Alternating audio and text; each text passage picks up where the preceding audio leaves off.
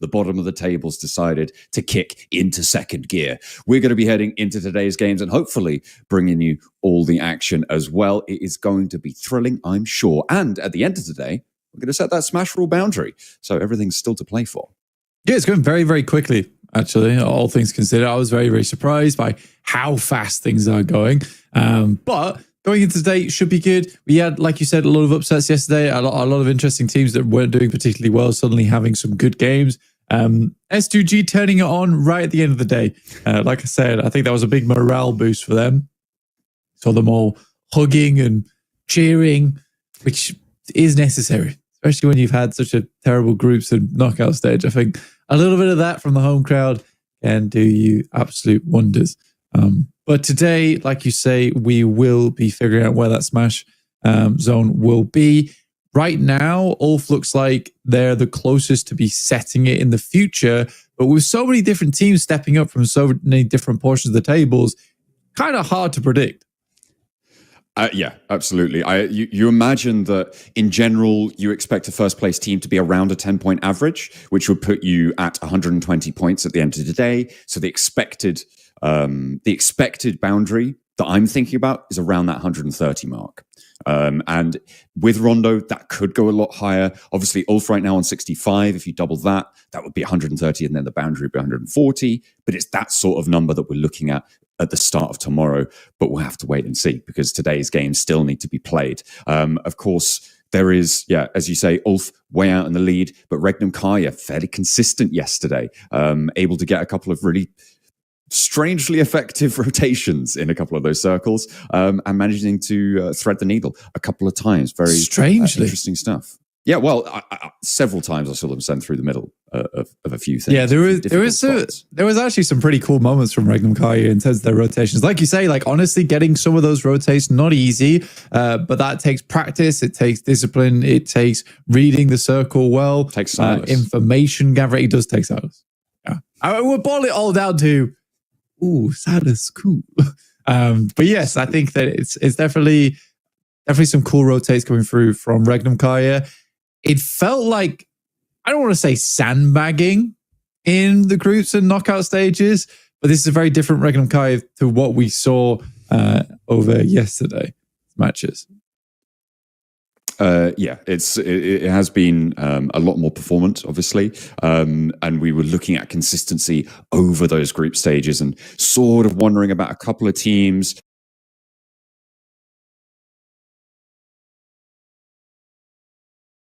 They have found that first day nice and strong. A first place, 2 second places, a third place as well.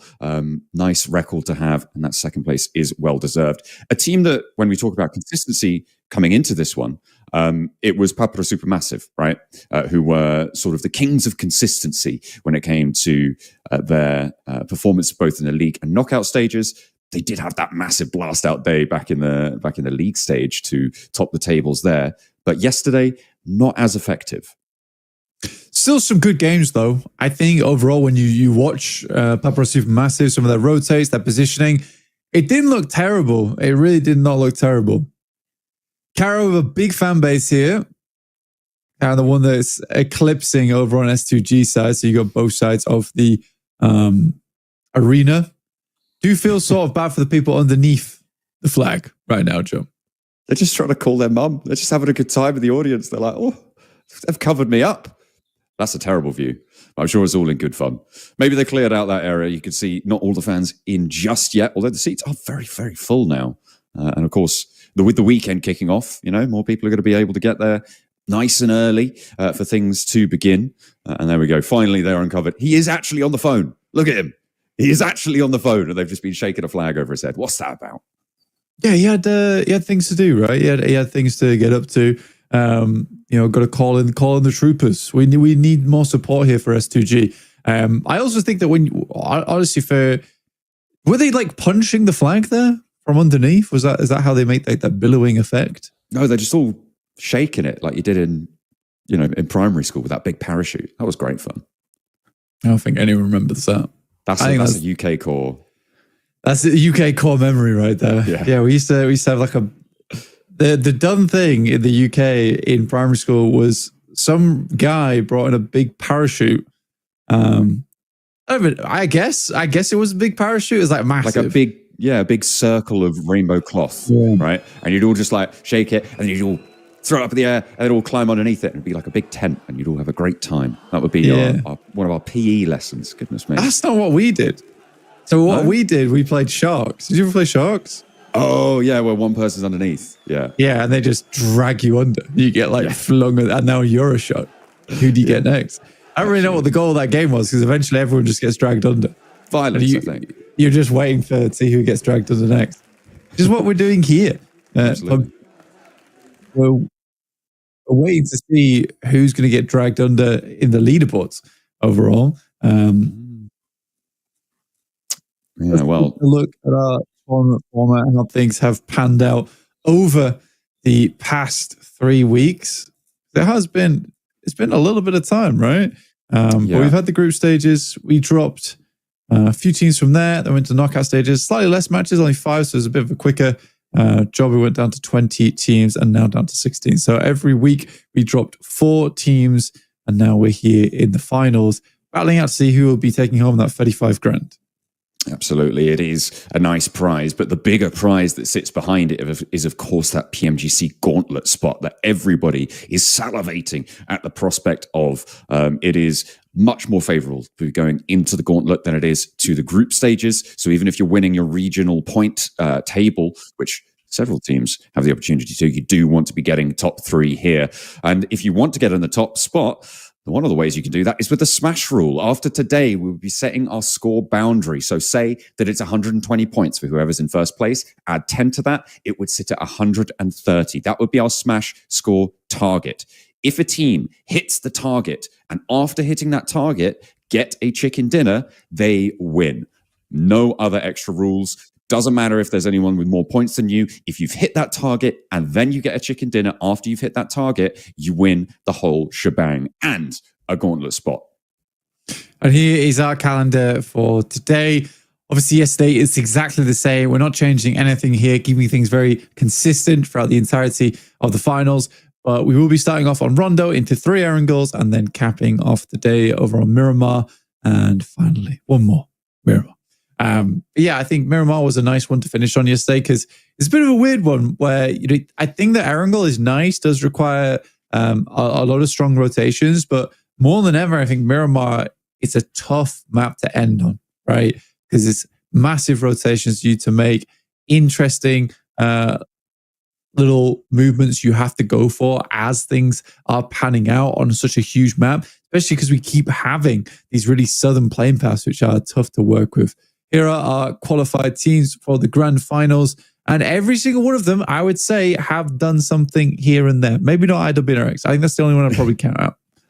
I mean, they had a little bit of a glimmer of hope during the league stages. They were up into 3rd place there, but they really fell from grace during the knockout stages. And yesterday, that story continued, right? 16th place, 19 points. It needs a big revitalization. But I think, you're right. Everybody else has had those little moments. Exley, even with that final afterburn in the league stages to just about make it out into the knockout stages, and now here into the finals as well. I would maybe put Anathosis Famagusta in the same category as IWNRX, potentially, as a team that hasn't really done anything loud. But during the knockout stages, I suppose they had their moments. Yeah, I think during the knockout stages, Anathosis, Famagusta are pretty good. Again, I do think that they're struggling a little bit from what IWNRX struggled with last season, where they have one very strong player in default, and then the rest of the team is trying to kind of build around that momentum. I think that's what's tough about it. Still, they're an aggressive team. I don't think mechanically they're terrible. I think that's the good thing about Anathosis Famagusta. Yes, you have this one really big star player, but overall, I do think that for the boys on Anathosis, still doing fairly well. I mean, they're certainly putting up a strong performance, and I think a performance in a place where perhaps teams maybe a little bit less expected than they would. Obviously, Default having a big impact there. Ragnazada as well was doing a couple of tricky maneuvers yesterday. So we'll hopefully look out for more of that, please, today. coming into it. They do have a little bit of a way to climb, though, because in 13th place, they are fairly close to the bottom of those tables, right? Although it is fairly smooth on the points curve, right? For 28 points in 13th place, you give them 10 more points, they're tied in fourth place with the Falcons, right? So it is very much still a volatile game. It's still a lot to play for, and we still have the majority of our matches left to cover. And if you're going to earn a lot of points, the place to do it is on our first match in Rondo. We got a lot of points coming through yesterday on Rondo. And I think that it was a lot of points, but it was spread across many different teams. We didn't have like a banger of a performance from any one singular team coming through on Rondo. It was Erangel, actually, where we saw the majority of our points coming out from for Ulf with 27 points total, with 17 eliminations on that match, which was fairly impressive, to be honest with you, John. Hoping to see more of that today. I think you made a good point yesterday where you were saying that, look, for Ulf, maybe it hasn't been the greatest day in the world, but I do think that in terms of having those breakout performances, then just some consistent results throughout the rest of the day, if they can do something similar over day 2, I would have a good hope that they make it into tomorrow. To a high placing, at least. Yeah, I mean, it's definitely something they're going to be thinking about, as with all our teams. I think a team that kind of surprises us being up in the top 3 here is Besiktas, right? Obviously kicking off with a chicken dinner on Rondo, but maintaining fairly steady point scoring across the day. They did have a couple of dips, but their medium games are pretty powerful, I think, compared to like what we've seen from quite a lot of other teams. And I think that's where tournaments kind of are what can be won or lost, right, is on your middle performance games. Your middle and low performance games are where it really, really matters in terms of how you're going to be able to extract point value from those games. There's a lot of focus on chicken dinners, right? And obviously they are a big factor. You can earn a lot of points in one go, and in certain situations that might be what you need. But I keep harping on about consistency, about raising the point mark by adding to those middling games. Yeah, there's certainly, I think for Besiktas though, you know, they got 19 points off of their first game of the day, which was on Rondo. So that's 19 points out of their 42. So almost half of their points were earned on that first game. And I think that that's important because that Rondo wasn't too difficult for them to win out. They had chosen the right space on the side of the map. They had so much room to work with. A lot of the teams were battling amidst one another to try and get towards that end game. And for Besiktas, that was sort of cleanup. So I think that it's somewhat lucky. And then you have 2 games that they had that day with 0 points. Nothing at all. And then I think the other highest elimination game they had was 6. So that's only a slight worry for me. Which is why I think that when I look at the Team Falcons, for instance, I have higher hopes in them. So 8th place, 4 elims, 4th place, 3 elims, 16th place, 1 elim, so we avoid the 0 point game. 2nd place, 12, 10th with 3, and 10th with 4 again. So it's just getting Team Falcons through towards that end game that might help them out. But yeah, I think that's a much more promising scoreline at 38 points than Team Besiktas with 42. But yeah, we'll see. It's I would agree that the Falcons demonstrating a lack of 0 point games is real nice stuff. Hey, what are they supposed to be on the stage? What's going on there? They're sitting down with their Infinix GT30s, having a game of PUBG Mobile, relaxing, chilling. Goodness me, looking good in the suits though. Absolutely. We saw him trying to get away with stealing a trophy earlier, which he tends to do quite often. I'm surprised they keep inviting him back. Yeah, they need to set a ring around it, a no sandstorm zone around that trophy. It's seems to be a recurring occurrence. There you go, a recurrence even. You know what? Should we play some PUBG Mobile? Yes, we could do. I think we should do that because I'm seeing that there's a lobby actually loaded in. We'll be taking a look at that fairly soon because we're going to look at the overall rankings first. I'm doing the hosting now. I've already done it now. What are you going to do How about dare it? you? Oh, dear. for your any of the over rankings. You talk me through it then. Go on. Oh, well, Ulf at the top. They have 66. Okay, I thought they had 65, but either way, they are having a good time there at the top of the tables. 58 points behind them is Regnum Kaya. They're looking to chase them down, and that's what the story will be for me today. Are Ulf going to be able to carry on this massive performance that they had in day one? Yeah, I mean, Regnum Kaya, certainly a really, really strong team. I am putting a lot of backing behind this squad. I think it's a very, very strong squad. I think Silas also genuinely just a nice guy, it seems, from everything we've seen in the past. I mean, even last spring, getting his dad out and them getting emotional about that was quite sweet to see. You like to see some emotions from the players because a lot of times you don't. You either see anger or elation in between losing a game or winning. Jetgo, also interesting team for me right now. Don't know too much about the players personally, but it is cool to see them at 33 points, considering their performances throughout the league stage. And then it was almost a final hurrah in their knockouts to get them into those finals. So very, very cool stuff. Xlay, one chicken dinner with, oh my God, one chicken dinner and 10 placement points. Yeah. So that's all they've had yesterday is just that one chicken dinner for placements. Yeah. Ooh, that's rough. And most of those Elim points came from that game as well. It was a 7 Elim chicken dinner, which means that 17 of their 23 points were earned in that one game. So only 6 points earned on the rest of the day. 5 of them were in Rondo as well. So they only got 1 point on our normal maps outside of their chicken dinner. Yeah, it was definitely interesting. But Rondo should be here shortly. I believe, at least. Have I been baited by this? Because I did say that it looked like we might have a game ready. Because I'm looking at our map feed, I'm seeing a Rondo with 64 players in it running around right now. And everyone in the crowd is sat down. You can see every seat has a bum.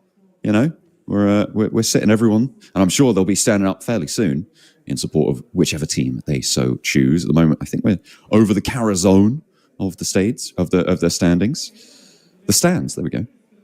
And they will hopefully support their team. Cara, during the course of yesterday, I think they had like one good game. And then outside of that, really weren't super great. So hopefully they can please their crowd a little bit more today. Yeah, I'm kind of curious of why Cara has such a abnormally large following. People like it. I don't know. Yeah, I guess so. I think maybe it's an influencer thing, I suppose. Must be. I need to look into it a little bit more. I know this guy's popular. He's with Cara. I remember him from last season. But yeah, perhaps that's the case.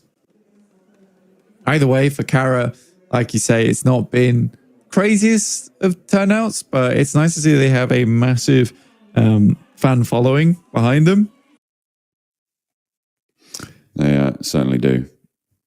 Although the other team with the Wolf logo were able to keep up an average of 8 elims per match, which is very impressive. I mean, when we talk about Ulf, right, they just outperformed everybody yesterday. Obviously, a lot of those elims came from their game 2, 17 elims in one game, which is not on a Rondo, which makes it even more incredible. And then across the rest of the day, their lowest elim game was 3 on game 4, our final Erangel. Other than that, really, really solid stuff. So definitely one to watch out for. It looks like, well, the lights are coming on.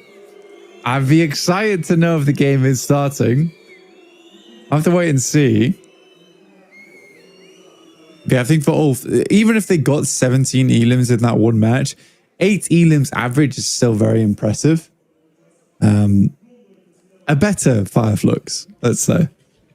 I don't know, man. It felt like Ketch I think Ketch just hated playing on Fireflux. I think that's what that was. Maybe. Yeah, he's just got rid of the branding. They've reskinned. Because he's playing well now again. Because he used to be in the past, he just didn't. From the very beginning of his career, insane player. Incredible player. Yeah. I mean, stays on Fireflux a little bit longer. In all honesty, he's washed at that point. He was washed.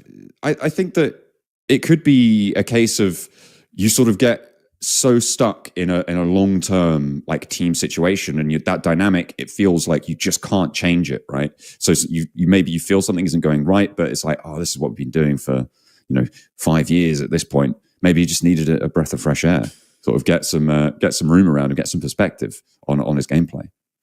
Yeah, and bring that sort of talent back. I think getting Aaron in the mix is probably a good injection of talent, because he's one of the younger players, I would say, in terms of PMSL EU, who has come into this a little bit later than Ketch. But I think that he probably has different ideas about the game that perhaps Ketch has. But there we go. Rondo is our first game of the day, and we are finally here. Excited to get into it. Match number 7 out of 18. And we're almost there, John. 3 more games and we're halfway. Oh, yeah. We're looking to keep this one rolling, and we're jumping straight in to proceedings here on Rondo. You can see the plane path coming from Jadina up towards Nonton on that northwest corner. Of course, the big feature of Rondo, as we talked about so many times, are the recall beacons. Expect hot drops, expect early to mid-game fights, and expect that to lead to messy rotations in towards the middle and late game circles. It has been a nightmare for teams to try and make sense of this one, and we'll see if they've been able to find some sanity. Jadina City up towards Nanchuan. You know what I really like? I like being able to say the names of all these places. Very fun to say as a commentator. And the couple of times I spent in China, I have learned some pronunciation habits. Not all. Yeah, well.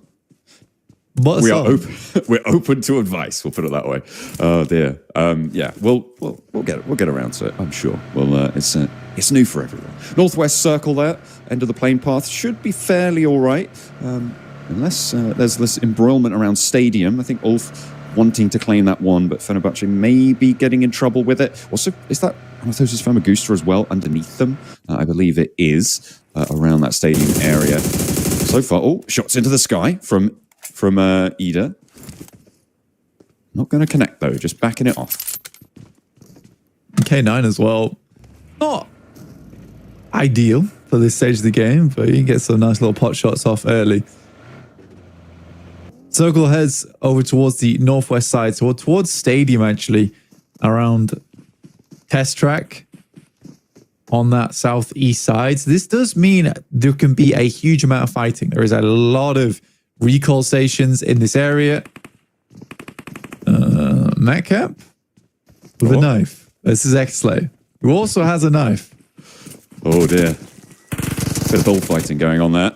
But Darkin, he's being a little bit more reasonable. Matcap, though, back to the knife fight in the tent. Oh, one slash across. And Matcap able to get the clock there on Delation, but the rest of Xlay moving around. A lot of their players going down, but they are taking their toll in response. I think both of these teams at this point want to disengage. I mean, they are right on top of this recall beacon, which means that you do have to fully flee. And going for this early, I mean, I like this. They know that they're going to be looking for weaponry. Not too many sight lines are going to be under control. So getting these players back in now, a solid choice. And Emre can't really look to the skies in this spot. It's 3 elims. I think Ida wants 3 elims. Players going to be parachuting down. I mean, Emre needs to win this 1v1. Right now, he's taking quite a bit of damage, though. Good crouch underneath the window, gets across. Neo with a nade. I mean, wouldn't need to do a lot of damage to him, considering he's already quite low, and there it is, yeah. Able to get that first nade elimination, but there is a second recall beacon being dropped on by Ida. And they're far afield, and they should just be able to pull themselves back up. Matcap will want to disengage here. I wonder if he's got a gun, though. Or is he still on the knife? Yeah, probably still on the knife. Oh, no, barrel. Good damage, actually. Very good damage. Instantly traded off, though. But that's delay. And they are kind enough to immediately flush him so they can get better use out of their recall station. That's a lot of players coming for looks. Okay, he's got the shotgun on the staircase, though. It's not going to work because Spike's got one of his own. And he turns it around. Fenerbahce losing a player. And a point added for Anathosis Famagusta. This is over towards this western side, or the southwest side of this next circle.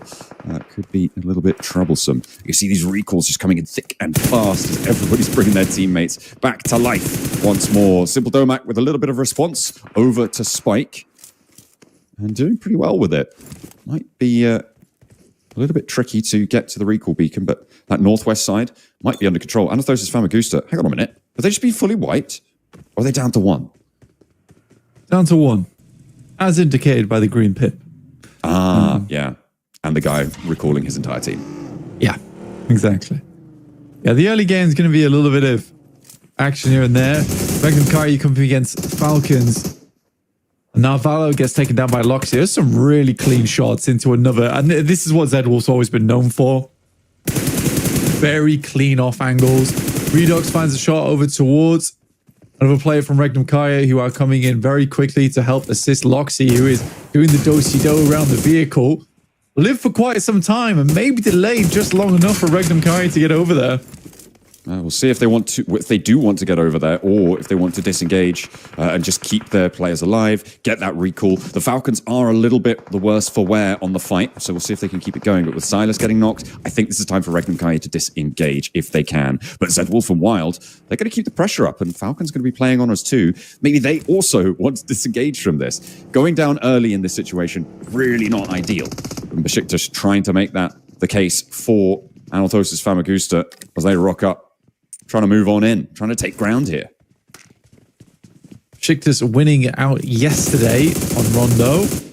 And that is a unbelievably good lineup. Skewers them like a kebab there.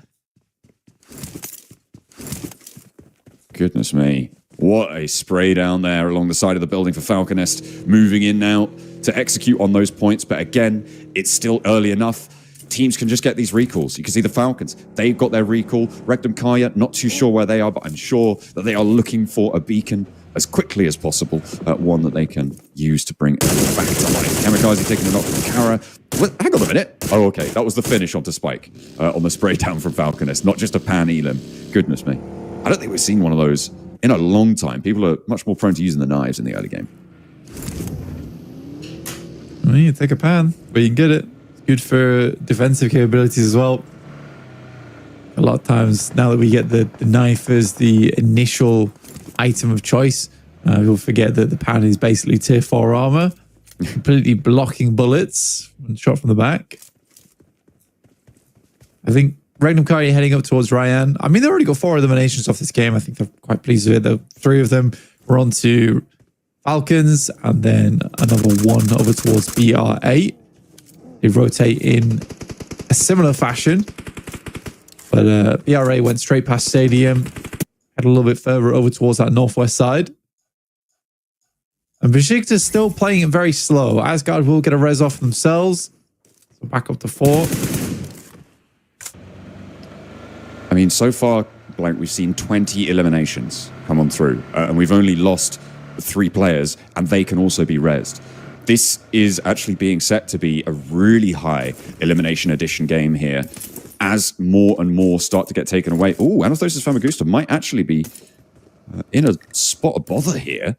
With the 1 player left now, it's imperative that they find a recall beacon to make this game work for them. It's the second time they've been wiped down to 1 player, so very much not having a good day so far. And that's versus Besiktas, who yet again are pumping points here on Rondo. No stopping the train for them. Bit of hovering going on over there. What that was about. And on back to this awful area of the map on the northwest side around Nanshuan. Yeah, horrible area. BRA knows to immediately get a move on. But because it's so undecided between the 2 areas, you are somewhat worrying where to play on this one. I think you just have to play the side you're given. Regnum Kaya went to Ryan. They got that res off. If I was them, I think I'd just send it direct down towards Nanshuan, maybe one of the compounds on the outside, the one particularly just off towards the east. Interesting on the res there for Anathosis Famagusta. They were able to, obviously with the parachutes, get a lot of ground covered over towards Nonton. And I think that actually the player who's going to suffer the most is the person who recalled them all. Malaz had to break up towards the north. And are they still on 2? Did they get pinged away in the sky? I think they might have done. I'm not too sure. Brad didn't manage to get any of those points, so maybe not. Not too sure where Sefkan is. Sorry, not Sefkan. The rest of Anathosis Famagusta. But Real getting spotted. Besiktas likely to pick up that point. But there's still so much time on these recall beacons. I mean, it's still a lot of them up and available for teams to pick up. Especially squads coming in from that western side as well, John, because over in that area, you have an instance where Besiktas are coming through. They'll pass by that res beacon. There's plenty of other teams also in that area. Ooh. Getting mashed up there on the EMP zone as well. This is and I will say this, I will bring this back again. It is a really high elimination game here on Rondo with, I mean, everybody doing so much damage. It looks like we do have our first team fully confirmed. So that's 4 elims locked in as real compared to the rest of our matches. Anathosis Famagusta as well, going to really struggle to get a recall here. So I imagine that those 3 are going to stick. So out of all of these elims, I think we've seen upwards of 25 now coming on through, and 20 of them at least are going to be fully bonus, and they are really going to impact these standings. With 8 elims for Besiktas already, that is a really great start for them. The question is, can they move in right now? Because they are going to be behind the queue on the western side, moving over towards Nonton on that north edge. Ulf as well, with 0 elims so far, get a really strong rockside spot, overlooking Nonton from this hilltop, overlooking the river crossing to the far side as well. Yeah, there's an instance right now where for Besiktas, it's just another strong game here on Rondo. So specializing on this map, you get a ton of points and then you sort of wither throughout the rest of the day. That's not great, but it will keep you in the running. I think they're very pleased to have that in their wheelhouse. Odin Kaya really take the time, and honestly, they could have had that compound that Falcons picked up. And I do massively respect that rollout from Falcons to grab that compound. It's on the outside of Nanchuan. It is not forcing you into a location where you are stuck in the city, and gives you a lot of options going forward, especially if this was going to move back down towards the southwest side, which is where it feels like it starts to lean. Yeah, it went all the way up to the north, and it was like, oh, I'll definitely go to Nanchuan, and then it went, nah, actually, I think I'll cut to 50-50 and see what happens. Recall beacons still in the zone. I'm looking at the Noisy Boys who've been sat on that recall beacon for a while. Although they haven't got stuck in 20 fights. They haven't got any elims yet. They do have a lot of it under control. You can see the high ground angle they've got over towards Darkin, who's taking a lot of damage, and the spray downs there continue, but Mazarin not quite connecting fully for the points on that one. In the meantime, Falcons are defending their pitch over towards Jekko. Fair enough as well. I think for the Falcons, this is a very good staging area for them. And seriously necessary. They want to win out this game. But it's not going well for Jekko right now, Joe. They have 1 player left, and he is in a spot where he can very easily get these reses. And you say it's not going well for Jekko. Redox is actually left alone as well. Can Regnum Kaya wrest control of this? As actually Jekko are going to be able to get back to 3 here fairly convincingly with X-Slay rolling in. That's going to preoccupy Redox. He can't take those maneuvers. Scarface has brilliant oversight on this. He's very, very split off. A nade in though. Redox cooking. Can he get it through? Can he land it? Bounces, not quite connecting. Yeah, this is a tough nade to hit as well, and they're constantly moving. You get a little bit of chip damage, but not much more than that for Redox. You can see here, there's plenty of areas where the boys from Jekko can just hide out. Surprised it went so badly for the Falcons there, and you wonder if it was a case of Redox just wasn't in the fight and not ready to take those shots with the rest of the team. They're a little bit further away. And Jekko do go for these mad dashes quite often. Throw caution to the wind, make it happen. And this is how that they've been still building on some kind of points despite, maybe not being the most fearsome squad in the lobby.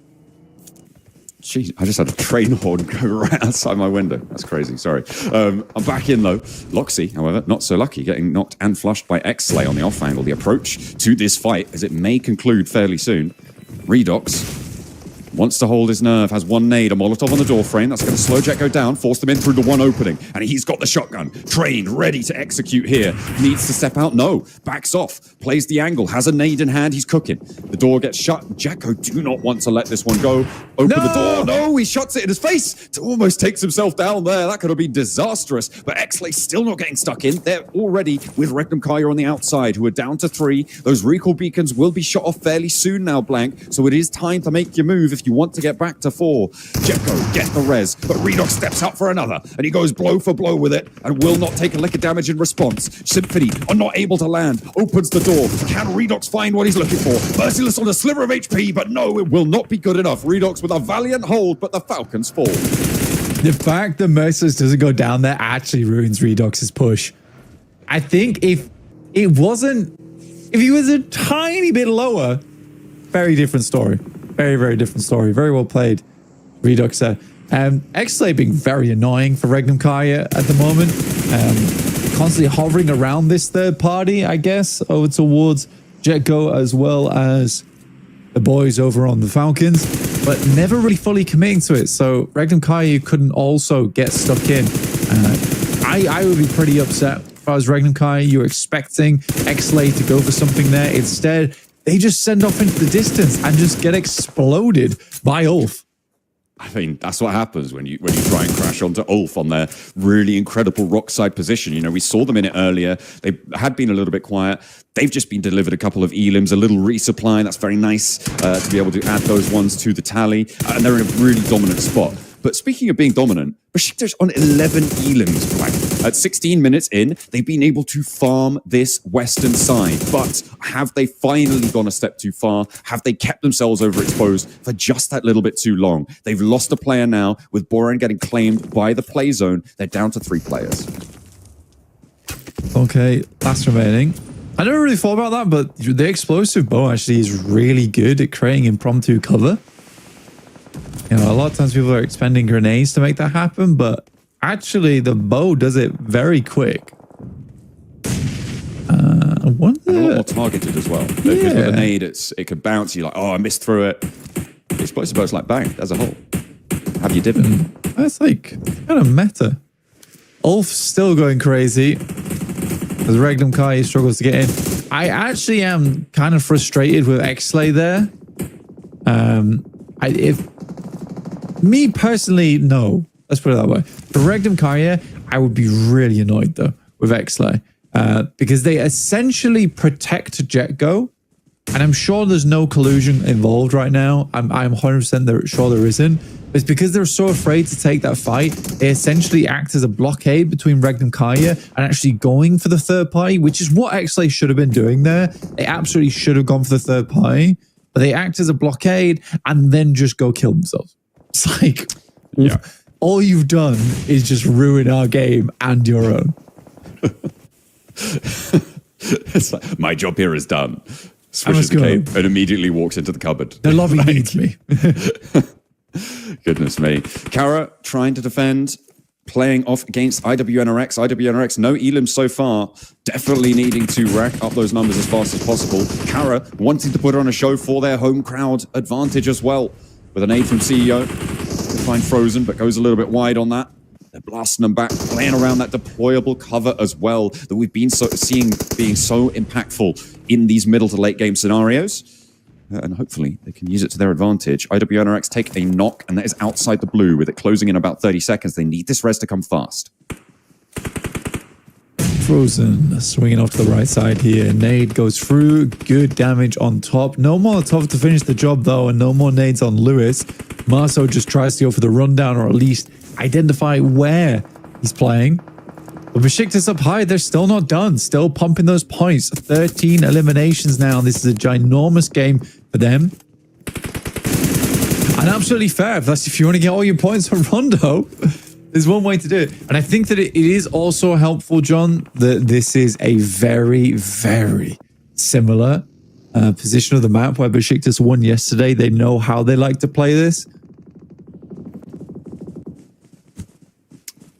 There's a chance there for the nade on the flush, and it will take... No, it's actually the spray down from Ketch. Ulf, I mean, this high ground position for Ulf, they established it early. The circle has helped them out on this, and it's shifted again up towards them. I feel like this is going to be an Ulf chicken dinner, right? This feels like the time. Unless Besiktas are able to keep their pace and feeling real hot right now with 3 players, are going to be able to do so much. But with Ulf's position, with their overlook, with their dominance of the area around them, I just don't think there's any way that they get taken down here. It is. I mean, I think it's still too early to tell, though, because you have this instance right now where the circle could hard shift southwest. I think if we're playing the odds game, I think you'd be right, but I don't think you can say this with certainty. Who's going to win on this one, just because of the way the river cuts through the middle of this one. So tough. Zeptimus, I don't know, headers that nade. Smoke everywhere, shrapnel all over the place. Man's made of metal, doesn't take a lick of damage. He became one with the rock. He was basically Dwayne at that point. He just didn't take any damage from Actual that stone one. form. Lovely little stone form, exactly. Besiktas, they're still on the fight. They are going to clash with Papara Supermassive right now. Of course, 3 players alive. It's a little bit harder. Ulf may be able to take shots out this way. It's just a bit out of range, potentially, for the majority of Ulf, so could be isolated. Besiktas now crunched a little bit. On this hilltop, they've had a lot of power. Obviously, they've been afforded a lot by their position. Nades over the top, looking for Papara Supermassive, and an answer with a nade. Falconist doesn't go down, but the info's gathered, and he has to back off the angle. Papara Supermassive, charge him down. I mean, Nico sending out that he knows that Besiktas is on the back foot, starting to push away. But Papara Supermassive, again, this is what I'm talking about. They're consistently into these late games, no matter what. I'm just waiting for them to get one of those massive games coming through. Rookie on this rock is very hard to deal with here, John. The fact that he has oversight down the hill towards IWNRX, but that is a great shot from Kakali and a very much needed one. Nico preparing to make this push. I don't think that IWNRX can move up here with Kara on this oversight. They are going to be the ones feeling the brunt of the pain here. One player from Kara has gone down. This is potentially going to give Besiktas a chance to get this res and see what they can do here. But Kara go down to an off angle from Eren on Ulf across the way. It helps. And a circle blank. It shifts out to the west side. And maybe Ulf have to move. The res potential here for Besiktas and Papara Supermassive tentative on their push. They don't know who's there. And the nade from Falconist brings Besiktas up to 16 elims. Blank. IWNRX are exploded in the valley. That's a nuts nade from Besiktas. I think that the little shoeid that Ulf makes there might be their undoing, just because it gives a general idea of the locale that team is coming from. So now Papara Supermassive and Besiktas can go prepare for that. The saving grace is that Ulf does have a player on that southwest side. That is a sad nade that comes through, catches him as he's running away, falls flat on his face in the dust. This is very, very difficult for Ulf. You're right that they will struggle here. The nades keep going through. They're really struggling against the 2 players from Regnum Kaya who might be able to get this res. And because they were playing so split blank, they do not have the ability to get these reses as fast as they would like. A good nade, not quite on target, but the spray down certainly is. Scarface isn't going to let that one phase them. And now the reses can come through. In the meantime, Besiktas looking to try and stay alive, but Papara Supermassive may have been clued into the fact that they are only 3. Now with Zeptimus down, there's only 2. And I don't think they've got any more nades left in the pocket here. Zeptimus flushed away. Is this the end of their run? Because Ulf are starting to gain steam with 10 elims themselves. Yeah, they still have to wrap down over towards TMB, last player from BRA, playing as 3. They just have to hope that their spy on the other side of the map can live long enough to let this one go through. Darkin gets taken out. Very, very tough here now. This is the second rondo. This is the second rondo that we've had on this river, right? With 2 opposing massive high grounds on this cut valley. It's so difficult, and these teams are going to hate it. It's one of those. It's very hard to predict. You don't really know where it's going to go. It's going to take raw skill and action to make this happen. I like this split from Papra Supermassive, covering both angles right now. It's slightly dangerous in case Besiktas pushes, but I think that Papra Supermassive are fairly confident that Besiktas aren't going to make a move like that. Still, 16 eliminations is lovely. Eren has been a terror on these long-range shots, though. He's kind of nothing compared to Falconist right now. Look at what this man has done. 8 of their elims come from him. He is half the team on his own right now. The Noisy Boys, they stayed quiet for so long. They held their recall beacon, playing the good game, but that's all for naught, as they will go down in 7th place, it seems, fairly soon. Well, not just yet, but with Ulf on the hunt, you've got to imagine that this is going to be, dangerous. 4 in a vehicle? No, 3 in a vehicle, and they're rolling up to the Noisy Boys. Could be dangerous if a nade hits them. The spray down of the vehicle goes too far. Ooh, no, the Noisy Boys get taken out. But I think Ulf have been separated. It's still okay, though. They can play this out fairly comfortably. Try and take the wheels off the car. It's hard to do.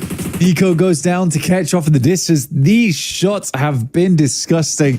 It's nice to see Ketch still taking these shots as well, hitting them at long range. Like I said, the guy had been somewhat struggling over the past year and a half or so, compared to his debut almost 3 years ago, where he shocked the world and wowed everyone with an unbelievably strong performance. Sadly, will go down as he skirts down the cliff face. Yeah. His job's pretty much done at 16 elims total. And this is Scarface's playground. Absolutely. He's opening up with a 6x on the AUG. It's a beautiful spray down opportunity. Ketch does get flushed, and they're playing on his 3, and they're up to 16 elims blank. They saw Besiktas chasing them down. They were like, guys, we're actually the first place team. We're doing 16 elims as well. That's just what we've got to do. And they are probably in one of the better spots here. Papra Supermassive, the only team that can change the tune, and they're making their move now. Falcon is making the dash. Papra Supermassive will turn over the hilltop, and that will be the end of Besiktas. But they still get a huge game. A 5th place and 16 elims. That is monstrous on those point scoring totals. I would not be too surprised to see them try and keep this one going as well. But Ulf, now the team to beat. Papra Supermassive in the drink. Yeah, dropping down. I mean, a lot of bullets coming through. It's from Solus, who have been playing this off angle, well prepared for a maneuver like this from Papra Supermassive. Ulf has absolutely everything covered right now. Papra are able to get underneath. 18 eliminations on the game, and like I said, Scarface, widely known as one of the best long-range players in the game, still making it work. 19 eliminations now, looking for the 20 bomb. They could get up to 22 here, and Kamikaze is on the menu.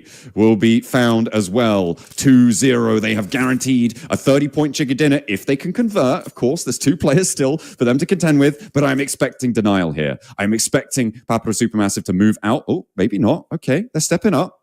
Lost and Tron B trying to scale this cliff. Solus breaking out wide. I think they know that this off angle's a danger. Will get spotted. Sprayed down for 1. Eren peeks over the top. They're too worried about the off angle. They do not realize that the thrust of the spear comes from Eren. And there is that spray down on the off angle. A 22-point chicken dinner. They have got 32 points to kick off the day. Blank. They almost get half of yesterday's points in one match. And Ulf are terrifyingly competent. That's going to shoot Ulf into the stratosphere in terms of points off that game. What a match from them. On the complete wrong end of the circle as well, the majority of that game. So cool, though, to see Scarface in his element. Like, that is where he shines. Eren didn't let anyone get close to him either in that close combat scenario. You just had this nice tandem between both those players. Scarface taking care of anyone at distance. Eren, nobody could get close to this guy. And on the monolith they go. The first team to double up as well. You could see just on the bottom left of where they placed the new placard, it is their repeated chicken dinner. The first team to find 2. But they don't need that tiebreaker, Blank, because they are going to be so far ahead. They're nearly at 100 points now, just off of that game. Yeah, it's very, very wild stuff. I think for Ulf, very promising team. It's nice to see as well, because I think that I kept talking about them in knockout stages, saying that I expected much, much more from this squad, yet it never seemed to come to pass. Finally, I feel a little bit of vindication now here in the finals, at least, which is nice. It is nice. But I think it will be hard to catch up to this squad now. I think that sets them far ahead anyone else. Regnum Karjas still get a good shooting on that game, though. Besiktas, also with the 16 elims, it's a strong match from them. It's just strange, though. I think Besiktas sort of gets, I don't want to say lucky, but it is their wheelhouse of a game there in their quadrant of the map. So it does make life easier, especially when it's such a large map anyway. Yeah, it's I feel like even like Besiktas' game was a little bit overshadowed by Ulf in this scenario, but they did do phenomenally well to fight out and win. They were stuck in some real nasty spots. And of course, that big nade over to IWNRX was a real highlight. And the MVP is Scarface, going up to 8 elims, 1,132 damage. I feel like it might be pretty close between him and Falconist. I'm not sure who was able to get more done in that game, but I think the damage did just eke out for Scarface. Could have been survival time as well. Obviously, Ulf lasting right until the end, and that long range hunt was on for Scarface. He did the work. The rest of the team beautifully syncopated with him. Let's take a look at the match statistics from that game, because honestly, I'm imagining every single player there was doing fairly good work, because Solus even is able to get more damage than Scarface that match. Very, very interested to look at the team stats from Ulf after this one. Falconist with 4 grenades. We saw a lot of those come through after that massive elimination and wipe over to IWNRX, who are inside the ditch. One well-placed grenade was all it would take. But again, it's the first time I actually quite like to see the distance covered. And it is from Tron B on Papra Supermassive. And I think that it's very important to take a look at that, because Papra Supermassive on pretty much every single game throughout yesterday, after I think the first 2, were just getting towards those end circles. And it's not, I mean, goodness me, it's not because they're getting lucky. They're taking very, very long treks to get there. But what is this? A 4K damage game is unbelievable. That's 4,219 damage inflicted on the rest of the lobby. Blank, that might have broken all records that I've seen before. That is absolutely insane. It's so close. Can you imagine if every single player had 1,000 damage? That would be absolutely incredible, but it's just not quite. However, that kind of doesn't matter, right? Over 1,000 average damage across the team. Nobody was slacking. Everybody pulling their weight here. And that is just... that is monstrous. Yeah, very good decision making from them early on. Understanding that's where they were going to get the most points from, right, on that side of the map. And I think the interesting thing about it is that I think that's again, it's a nice parallel to make with Xlay. Xlay, who's too afraid to even go for a third party onto Jetgo as well as the Falcons, effectively holding Regnum Kari out for more time than they can handle. They wanted to squeeze through at some point, but there was never a moment where the traffic jam wasn't in effect. Compared to Ulf, who understands that location, they're going to have to battle. They're going to have to get some real grit going there. And they are going to be in a cage match with every other team in the lobby if they want to even begin to think to survive in that spot. But they made it happen because they trusted themselves and they had confidence. And I think that spot does require you to puff out your chest a little bit. Yeah, it's going to be hotly contested now. What's interesting, based on what happened from that last game, I was just thinking about points totals now. For Ulf, if they're able to keep up pace now with their average point scoring, the smash boundary is going to be out of reach for everybody else, right, at the start of tomorrow. And it will severely reduce the probability that, first of all, we'll see a smash victory. And second of all, that Ulf could be taken down from it, right? It would be such a massive gap that we'll see there. And I think that could be an interesting dynamic, depending on what Ulf can do for the rest of the day. Because my big question was, can they keep their performance rolling into today? I feel like it's a resounding answer that they've given me right at the start. And it is. I've greatly enjoyed it, but My goodness me. It's also funny the way they do it as well. It's almost to spite you a little bit. Yeah. In a way, though, we'll head back to the stage and we'll be back soon. So we'll catch you after this. Güz finallerinde heyecan nasıl gidiyor arkadaşlar? Hangi takım daha iddialı? Duyamadım. Arkadaşlar dün akşam S2G'nin geri dönüşüyle gerçekten çok büyük heyecan duyduk. Açıkça kendi adıma söyleyeyim. Ama bütün takımlar da büyük şampiyona ciddi derecede kök söktürüyorlar. Ulf'e de açıkçası hayran kaldık. Onlara da kocaman bir alkış alalım. Bir Beşiktaş taraftarı olarak da onların da iyi gittiğini söyleyebilirim. Karya da süper gidiyor. Davut'la birlikteyiz. Arkadaşlar 5 tane mousepad'imiz var. 5 mousepad ama öyle böyle değil arkadaşlar. Bakın muhteşem, olağanüstü Infinix'ten hediye olarak sizlere geliyor. 5 mousepad kim istiyor arkadaşlar? Görelim. Bir dakika, en yüksek sesi çıkaran tarafa doğru verin. Okay, so Duyamadım. okay. I can't hear them. Okay, so all I know is we have 5 mouse pads, and I have to choose 5 people, and then we'll have our lovely staff reach out to you and give you the mouse pads. So, what I'm gonna do is I'm gonna pick 1 person from that side, 1 person from that side, and then 3 from here. Okay? I'm gonna try and give everyone an opportunity. So, let's see who I'm gonna choose. I'm gonna start from over there. Who's gonna follow me? Let's go. Come on, come on. Evet. Okay, over here. Arkadaşımız First one. mousepad'ler First one. için 5 First one. arkadaşımız Let's seçecek. go. Okay, so I'm not sure who to choose. I want to see if we have any supporters from all the teams. Okay, you know what? You. Black jacket. Yes, that's our first one right there. And we'll go back to this side. Let's have a look-see. Alrighty. Okay, you know what? Since Ulf did very, very well in the first game, I mean, you were talking 32 points. No, Ulf fans, where are you? Ulf, where? Did they all leave? Okay, fine. You, that's a, okay, I love that shirt. So, number 2, mousepad number 2 over here. Number 3,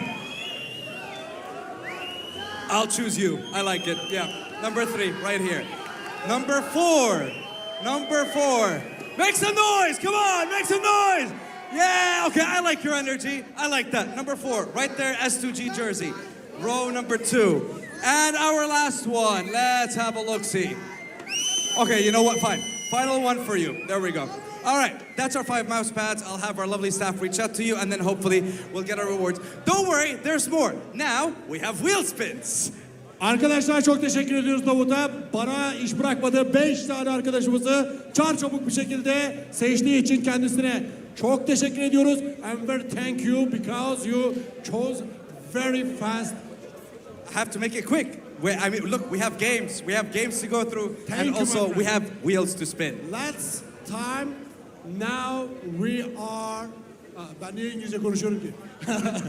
Turkish is Arkadaşlar, yours, English is mine. Evet. Biz şimdi çarkı çevireceğiz. Spin wheel ile birlikte hediyeleri sizlere dağıtacağız. Hazır mısınız arkadaşlar? Kim için dağıtacağız? Hanımefendiyi Okay, you have to seçiyorum. choose. Hanımefendiyi seçiyorum. Hanımefendiyi seçtik. Bir kameraman arkadaşımız gösterebilir mi? Hanımefendi için geliyor. İşte burada hanımefendi için çeviriyoruz. Acaba ne çıkacak? Merak ediyorum. Penguin, benim için çevirir misin? Yes, perfect. Yeah. Give it a spin. Wait, what does she want to win? What does she want? Ne istiyorsun? Ne istiyorsun? Ne çıksın istersin? T-shirt. Okay. Wait. T-shirt. T-shirt. Okay, we have a Geldi t-shirt. işte. That's our Gerçekten first one. hiçbir hilesiz t-shirt kazandı. Two more. Okay. Okay. 2 tane daha istiyoruz. Kim olsun? Kim istiyorsun? Kim istiyor? Arkadaşımıza Bilgehan. veriyoruz. Hemen buradaki arkadaşımıza. Ne istiyorsun? T-shirt istiyor. T-shirt as Bakalım well. gelecek mi t-shirt? Penguin, por favor. Don't know why we went with Spanish on that one. Evet, önümüzdeki zaman diliminde update geliyor Penguen'le ilgili. Çılgın tavuk dansı dün nasıldı, iyi miydi? Ben çok beğendim. Pas. İşte tişört geldi. Tişört geldi arkadaşımıza. One more, final one. I think we need to go there. Bir arkadaşımıza Yellow, geldi. yellow shirt. Yes, you. What do you want? What present? T-shirt. Everyone wants a T-shirt. I love it. Herkes tişört istiyor. Bir atkı isteyen yok mu arkadaşlar? Atkılar bana kalacak bak. Atkı da çok güzel. Atkı da çok güzel. T-shirt. Okay. Penguin, please. Oh wow, Belgian just stole that one. I wanted to spin, but okay. Ne gelirse, tamam mı? Var mıyız? Ne gelirse. Pas gelirse de pas, tamam mı? Aa, yapma. Çanta. Bere geldi, bere Çanta. galiba. Bere. Bere geldi. Arkadaşımıza yeşil tişörtlü bereyi armağan ediyoruz. That's it. 3 spins, done. 5 mouse pads given out. And don't worry, we have more spins, I believe, after match number 4. So don't go anywhere. And now we have match number 2 waiting. Bir misafirimiz var. Vezir Bey burada mı? Fenerbahçe'den Vezir Bey burada mı? Fenerbahçe'den Vezir Bey'i davet etmek istiyorum. No. No more. Tamam. We have Bir more after sonraki game 4. zamanda misafir edeceğiz arkadaşlar. Şimdi birazdan ikinci maç başlayacak. Günün ikinci maçı. Çok heyecanlı bir durumdayız. Kim kazanacak, kim kaybedecek bilmiyoruz ama analiz masasında heyecan farklı bir noktaya gidebilir. Ve burada yarın Smash ile alakalı kuralı biliyorsunuz. Smash kuralı nasıl arkadaşlar? Gerçekten çok heyecan verici. Yarın bakalım ne olacak, bugün ne olacak? Çok büyük bir heyecan içindeyiz. Özellikle Okay, you know what? Ladies and gentlemen, I think we've had a lot of fun, but I think it's time for us to get back to the games because I think the players are more than ready. for our herkes çok second game. heyecanlı. Şimdi analiz masasına gidiyoruz ve arkasından maçlar devam edecek arkadaşlar.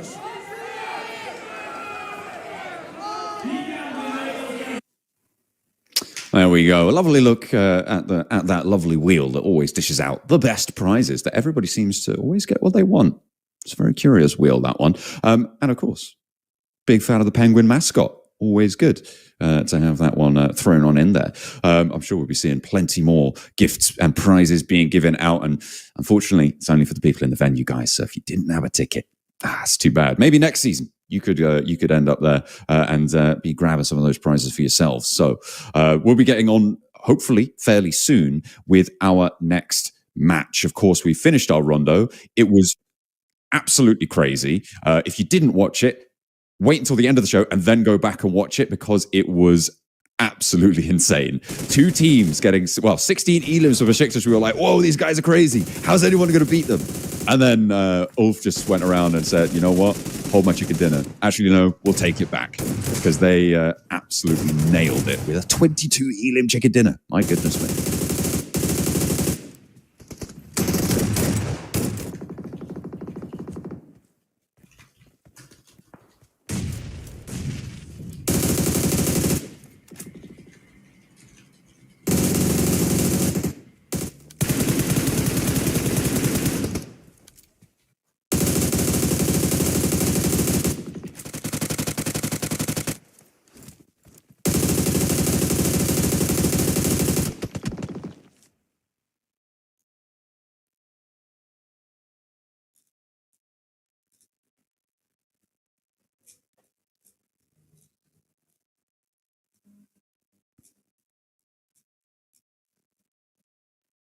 I mean, that is insane. And also third place team, Papara Supermassive, or second place in placement, you know what I mean? 11 points as well. This is really high point scoring. You can see that 3 point stretches all the way down to 13th place with Jetgo, and only Asgard didn't get anything off of this match. The Noisy Boys as well, able to get a point from just finishing not in the bottom 8 of the lobby. But still, even though those 32 points were earned, the rest of the lobby still was able to do not awfully. Yes. I think for Exley as well, 4 points down here. It's just crazy that DMV is still able to get one elimination over in the 15th place. Ulf at 98 points, almost breaking 100 points total on game 1 of day 2. That is some crazy stuff. Regnum Kaya at 65 points there, Besiktas over on 61. Regnum Kaya's keep it up, I guess. I mean, you know what's absolutely crazy? They'd be first place on elims alone. For Ulf right now. They have 70 elims. Wait, they have what? 70 elims. And if you took away everything else, they are still in first place. How incredible is that? I mean, you know, you add 22 elims to a tally, and that's kind of just what happens. But my goodness me, that really puts it into perspective how dominant that has been. And now 33 points behind is second place. At this point, it's a race for second and third. It really is. I mean, it's going to be hard to catch up to any of these squads. And it is so incredibly tight towards the bottom of the rankings. And you know what I think is respectable is that IWNRX is on 22 points. We have seen teams before in the past in 16th place on like 4 points come day 2. So I do think it's not a terrible thing that teams are still pushing, even on the second page here. Yeah, that's... Sorry, I'm still reeling from the 70 elim points. Goodness me. IWX Rouge still languishing, unfortunately. Eating a nade from Besiktas, who were able to profit nicely off of their game. And still, yet to turn up here in these finals. Not ideal for them. We'll see if they can change their tune. But for now, they're starting to slip down with the likes of X-Slate and IWX Rouge. I mean, IWNX Rouge, I think they are... I don't think they're going to make it, honestly, at this point. But for the head-to-head, 13 total score here for Loxy, Nico over on 6. I think Lost realistically is the player that is actually putting in a lot of work in for Papara Supermassive, but I think Lost has kind of dropped off a little bit now for them.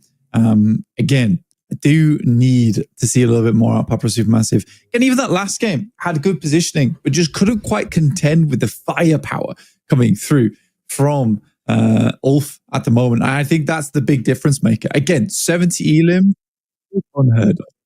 Yeah, that's insane. Over 7 matches, 10 elims average. We were exalting them for 8 average elims at the start of the day. That was, we had a big fancy graphic for it and everything. And they just gone and, upped that by 2. What more do you want? Are you not entertained? These guys are putting on a show, and I'm absolutely loving it. I was just taking also a quick look at PMGC points. And of course, the points that you earn in the finals are what count towards your PMGC points, which means that Ulf, very likely to be top of the tables for Turkey. But if they're also top of the tables here, that's going to slip down. So potentially the team behind them could be in the running there. Ida, S2G, Kara, Regnum Kaya, all in with a chance of taking that spot. Papara Supermassive as well. I mean, there's a lot of contest for Turkey. Unfortunately, for the other regions, there's really not that much. It's basically Falcons are lock for Western Europe, and for Eastern Europe, it depends what the Noisy Boys are able to do here to surpass the Boars, who are on 105. So if the Noisy Boys get more than 105, they could be able to make it. And the best way for them to do that is to use their Infinix GT30 to the best of their ability. Of course, with 120 FPS, these guys are going to only have the best performance here, and hopefully they won't crack in their pursuit of greatness in these finals here at the PMSL Europe full season. With 6 Rs on the hashtag, that's carry at the end, and that's what they're going to be looking to do for themselves on those points tables. Still, an outside chance for the Noisy Boys. Do you know what I really like? I like all day 120 FPS. I like it when I get to the nighttime and I don't drop down. I'm dreaming in 120 FPS now. What the hell? Yeah. Oh, that would be nice. That would be nice. Clarity of the clairvoyant visions that come to me in my dreams about Ulf winning this whole tournament. But yeah, it could be the case. Could be. I mean, to be fair, with my track record yesterday in terms of predictions, maybe not. But I didn't dream very well the other night. Okay. No. Yeah, maybe, just keep your dreams to the Infinix GT30. And I think that's a much more achievable dream, certainly. Of course, anyone with one Congratulations. Anyone without one, I'm sure you'd love to have one. And if you want to be able to use one, maybe you should have qualified to the PMSL Europe finals, you know? What are you doing? You're slacking. You could just go out and buy one, though. Yeah, you could do. You could do, or you could just qualify. Or just qualify. Just qualify, guys. I mean, to be fair, I think that even though I am just saying just qualify, I would highly recommend that if you're very interested in the competitive scene of PUBG Mobile, there's a lot of spots open, and there's plenty of players who've come in very late into the scene in this tournament in particular, who are doing really, really well and continue to put up fantastic performances. So I think that there is certainly a case to be made that just go participate in PMCO. You know, if you have a group of friends, or you can find someone that you can scrim with, find a team that you can scrim with, and they like you, get on board. You never know, you might make it to the finals of PMSL EU4. I think what the interesting thing about, you know, the move towards a more structured and more quote unquote professional style of play is so much to do with team dynamics and so little to do with in-game mechanics, right?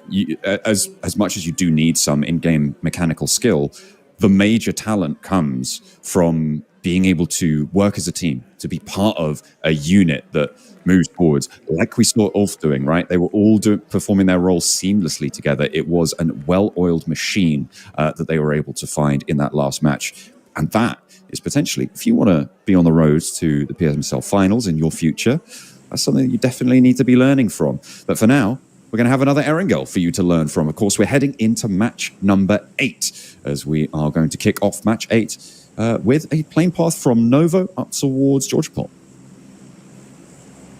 Yeah, I mean, for this map in particular, it's a little bit tricky to get towards that east side. It's not too bad though. I think this is one of the worst plane paths in the world. If it was slightly further off towards the right, I think people would be happier. But this particular plane path is fine. I think most teams are pretty okay with it. Moving off towards the eastern side, it's BRA, who are jumping over towards Milta right now. Anathosis out early alongside with TMB, John, though, on Sosnovka is an interesting prospect. Yeah, it could be a little scrap on the military base. And as I was talking about before, right, the Eastern Europe region is technically up for grabs here for the Noisy Boys. What they need to do is aim for more than 105 points on these finals, and they would get the Eastern Europe qualification spot on points. That is a fairly achievable goal. On 18 matches, that is something that you could definitely be setting your sights on, right? It's not the tallest of orders, and they've already managed to get 31 points in the first day, only the 1 point at the start of today, so not a great result to keep up the pace there. But they definitely are on track to potentially find those averages, because over 18 matches, if you get a 6-point average per match, you're qualifying into the league stages of global finals. No, it's not a ridiculous scoreline. And again, if Ulf continues to perform the way they're currently doing, you are squashing points requirement a lot. Because you're going to be stealing a lot of those points away from everyone else. Even the knockout stages, I would say that we had a bit of a points vacuum, which made it very volatile towards the bottom. It's actually the only thing that really allowed Jetgo to get in right in those final moments. So I think that I'll be very curious to see where that like top 6 lies at the end of all of this, not considering the smash ruling. Because again, like Ulf could come out on day 3 swinging. They get themselves a ton of points. They win the smash ruling. There is a world where second place is in the double digits. That's true. Yeah, the earlier you close it down, the less point scoring opportunity there is for the rest of the lobby to earn those PMGC points. That's very interesting. I'd consider that dynamic. That's something that people would be very, very worried about. But I would say that would require Ulf to, as you say, really come out the gate swinging, which we've seen they absolutely can do, right? With that last game. I feel like even on Rondo, that might have been an anomalous performance.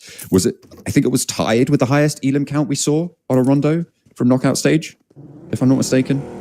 Yeah. We came through with a 22 Elim game. I feel like they deserved a 23 just so that they could have the record there. But you know what?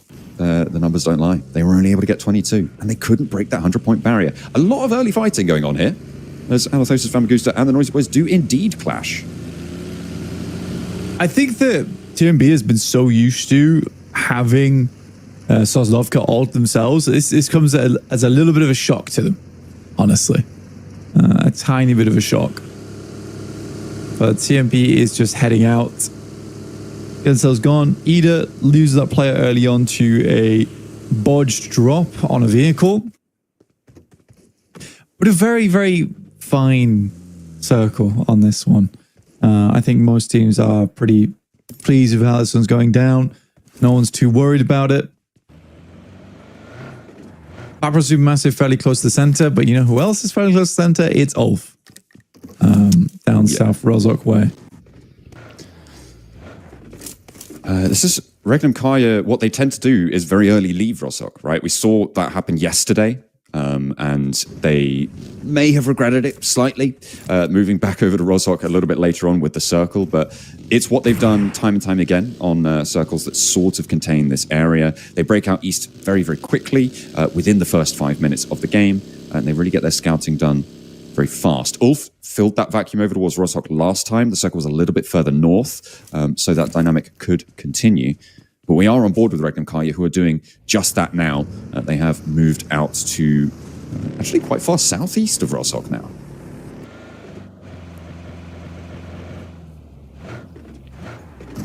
Goodness me. And BRA, I think BRA is definitely the team that I was the most disappointed in over the entirety of this finals, though, John. I think the fact that BRA are only down on 26 points does lead me to believe that a lot of the massive performance they were able to come out of in the knockout stages were exactly how I assumed it was going, where it was a lot of luck, a lot of early fighting, a lot of high elimination games that came from some fortunate circumstances. It's not to say that BRA is a bad team. I think it was a little bit of a strange few days for that squad. Kara looking to try and defend their pitch here.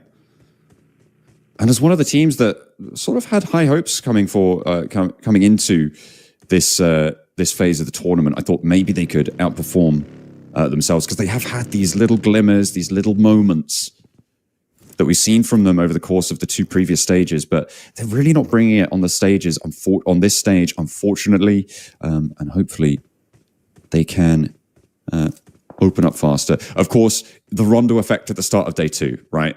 And I don't blame teams for not really...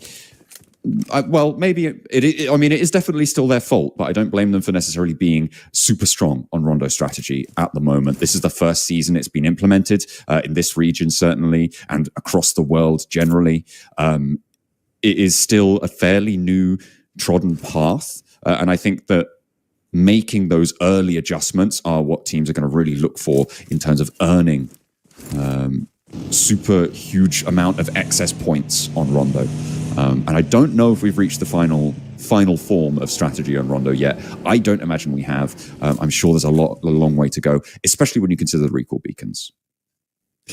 Yeah, I think that we have seen quite a bit of it so far, and at least in my assessment, it's a case of for Rondo, you have to just go with the flow sometimes. You're going to get more eliminations just based off the recall system anyway.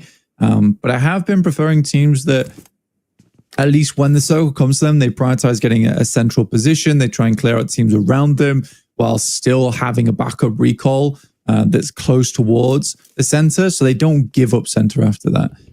So it is a map that sort of forces you to play between edge and center, depending on how close you are to recall beacons, how close you are to the center of the circle when it pops.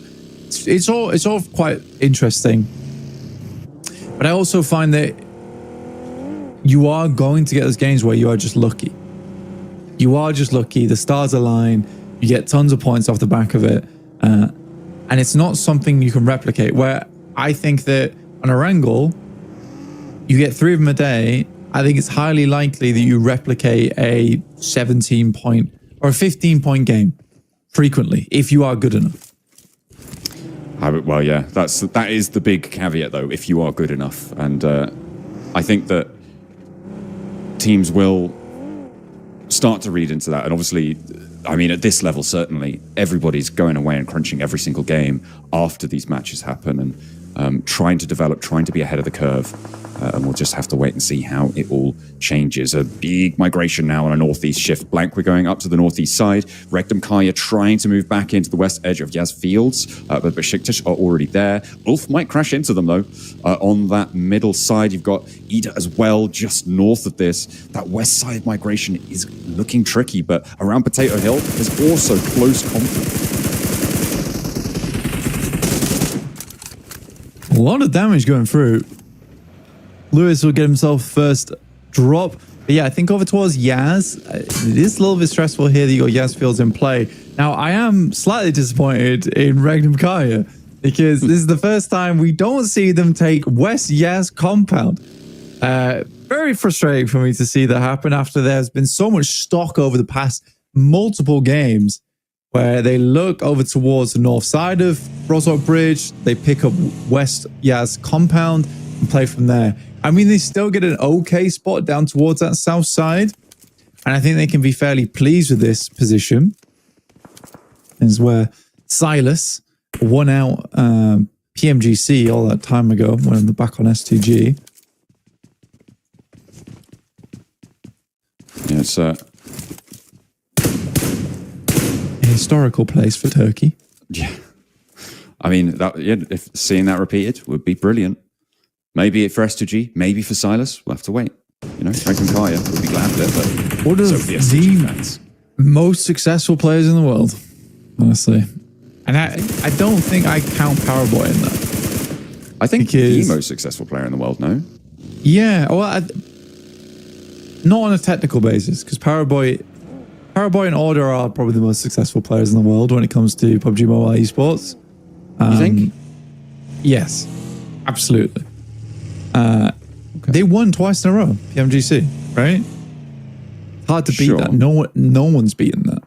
But I think on a more vibes level, you'd be right. You'd absolutely be right to say that Silas is probably one of the most successful player in the world. I think that the early back-to-back has a bit of an asterisk next to it. Right? Well, that's what I'm saying. Absolutely. On a technicality, they are the most successful. Oh, I see. Yeah, okay. But if we take out the technical side of it, then yeah, they're not, because it's when the game was first forming. It's when we didn't have all the powerhouses in. We hadn't fully explored all the talent in the world in terms of players. But I think Silas now just needs to get one more PMGC. And then my man can retire. I feel like the other player that I would bring in this conversation is King. In terms of most successful player in the world. He has a pretty incredible track record. Certainly in the PEL, right? So I think that if you're talking about who can face Silas as the most successful PUBG Mobile player or esports elite player, I think King has to be in that conversation. I think that's the only person I would accept someone having the opinion of that Silas isn't the best, is putting King in that pedestal. Yeah. And it's, I think Peacekeeper Elite League is very, very different beast altogether as well. Like a lot of times they're playing a very different game to us. Ulf though going crazy once again. EMB takes 2 knocks, but no flushes just yet. And Ulf would tally to 100 here if they're able to clean this out. And Scarface looks like he wants to get it done.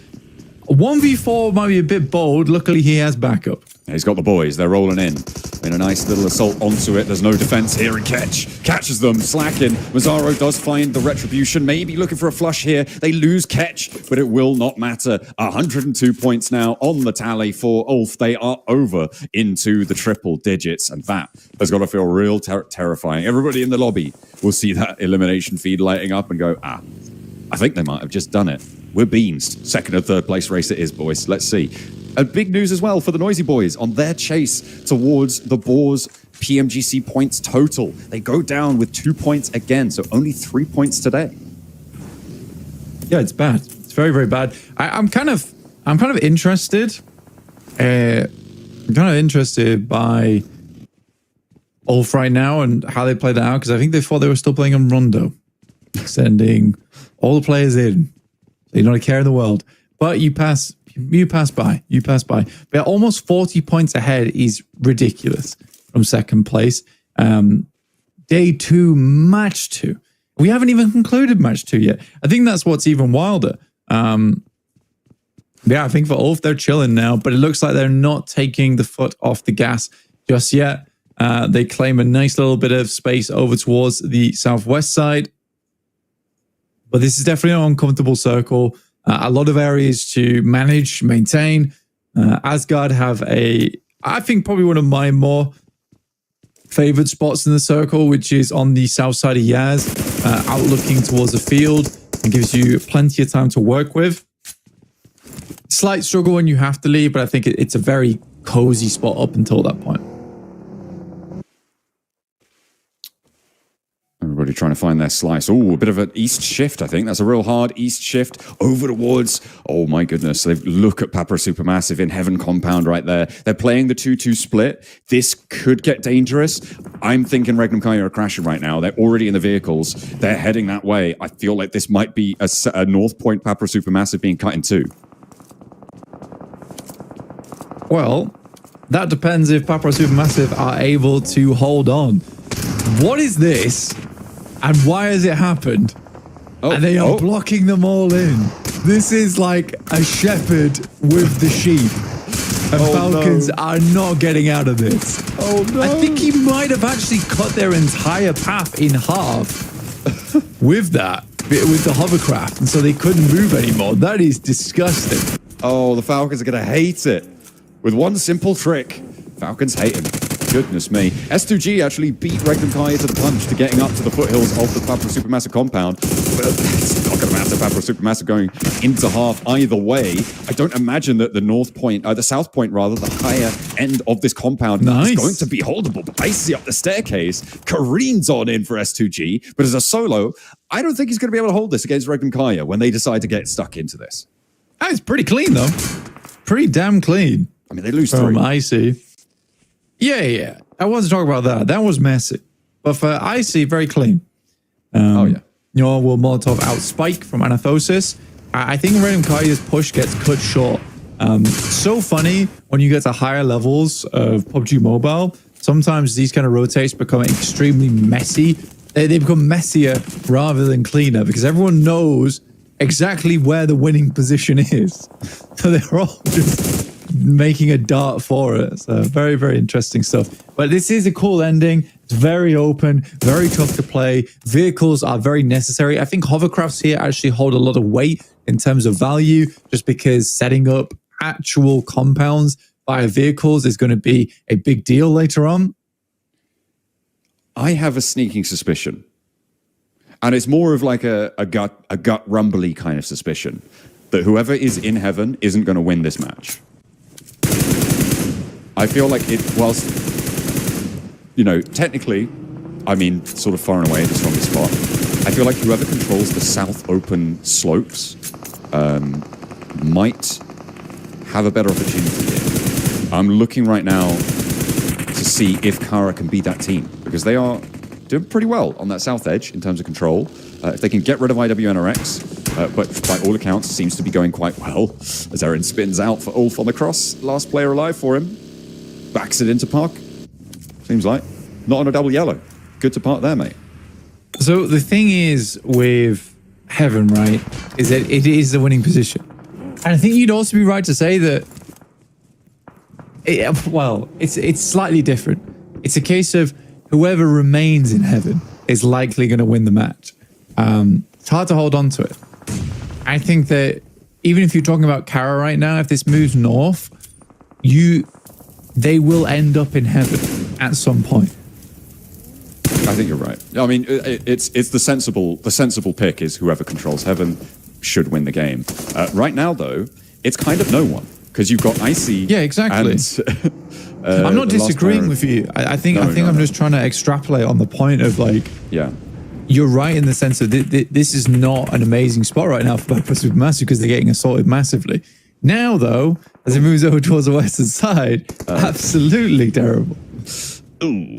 Okay. All right. So Besiktas in a pretty good spot, but the teams at their back are going to make their life really, really hard. It's a question of who wins on that western edge. IWNRX, again, it's pretty dire for them. I feel like they've lost hope here.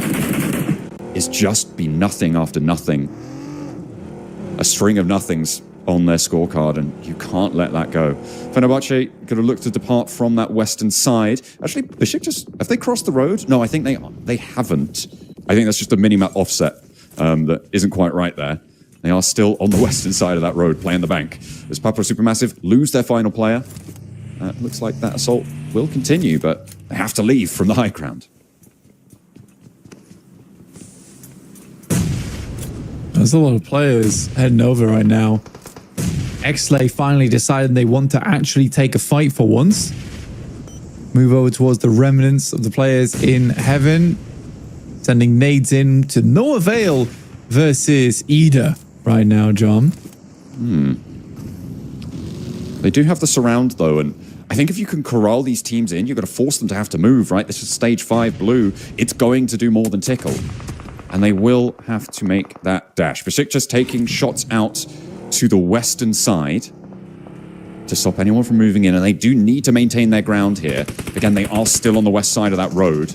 Don't be deceived. The Falconists get spotted, and Asgard may have got an opening there. Meanwhile, still trying to leave heaven.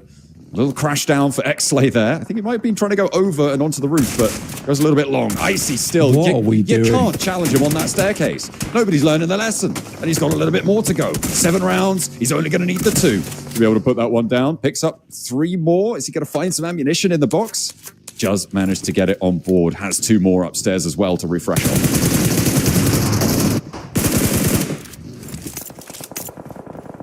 Ida have to push out. I think they realized that their time was coming to an end. But Exley, what are we playing at? As IC gets up to 5 eliminations, one of the highest score counts in the lobby, barring Kara with 8. Like you say, controlling down towards those south slopes. Regnum Kara's been fairly quiet. And IC, I think, gets a little bit too big for his boots there, John.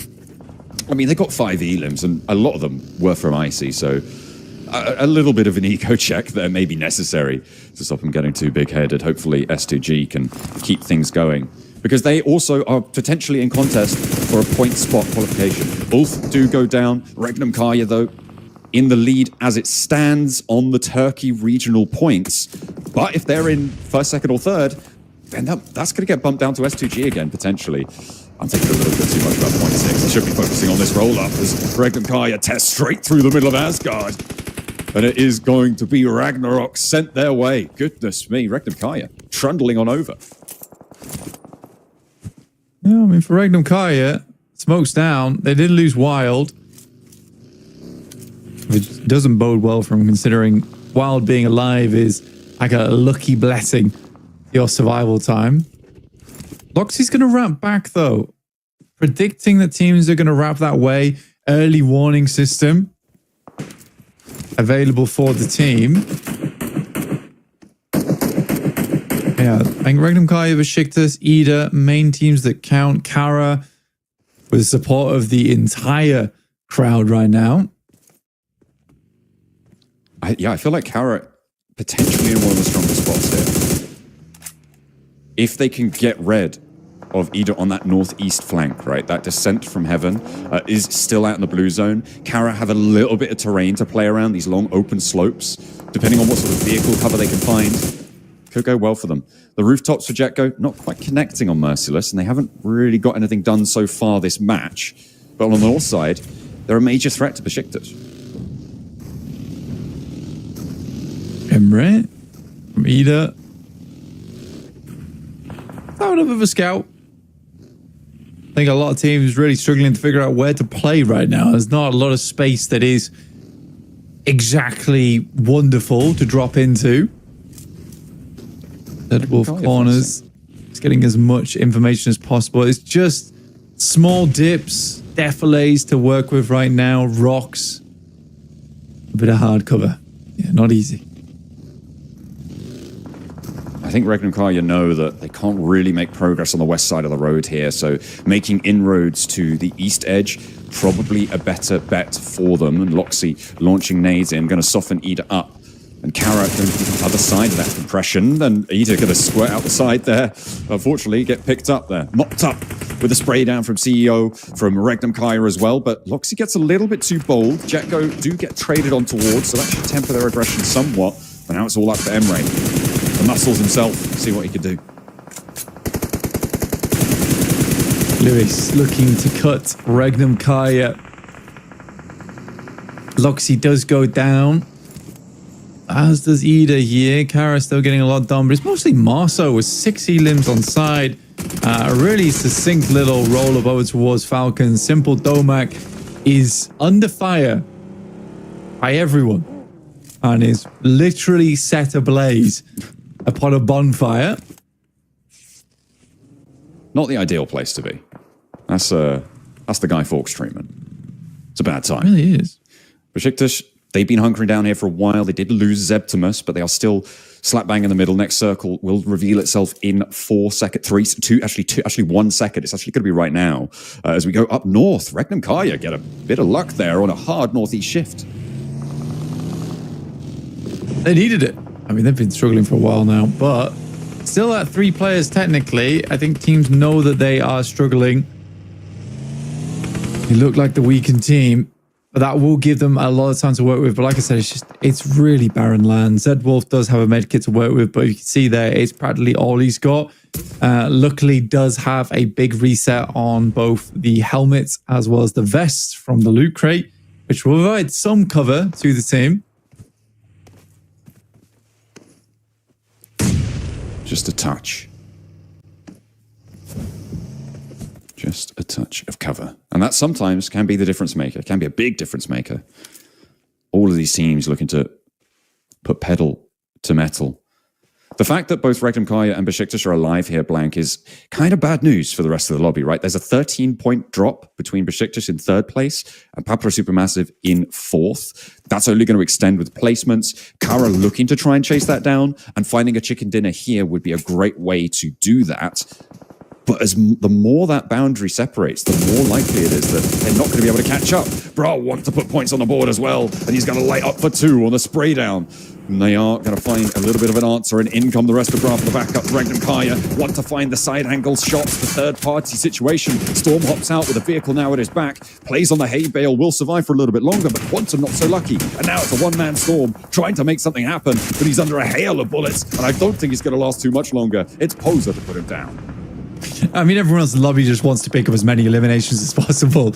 BRA sort of took the wrong time to be going for that one. Besiktas have lived for quite some time here. Karen now investing the nades in, slightly too much leaning to the right-hand side. A little bit of information, though, and now they know it's on target. It's going to be a barrage of utility, and Besiktas should be going down here off the back of that. Rookie sends wide. They have to scatter. I mean, this long open play has worked well for Kara. They've had so much control from the south flank. Nades over the top now to Besiktas. And I love this flex out over to the west side of the road from Marceau. He's got to get pushed in, but he's done so much work against Besiktas because of this angle. Covered off from Regnum Kaya, drops another smoke. He knows where his bread is buttered on that one. Having a good time of it. And he looks for Jetgo in the distance. He can fade away from this one as well. Has the tree to cover the crossing. I mean, for Regnum Kaya, this will be a real test for them. This is the 4-man squad of Kara. And this is where we'll know whether Regnum Kaya still has it in them. They get towards those grand finals. I think this is not an easy game, but there's certainly a possibility. They have to remove Kara from the equation, though. That's their only option. Besiktas down and time is running out, as now Jetgo's the only other distraction between them and Regnum Kaya. Oh, Marceau again with the pace on that road crossing. Beautiful stuff. Bringing control back over towards Regnum Kaya's side. If they didn't send that flank out, Regnum Kaya move up to the roadside for free. But now they've got control over the high ground. They've got that open roadside undercover. And the nades from Regnum Kaya, they're going to be a little bit tempered. Nice. Also, even getting shots up range. He does fall back with the rest of the team, though, and I feel like there might have been a misplay here. Gives Regnum Kaya an opening. I mean, the fact that Loxy hits that headshot over towards Lewis as they come through is crazy. They really do not have much utility to work with, and that might be their undoing in this game. Sticky bomb sent out. It has to be a real long throw on that bad boy. Now just 2 teams remain. Jekko did exit stage left. These will have to be some very quick shots coming through from Regnum Kaya. There is still smoke coming through as they come out. Jose is already down, finding one off the rip. Like you say, CEO over towards Zedwolf. He goes down, 2v2 now. 2 across the road from one another. Zedwolf potentially resable here, but it's a long time commitment, and the zone is coming. I don't think you can commit here. It's up to Silas and Loxy. Silas leading from the front with 5 elims for the team, but Marceau on a tear with 9, down on his belly, on the belt buckle, looking to try and stand up against Silas, and Loxy will not find it there. Poser flushed away. Loxy making sure that those points are added to their tally. It's 13 elims for Regnum Kaya and 14 for Kara. Loxy steps up, can't connect on the spray, and it is Kara to be able to win the first trade. They find Silas down in the dirt, but he's good for 1. He's taken on Marceau, and Silas brings it back into a 1 versus 1. Goes for the spray, but Lewis is able to take him down, right down to the wire. It was nail-biting stuff, but Kara pleased the crowd and are able to take down Regnum Kaya. I mean, for Loxy, that is a little bit of a misplay there. Silas isn't available to help him with that one. And I think they almost ruin their own chances because they cause problems in the Kara camp. As soon as they take out, I believe it was CEO who was knocked over towards Zedwolf's side. What I think is going through Kara's head there is, oh, they're going for the res. They're looking for the res that we need to speed things up. I don't think Loxy was expecting such an aggressive push coming through from the guys on Kara. But it's a smart decision to go for right there. They knew that I think a lesser team would have got scared and doubled back, giving maybe time to get Zedwolf back up. But Kara realizes we have to go now. It's not ideal, but we just have to take the fight. They send the buggy up, get out early, and that was the tiny bit of cover that sat in between Lewis as well as Silas in that endgame. Very well done. Regnum Kaya still get a big game off the back of that one, except Kara come out swinging. And they add the second wolf portrait to the table, side by side, looking at one another here. Look at that. Hey, get out of the way. We don't look at that. Oh, okay. Yeah, we're going to be facing off. I feel like that is pretty cool. It's right in the middle. Having a good time with that. Beautiful stuff, and what a crowd pleaser as well to finish it off. Big elim games from both of these 2 teams. I liked as well that Regnum Kaya had that discipline to go for those flushes, right? In that scenario, they were able to pick up those points, make sure they were up to 13 elims in second place. Still a very good game overall for them in terms of their point scoring, and they shouldn't be too displeased with that. I'll be interested to see where that lands Kara, though, in respect to Besiktas, who were in third place. Yeah, I will be interested to see where it does play. So I think for Kara, it's a nice increase of points total for the team. But for Regnum Kaya, they were catching up. They're definitely catching up. It's consistent game after consistent game here for Regnum Kaya. I think that it's getting to the point now where it's no longer a case of, oh, Regnum Kaya is in the conversation. They are being very loud right now. They're not exactly taking over the entirety of the talks, but they are always there as a voice in the room. And I think Ulf is definitely the leader right now. They're the one doing the TED Talk. But I do think that the Regnum Kaya consistently being in like a top 5 game after game after game after game is impressive stuff. Yeah, I mean, that I think in general, Kara played a very impressive game, that game. Particularly, they played that open terrain. Look, I don't want to toot my own horn, but I did bring them up when I was talking about who was going to win, you know, just adding to my prediction record. Check that one off. John did really well. And I do need the praise for that because it's something that I would dearly very much like. And I'll give it to myself. Self-congratulatory as ever. But it was really great stuff from Kara, who I will praise even more than I'm praising myself right now, for being able to navigate that open ground. I think Marceau obviously particularly strong across all of that game. I did feel like Silas might have had that one. But in the end, no. It's going to be Marceau, right? On the MVP, 10 elims in the end of the match, 1,231 damage. This guy was a major factor into why they were able to win this. Yeah, I think for Marceau, the immediate switchbacks between side to side was really good. 10 elims, like, cannot understate how good that is of a game here on Erangel. I think Marceau, without him, it would have been definitely a situation where they would have got overwhelmed because they wouldn't have control on the both sides of the road quick enough. And he was instantly back and forth, constantly using his vehicle as cover, constantly putting his vehicle in positions where it wasn't going to get destroyed as well, which is super important for him to maintain maneuverability on the map. So yeah, really cool stuff from Marceau that game. Absolutely. It's top of the tables on all fronts there, on all the fighting statistics. He is on top. 2 nade elims there, 279 distance. It's a close range game there. Sub 300 as the longest range distance elim. You don't see that too often. And it just goes to show how close everyone had to fight, right? And I think a lot of that is to do with the fact that the Heaven compound was such a heavy focal point. Yeah, I mean, especially in that location as well, where it's dips into areas where you want to crawl up, have a little bit of cover. Most of the time when you're fighting, you're right up in each other's faces because you're using smokes to deny sight lines. You're doing everything you can to make sure that by the time you start fighting, you're probably in nade range, so you're not taking shots anyway. Yeah, that does seem to be the case. I mean, you create this sort of weird buffer zone around such a high ground dominant position in the situations where people are getting those 300 to 400 meter elims, right? And it is much more difficult to go for it. Taking a look at the chicken dinner stats here, you can see Lewis being a little bit of a silent partner there to Marceau with 940 damage, but only the 2 elims to be shown for it. Maybe some of those were, some of that damage was sunk away to other teams' elim counts, but in general, still very, very strong. And Marceau definitely the star of the show. Yeah, 100%. Again, it's a very respectable damage count. We're almost reaching 3K on that game, I believe. I think it's very close at least. Look, I think they might have just breached it by maybe. I think you're just shy. Single digits, maybe. You're right on the boundary. It's somewhere in there. I haven't done the maths. I pulled out my calculator last time for the massive. Give me the calculations. Oh no, I'm going to lose it because the graphic's going to go. I'm going to not have it. No, 1, 2, keep 3, this up. 1, keep this up. Keep this up. Keep this up. 940. Remember the last 2 numbers. 662 plus 120. 120. Oh no, it's 2,953. It is so close. It was close. Very so close to that 3K. Very shy.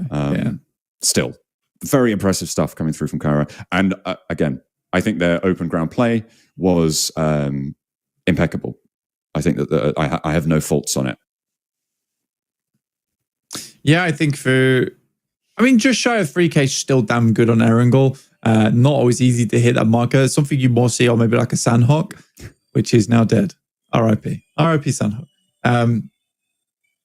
But I think that if we see more games like we have just seen over in Erangel and Rondo today, this is going to be a very, very exciting day of PUBG Mobile. Extremely exciting.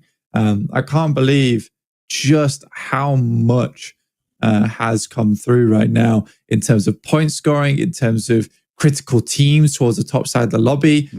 Ulf did fairly well that game. I do think they didn't do fairly well. What I mean to say is that they were still looking very confident, but I do want them to not get too big for their boots because that game felt like they saw TMB. They're like, we're just gonna roll them. We're rolling, and they did. They lost a player off it, and I don't think they had to lose catch there.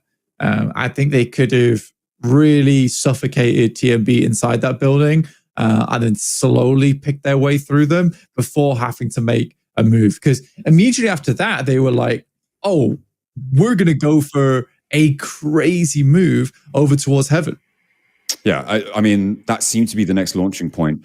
I think it's I think it's interesting to think about what they were trying to achieve with it, right? Like, are they just trying to get that fight? Like, you can choke out that position, right, on TMB's compound, but is it going to be impeding in their future plans if they take all that time? Well, We'll never know, unfortunately, because they did go for it, and we are going to be heading to the stage. We'll see you guys in a minute. Indeed have a lot of questions as we stand with Kager, one of the S2G superfans and of course one of our WoW map designers. Now, as one of the world famous map designers in WoW, I want to ask you what inspired you to start designing maps in World of Wonder? Diyor ki ünlü bir WoW harita tasarımcısı olarak diyor seni buna yönlendiren neydi? WoW haritalarını tasarlamaya nasıl başladın? Seni ne motive etti diye soruyor. Aslında ben zaten küçükken tasarımlarla çok fazla ilgileniyordum. Sevdiğim bir oyuna da bu özellik eklenmesiyle beraber daha çok motive oldum. Daha çok tasarım yapmaya başladım. Aynı zamanda zaten 2 kere dünyanın en iyi WoW tasarımcısı seçildim.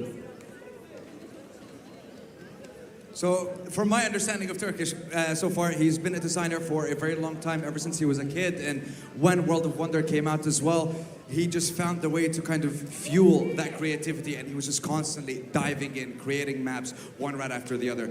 Now, when it comes to the way that you express your support for S2G, how do you manage to do that? And when it comes to it, how do you design maps when it comes to S2G and showcasing their capabilities throughout your designs? Davut diye şöyle soruyor. Tabii bütün dünyanın merak ettiği sorular bunlar. O da sadece Türkiye'de değil, dünyanın her yerinde izlendiğimiz için İngilizce olarak da o merak edenlere çevirisini yapıyor Davut. Şu şekilde sordu. S2G'ye olan desteğini harita tasarımıyla göstermeye nasıl karar verdin? Bu fikir ilk aklına nasıl geldi diye sordu. Öncelikle S2G çok büyük bir kulüp. Aynı zamanda çok büyük bir taraftar kitlesine sahip. Ve bildiğiniz üzere Türkiye'deki tek dünya şampiyonu S2G Spor. From my understanding, it's just from his love and from his support for the organization, for the players. That's kind of what's been driving him to constantly create those maps and again showcasing in the designs of the maps. I want to say glimmers of S2G around the map, which is honestly it's incredible to see. Now, among all the maps that you've designed, World champion S2G he said. oh, of course. They have been the champions before, and I'm curious, can they do it again? We'll find out in this tournament. Now, when it comes to all the maps that you've designed for S2G, which one do you consider to be the most unique, or your favorite maybe, from the ones that you've created so far? S2G için tasarladığın tüm haritalar arasında sence hangisi takım ruhunu en iyi yansıtan, yani senin için en özel olan hangisiydi diyor. Bir harita tasarlamıştık. Şu an 400 bine yakın oynaması var hatta. Orada oyuncular oynayarak, oyuncak ördekleri vurarak reflekslerini geliştirebiliyorlardı. Hatta eminim ki sadece S2G taraftarı değil, çoğu taraftar o haritayı oynamıştır. Benim için en özel olan harita muhtemelen odur.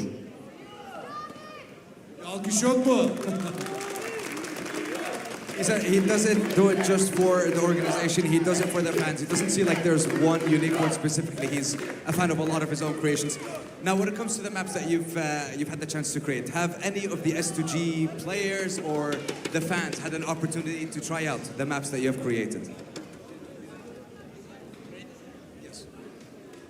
Tasarladığın haritaları, S2G oyunları ya da hani hayranlarını deneme fırsatı nasıl buldu diyor. Yani diyor ki tasarladığın haritaları, S2G oyuncuları ya da hayranları deneme fırsatı buldu mu? Yani bunu soruyor. Bir de en çok aklında kalan yani comeback, geri dönüş şey neydi diyor. Yani en çok aklında kalan geri dönüş neydi diyor. Buna da aynı cevabı vereceğim. Az önce bahsetmiş olduğum o ördek vurmaca haritası dediğim gibi 400 bin kişi tarafından oynandı. Ve son derece olumlu yorum aldı. Yaklaşık olarak 5 üzerinden 4.6 yıldızı vardı onun. So a lot of people, from the numbers that I've seen, and I've heard it's around 400,000 plus people had the opportunity to try out the maps, which is kind of crazy, and just goes to show how massive a fan base that S2G has, how massive a fan base that PUBG Mobile has, not just in Turkey, but also around the world. Now, being an S2G fan, what has that taught you? Whether it's creativity, persistence, or something else entirely. What have you learned being a fan of S2G?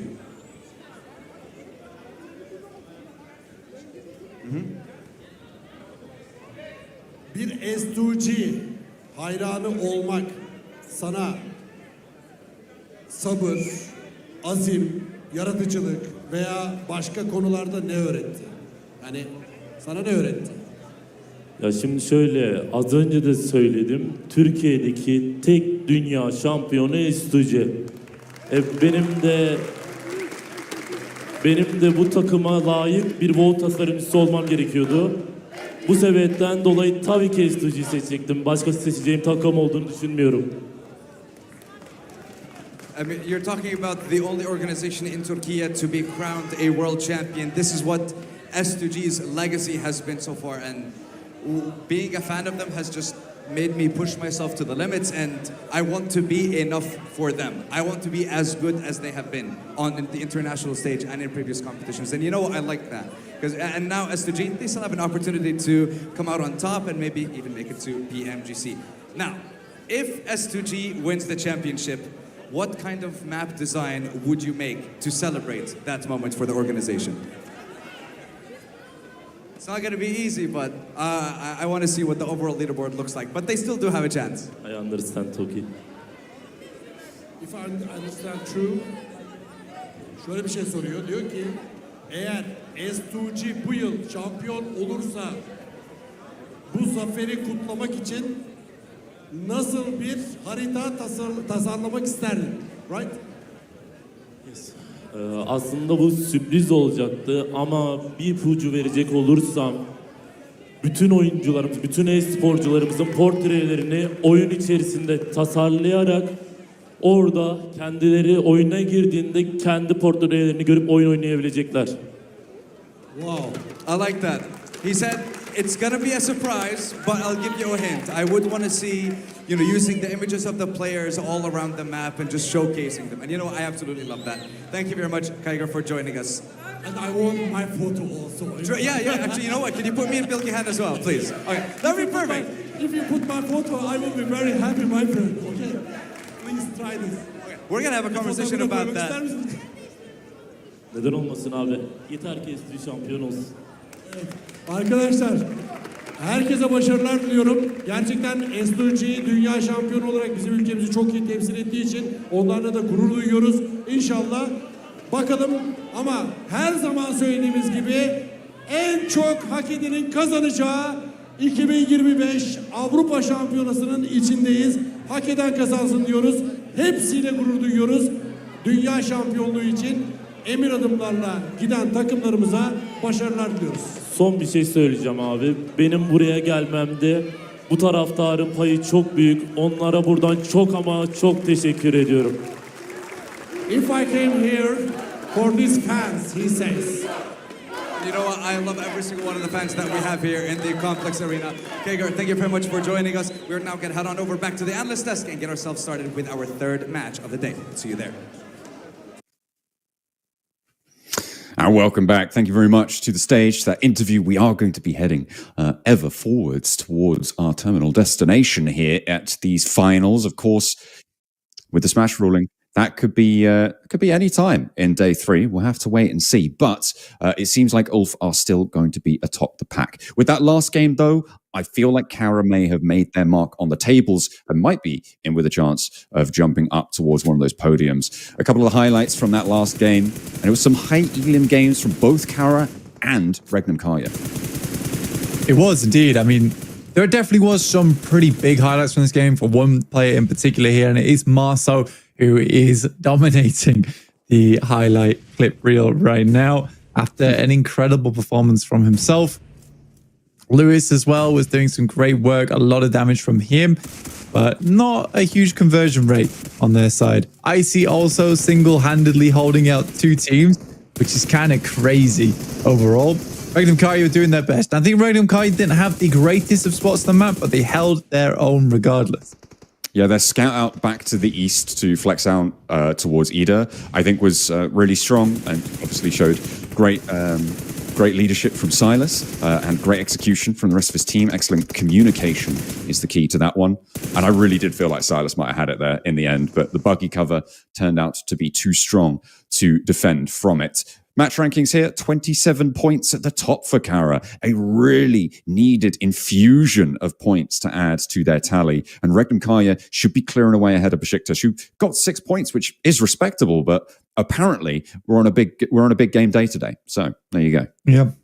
27 points seems to be the magic Turkish number right now for these teams. A big 27 yesterday for Ulf in match 2. And a big 27 for Kara here in match 2 today as well, which is super interesting to see. But I think for Regnum Kaya, getting 19 points is fairly significant considering our third place team only walked away with just 6 total. So we're starting to see a real small amount of teams pulling away from the crowd now. Whereas the rest of the teams just cannot quite keep up. I mean, it's with these big games, right? That's why this is happening. We saw Ulfwith now having the two biggest games, in fact, tied second place biggest game, right? Overall, with 27 points on that match 2 yesterday, and obviously 32 points at the start of today. They have past that 100-point barrier. Regnum Kaya up in 84 points. Look at that drop-off still. And Besiktas just about holding on to third place because Kara are knocking on the door of grabbing one of those gauntlet spots.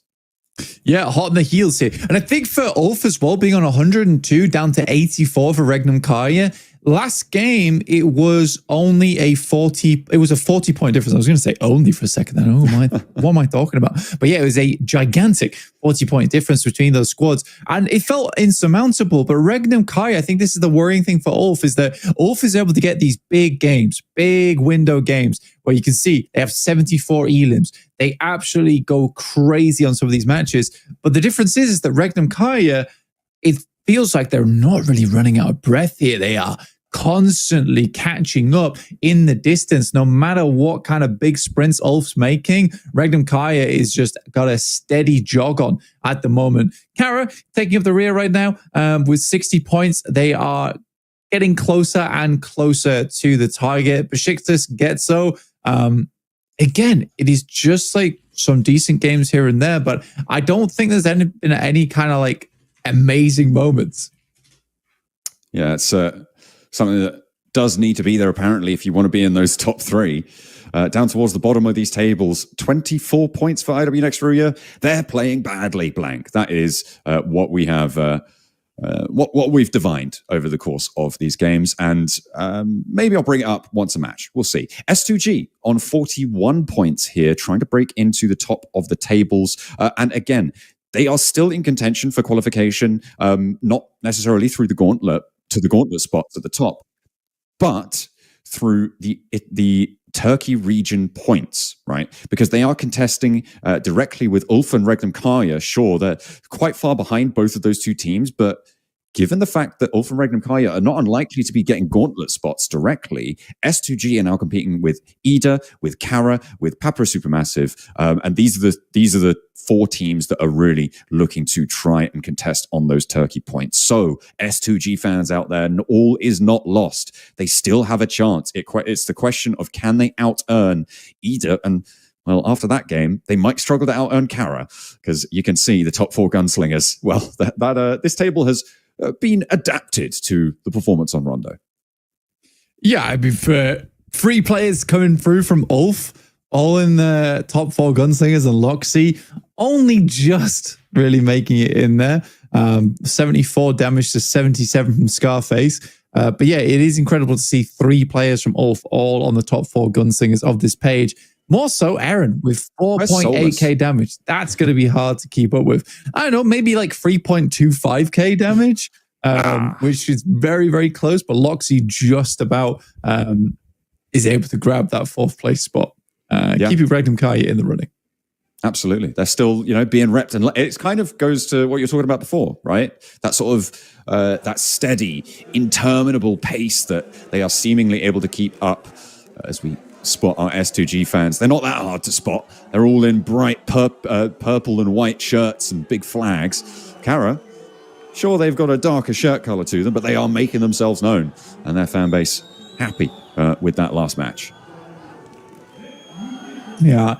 Again, I think for S2G, there's just not enough happening right now.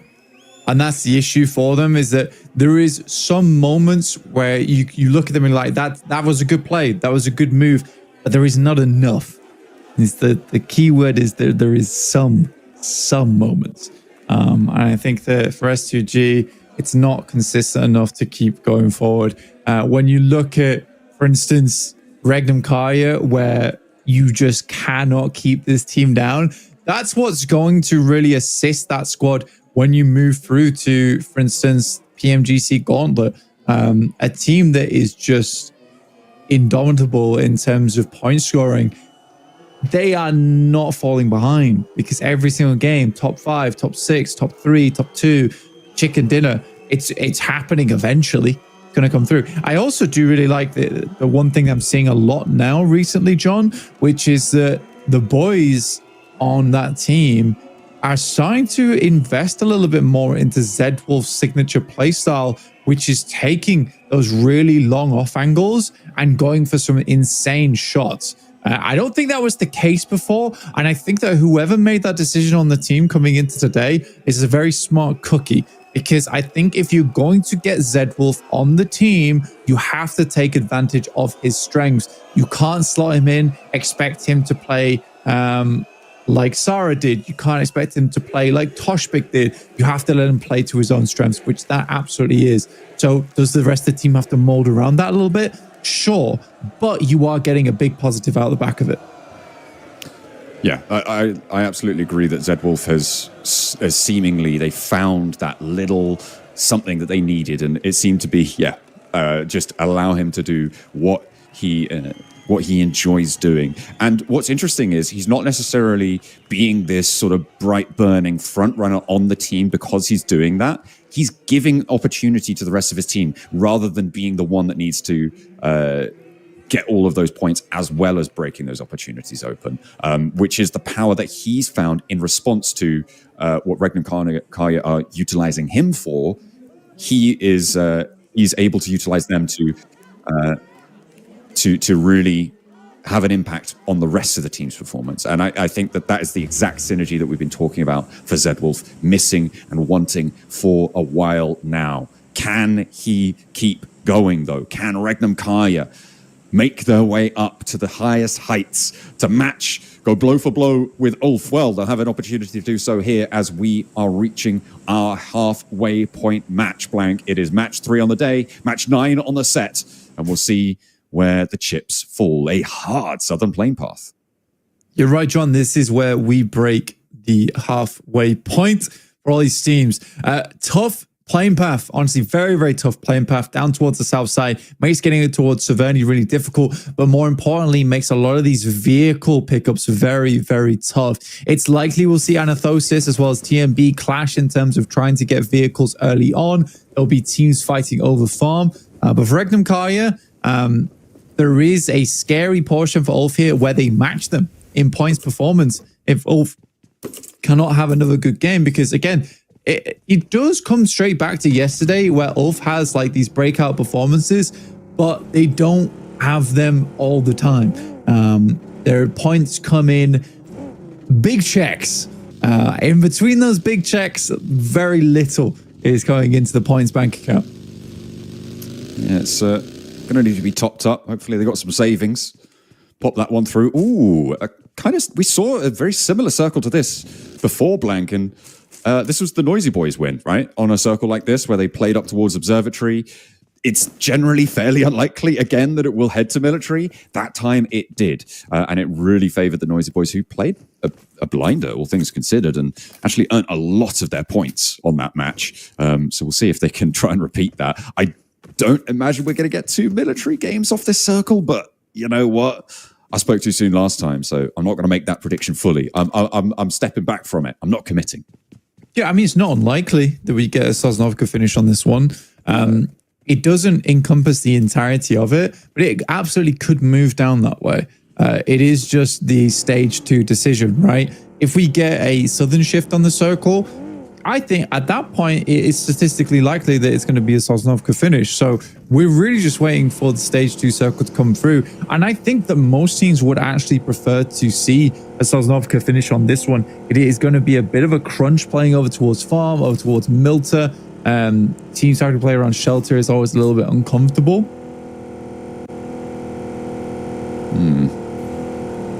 Certainly can be. If you get into a sticky spot. I mean, so far, we saw Anorthosis Famagusta at the start of last game clashing with the Noisy Boys. This time around, I think there's less impetus to get on the road fast, which is why we're not seeing that clash early on the military island. Teams seem to have settled now. Regnum Karya actually getting into the east portion of Roshok fairly late. They are now at 3 minutes or so and just about starting to get their looting phase on. I think the same story is going to be true for a few of our teams here, though. But they may be the last to be in position as it stands. Papra Supermassive may be also a bit slow there, but they're closer to the center. I think we are just waiting for stage 2 of this. That's our only thing we can do here, really, whilst we wait for teams to get looted up. And I think most teams really, at this point in the finals, they studied the rotations from yesterday. Like you said, we've had a very similar circle in the past, so teams know roughly where other teams are going to be. So I think we're going to have a little bit of a quiet early game here. Very clear front runners right now in Kara, Besiktas, Regnum Karya, as well as Ulf, Regnum Karya, and Kara. I'm surprised we didn't get confused on the last game while saying that, but I'm going to try and ignore that and pretend I never said that. I think it's because I'm so used to Regnum Karya as a thing. You know, they've been around for so long as an organization. Yeah. It didn't even cross my mind. But now you've polluted our minds with a potential misstep. I know, right? Through cause problems. You really have. I guess I'd also potentially throw Papra Supermassive into the mix there. Okay. And we really are just looking at the top 6 right now. And if we were to close out the top 6 right now, I think that's not a terrible top 6. I think it would be a shame if the Falcons don't go through to PMGC. I mean, they're getting the points qualification almost guaranteed from Western Europe. They have a 136-point head start against Anorthosis Famagusta, who's the other team that could potentially make it. So it will almost certainly be seeing them in the league stages, in the group stages of PMGC. But yeah, it certainly would still be a bit of a disappointment. Yeah, I meant more in the sense of going through to the gauntlet, because then you have like your big potential to just immediately shift through to the finals off the back of that. But yeah, I think off points scoring alone, they are very, very safe in that sense. But that being said, I think that they would much prefer to look to get a top 5 in this tournament, if not just for confidence sake. Yeah. I think that's definitely something that will weigh on their mind, right? That they'll be thinking about in terms of moving forwards. They do have a lot of global experience, and of course the global lobby is a different game, right? Like you have to play very differently when you bring in all the flavors from around the world of different IGLing styles, different rotational paths that are sort of more meta in various different regions. And as well, when you bring in teams from the PEL as well, who are a much more insularized gameplay set. It can really change things up. So maybe they'll have a better chance there. But if PMW sees anything to go by, it's still not looking good for the Falcons. I will say this, though, and it's completely unbiased, by the way. Like, actually unbiased. Looking at all the other PMSL fall splits, I think PMSL EU actually has one of the most difficult rosters to play against. We have, I think, barring maybe 4 teams here in the finals, I think a lot of these teams could play at an international level and do fairly decently. And I wouldn't put that past any of these squads. I think it is really, really tough for a lot of teams. And again, we bash on S2G, but they are playing against ridiculously difficult teams. I mean, Regnum Karya is that is a super squad in of itself. Ulf right now, another super squad. Pavra Supermassive coming out from nowhere. Ida all have really good players on board.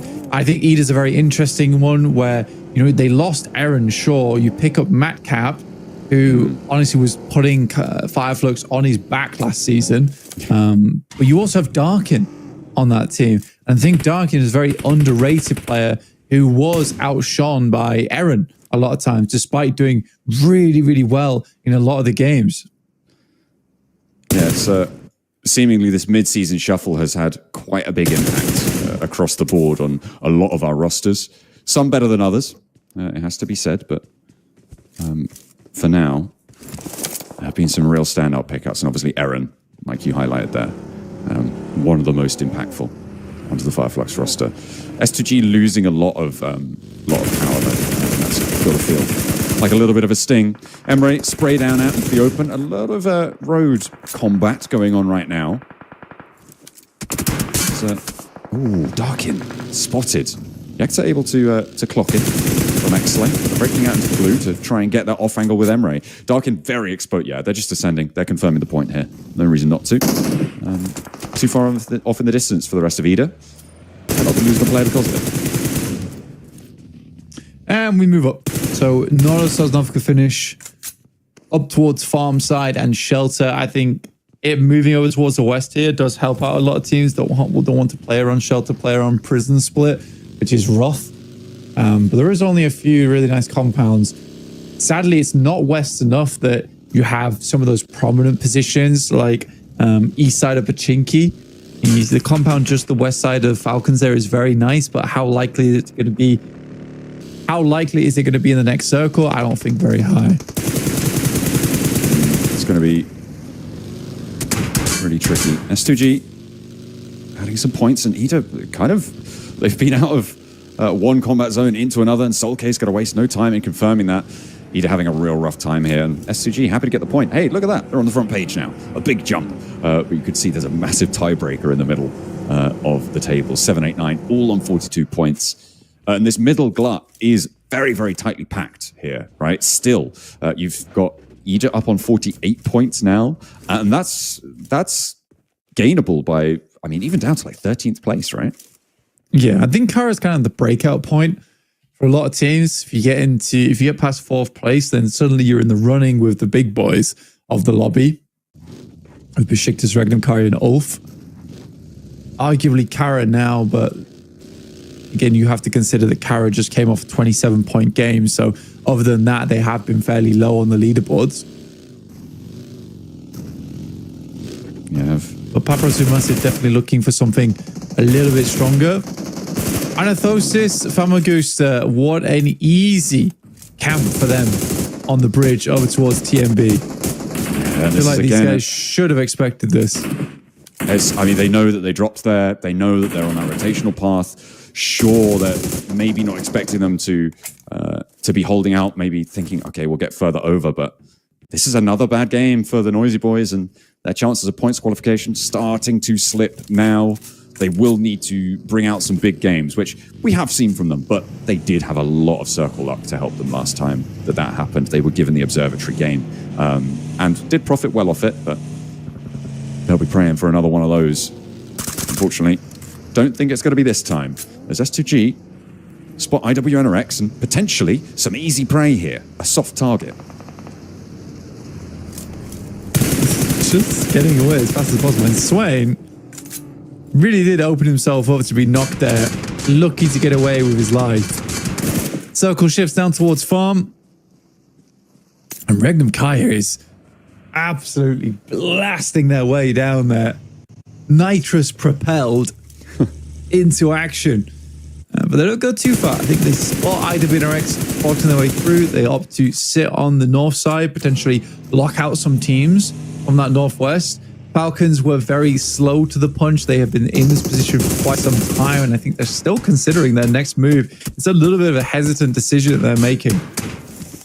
Yes, potential to have allowed teams to move in there before them and can make their lives a little bit more difficult at the moment. I mean, IWNRX right in the middle.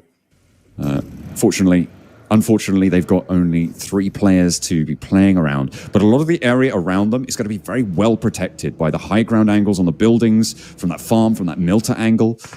Could be very difficult to try and push on towards them. And you can see they are in that wizard tower, and Kara do have full surround on it, which means that anybody rolling up are going to be taking heavy punishment from Kara in the meantime.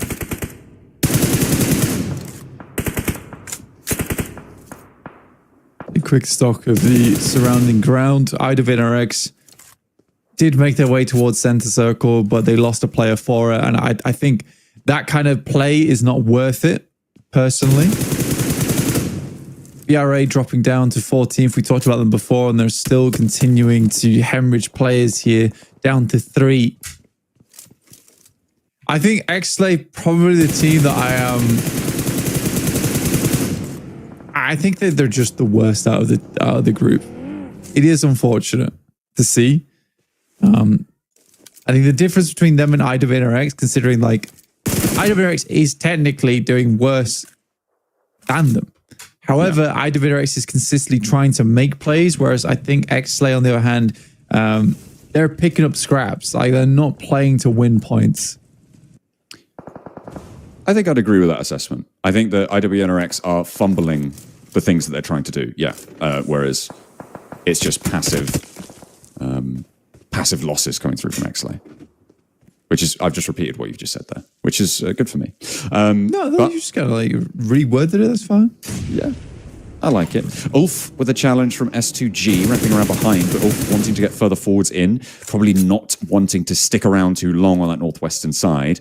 They'll crunch a little bit closer to Regnum Karya, a little bit further southeast, and closer to it. Bra, with their split across the road, you can see they're on 2-2 right now, have Besiktas in Milta, a little bit up against the ropes here with the blue zone just out to their east side, and a lovely spray down from Quantum over to Boran to find him through the window.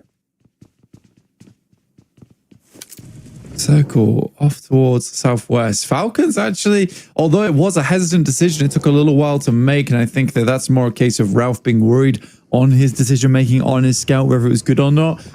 They do make it to a very, very strong position on the map now. Regnum Karya, on the other hand, I think that they're making a straight shot for the beachhead. I think it's a smart play to go for. They're going to get behind Anathosis, Famagusta. They can play from this position quite some time. Good stuff. Very, very good stuff. I presume Massive have similar ideas, though, on their eastern side. Asgard moved down towards Sharkfin. They'll have a pretty decent go at it from there. Unfortunately, they are locked out from the action for quite some time. You're not going to be getting too much information from that area either, but it is safe, and that is a big bonus. Absolutely. You will take safety if that is what is on offer here. And Papra Supermassive, unfortunately, ending their game again. Having a bit of a rough day so far. I mean, they were able to do a bit over the course of it, and 14 points, to be fair, in the first 2 matches, but showing 0 on this game is far from ideal. Yekta trying to challenge, but that's not going to happen. Ulfa peeking out the windows left and right and every which way, and they'll add a 2nd point to their tally. That will put them up to 104 there, right at the top of the table.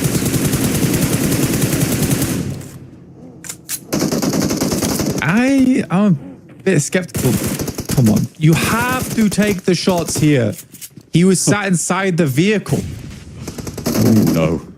Easy pickup. Airburst on the nade. Goes a little bit far. Does a good amount of damage, but for S2G, this is seriously slow gameplay. Solke takes a big hit. They're playing underneath. Narvalo has a nade. One's primed in the hands of Icy, though. Good nade towards the backside. Will find Solke. Delayed slightly, but the bounce is good. And Icy hits the deck. One final player inside is Hamzy G. Not usually the last alive for S2G, but it will be the last to fall here versus the Falcons. But Jekko are not third-partying this, which I find incredible here. They are standing on the outside and waiting for this to finish. Koa will put the final round through, but it's only Narvalo down, and Jekko seemingly wasting an opportunity there where they could have found an opening. Finally, S2G are fully eliminated and out of the running, and Falcons in with a solid compound on the northwest side. I do think that was a misplay from Jekko to not go in there, but still, they'll stay alive, and maybe that's what they were hoping to do more.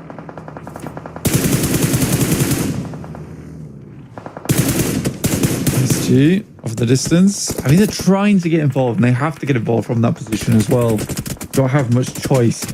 Regnum Kaya slowly getting their players back up to a healthy position after they lost some players, and once again another player is down, immediately laid low. That's from Fenerbahce throwing nades over the top. Another player down and out, and that's a 2-2 split they've got going on.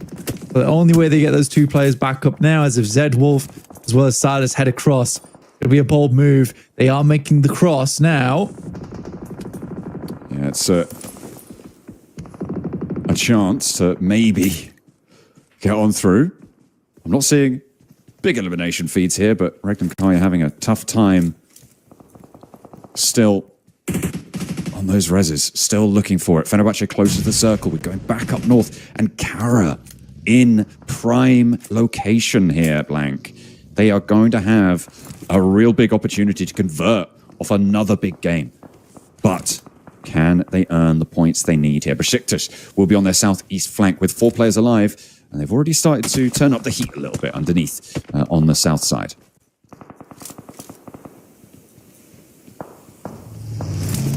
Ralph. We'll look downwards. I mean, this is a nasty circle for most teams, honestly. Moving over towards the northeast here. Another knock over towards Regnum Kai as they try and assault the building that Falcons have been playing in. So far, this has been a pretty damn good match for the Falcons.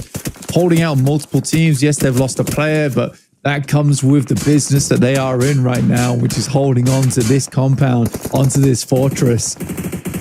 Setting up like sentries.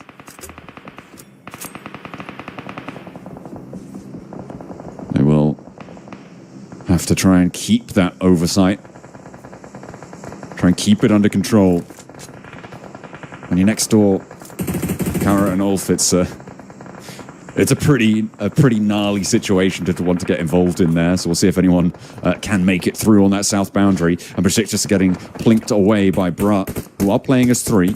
But the approach from Besiktas, yeah, I think this is a maybe done deal for them. I don't think this approach is going to work out for them. Another one falls, another one flushed. And the points are being divvied amongst the opponents that they see around them. The Falcons aren't done just yet either, though. On the northwest side, they are now up to 6 elims, Blank, and playing pretty well here. Jetco with 4 players alive. Have 3 players to deal with on their south, but they're much closer to the edge. I mean, Anathos has just had to leave from this awkward compound on the southwest. I think they would have been better off like trying to angle around the beachhead. But even then, the sightlines are still there for them. Solus getting taken down by Simple Domak from Fenerbahce. Ulf have got fairly decently far into this game. But yeah, Jetko's been a bit passive here on that north side. Not really gone for too many third parties. Hasn't really tried to have a say-in over towards the Falcons either, who are suffering for utility and supplies, that's to be sure. It's crazy that Ulf have managed to get into another central position here. They found a defilade, they found the ditch, and they're playing around it. Surviving, 9 teams remaining, and it's unlikely that they're going to be within the next few to fall, especially with the Falcons' angle onto Anathos' Famagusta here. Jetko putting pressure on that northwestern side, that 3-point fight on the west. Definitely going to be dangerous. Brat with a little bit more respite, and the high rooftops that they're able to play around as well. Could be good. Oh, Asgard find a shot over towards Marceau. I wonder if he's going to be resable. He might have been quite far away from the rest of the roster, but I'm sure they'll put enough effort in to bring that one back up. And as if they needed more help, Kara again, central. Ulf as well, staying in their defilade. Asgard down towards the southeast. I'm going to push out over towards Kara, who might be on for back-to-back here, John, honestly, with the position they have. Hasn't been the most allowed of games, but why push the boat out too far when you have a position like this? I think Falcons will certainly struggle to get anywhere from their position. But 7 elims, it's been a good game regardless. Yeah, it's something that they can be happy with, right? Finding those middle games. kind of a Falcon specialty, seemingly, over the course of this tournament. Maybe a little bit less so in the last few, but we'll keep up the pace. We'll see if they can keep things going. Because, I mean, they started the day on 38 points, right? And they're up to 49 already, including these points. So only 4 points in the first two, which isn't great, but we're going to try and make up for that here. At an 8 point, maybe.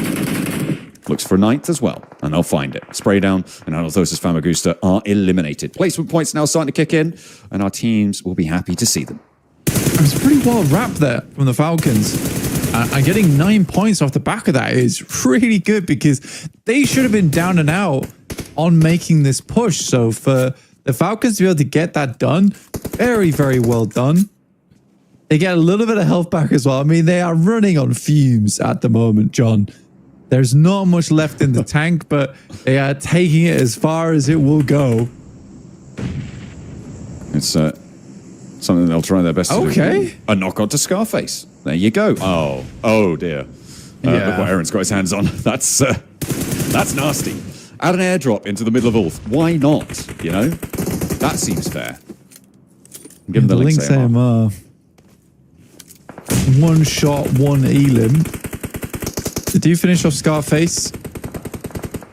And Aaron with a really well-placed grenade at distance will clean out another. I'm trying to hold the line underneath the Falcons at 10 elim. This is...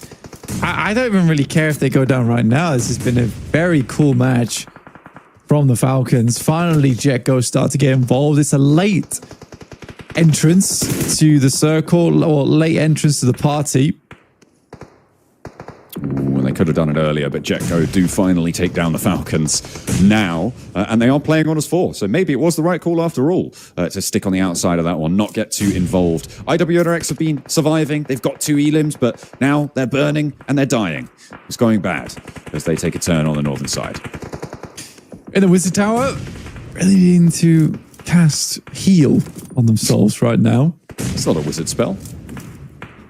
What are you talking about? That's druids, clerics, bards even, but never a wizard. A wizard can cast heal? No. Never. Yeah. Nah, definitely not. What do you mean? That's illegal. They got a multi-class to do that. No. Oh yeah, good point. Hadn't thought that. A wizard is a user of magic. Okay. Healing encompasses magic. So are doctors wizards? Do Basically. doctors use magic? I don't know, but they do heal. Over on the northwest side, we do get a shift a little bit away from the Kara Ulf counterposing points that we've seen so far. Last player from IWNRX a little bit more sticky than the rest of the roster in their tower of unknown origin. Jetgo playing on the ground floor. Haven't been able to deal with him just yet. Kara just taking a look at this and thinking, what are you guys even doing in there? Symphony hops out for another, and we'll be able to finally take down the last player as IWNRX do fall. We're down to 5 teams remaining. Bra with 1 player, and I believe they're kind of out of the sticks right now. Are going to have a real tough time with things. Asgard on the south edge, trying to push past Ulf. And I say trying, because Aaron's there. I mean, Aaron has been super pinpointing his nades, and there goes another. If he hits this third one, that'll be 3 in a row. Or he could just take the shots with a shotgun instead, Ooh. but is cleaned up finally. I mean, Aaron was really putting the work in. Molotov goes through, Soul stepping up, side strafing. Mars takes a lot of damage. Jetgo will finish the job, and both Ulf and Asgard will go down in the midst of all that. Ulf go down in 4th there as well, so they do get that extra placement. They ladder up a little bit higher. Kara looking to go back-to-back here, though, Blank, on their games, on Erangels here in match 9, and start off their campaign towards the gauntlet spots. Very worried about their north flank right now, and we'll see if they could spot the final player for Bra out and off in the distance, who has actually now made himself a lot more known. It's Storm here with a nade, trying to cook it around the corner. Poser backs off, spots the breakout. CEO sees him break out wide, but Storm's playing safe. He strafes back in. The circle moves away from the compound, so they're going to have to think about how they want to make this one work. Poser In danger of a nade and the bounce. Bobble is good. Over the top, there is an answer, but they can res. What do Jetgo do, though? Do they waste time like they did before, or do they go in? Looks like they are playing so cautiously, so safe. And that is Jetgo to a T. They have really not taken any chances on this game, but it has sat them with 9 elims on the match. So it's not been unprofitable, right? You know, they've definitely held their cards more than they've played them, but that is still coming away with a big pot at the end of it. Kara attempting to leave, likely not a back-to-back at this point with the amount of ground that's controlled by Jetgo. There would have to be an incredible breakout here from Kara. They'd need vehicles to swing around the side and potentially take out a couple of players on the backside of the circle and break up this line that Jetgo have. But I don't think they have the vehicles to do this. Their wall right now is just about in the next zone, I believe. And they were waiting for this off angle to have to move in further before they could make their move. Now they're establishing their smoke line. They spotted that rotation. There is still a player on that north side who will be taking the shots out, but the smoke train is working. And Kara, for now, have managed to make their first steps into the field.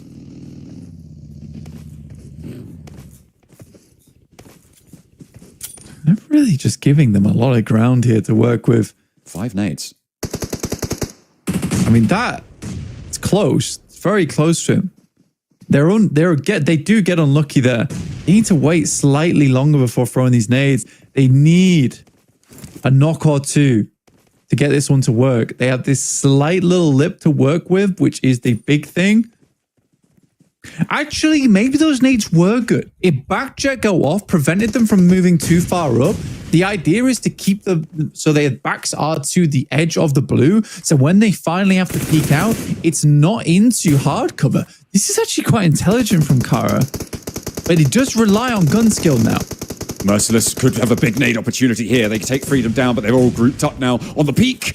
Doesn't quite connect. They were waiting for Freedom to have to move. They knew he was going to be first up. Hoser dashing away from the nade there, will not take the damage, and they're all still alive. 3 versus 3 now on the open ground, and Jetgo have given them this opening, this opportunity. Lewis folding the buggy back into the rest of the team, gearing up to potentially take more ground. Jetgo laying down a smoke cover as well, and that might give Lewis the chance he needs. Oh, that nade, so close.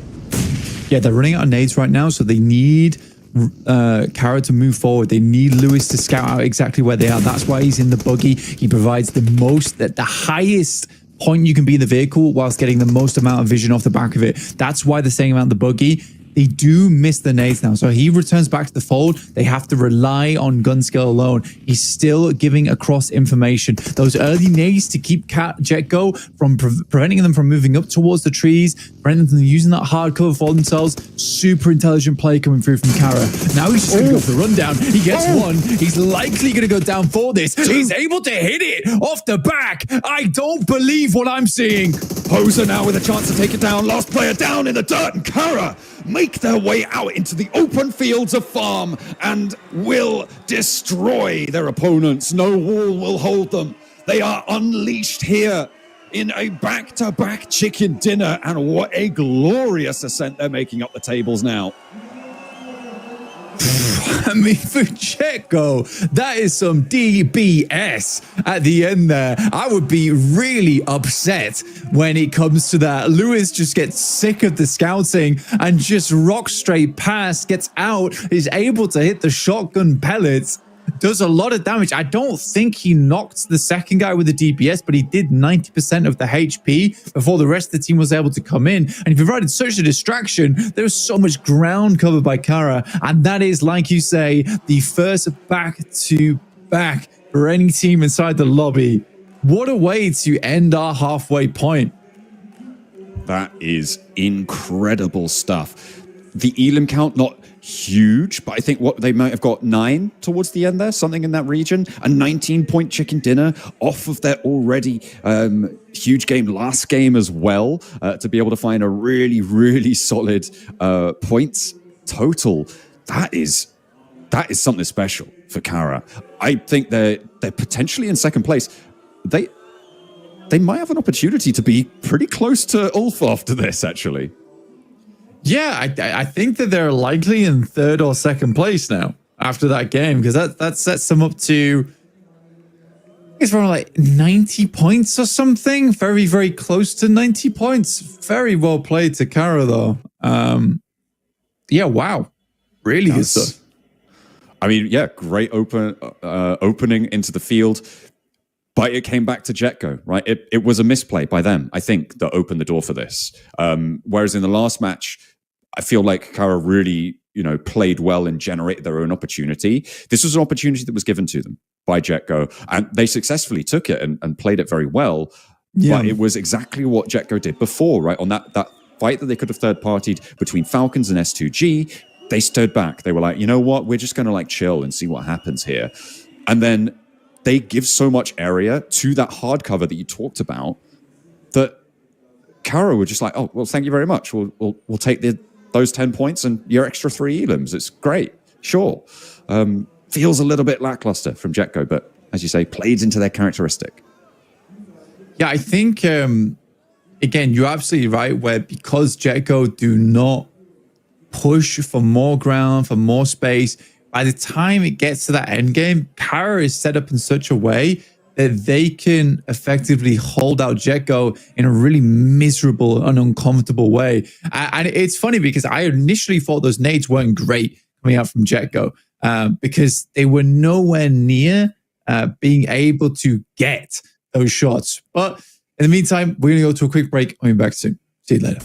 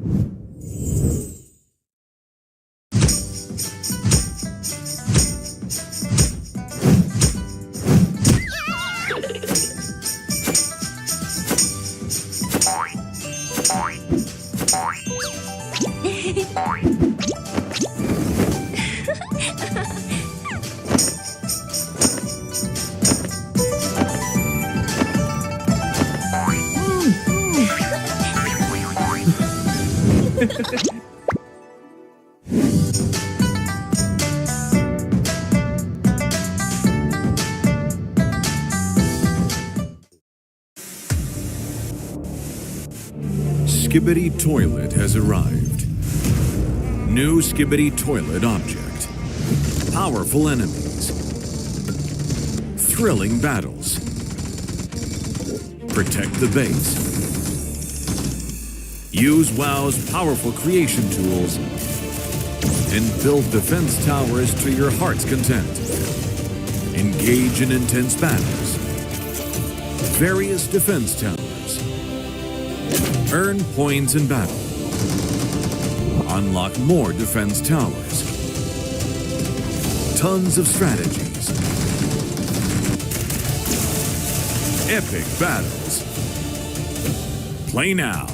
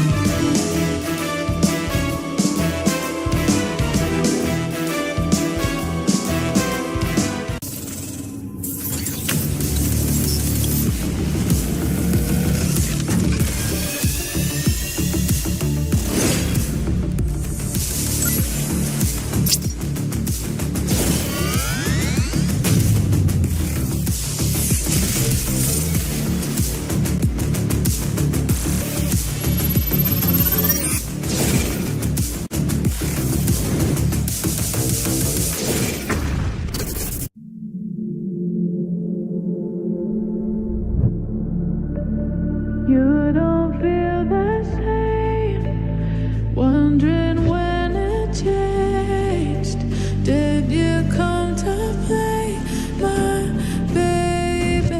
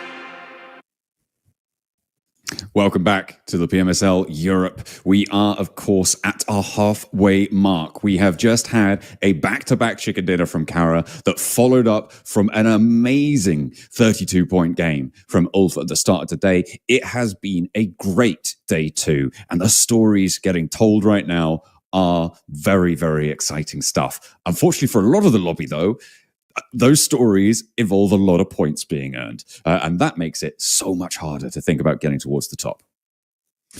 I think that right now there is some clear teams that are pulling ahead, which typically happens at the halfway mark, but not quite like this, because I think throughout knockout stage, group stage, it has been relatively even, let's put it that way. But now we're getting into the finals. It definitely feels like we have some teams who have just decided that, hey, man, we're getting into that top three whether you like it or not. Those teams being Kara, Ulf, Regnum, Kaya. Three teams that are all doing very, very well. Team Falcons have yet to give up just yet either. I think Team Falcons just don't quite have that oomph behind them right now to make it work, but they are still making very good decisions throughout the entirety of the game. I am still very impressed by that, and I think Ralph is a great leader for the squad. But yeah, it's just some moments where I'm like, well, I think you had to be slightly more aggressive there, or I think that this requires a little bit more. I mean, even in that position where Redox is on the roof, S2G rolls up, I think it might be Fenerbahce, and he just doesn't take the shot. That confidence is slightly lacking. Yeah, it's maybe something that they do need to address, do need to work on. As I said before, it's fairly guaranteed that they are going to at least the group stages of PMTC. Through the Western Europe points bracket. Their only contest at the moment, Anathosis Famagusta, who are way behind. They also, for Falcons, have 136 points as a head start from the spring season finals, obviously winning the entire thing back there. But this is not the look of a defending champion team, right? This is the look of what we saw at PMWC from the Falcons. It's a little bit lack of confidence. Yeah, a tiny bit, but I still think that there's still a good chance for them to get into at least the top four. We'll see where they end up. Because, I mean, last season, they won it all at the end, but I felt like there was a lot of happy coincidences where some teams were falling behind, some teams weren't able to keep up the consistency, whereas Team Falcons, one thing that they're very good at is just chugging along. And you're right, John, like you talked about earlier, 6 points a game might not seem a lot, but when some teams are earning 27 points in one match and then 0 points for the rest of the day, that's when you can start to pull ahead by just hitting 6 or 7 points every single game without fail. And I think that that's the difference between a lot of teams and Team Falcon. Unfortunately, now we have Kara, who has been quite consistent today in terms of high placements. Regnum Kai, who's getting on average like 10 points a game. It's tough to keep up with. That's very, very tough to keep up with. Yeah, there's not much really that can prepare you for that. And that, of course, is the variance that comes with not consistency, but playing these high-scoring gameplay styles. And in general, it's very difficult to keep up with teams that are just outperforming everybody else. A little bit of a jersey swap here between two of our players on stage. And a bunch of flowers. How nice.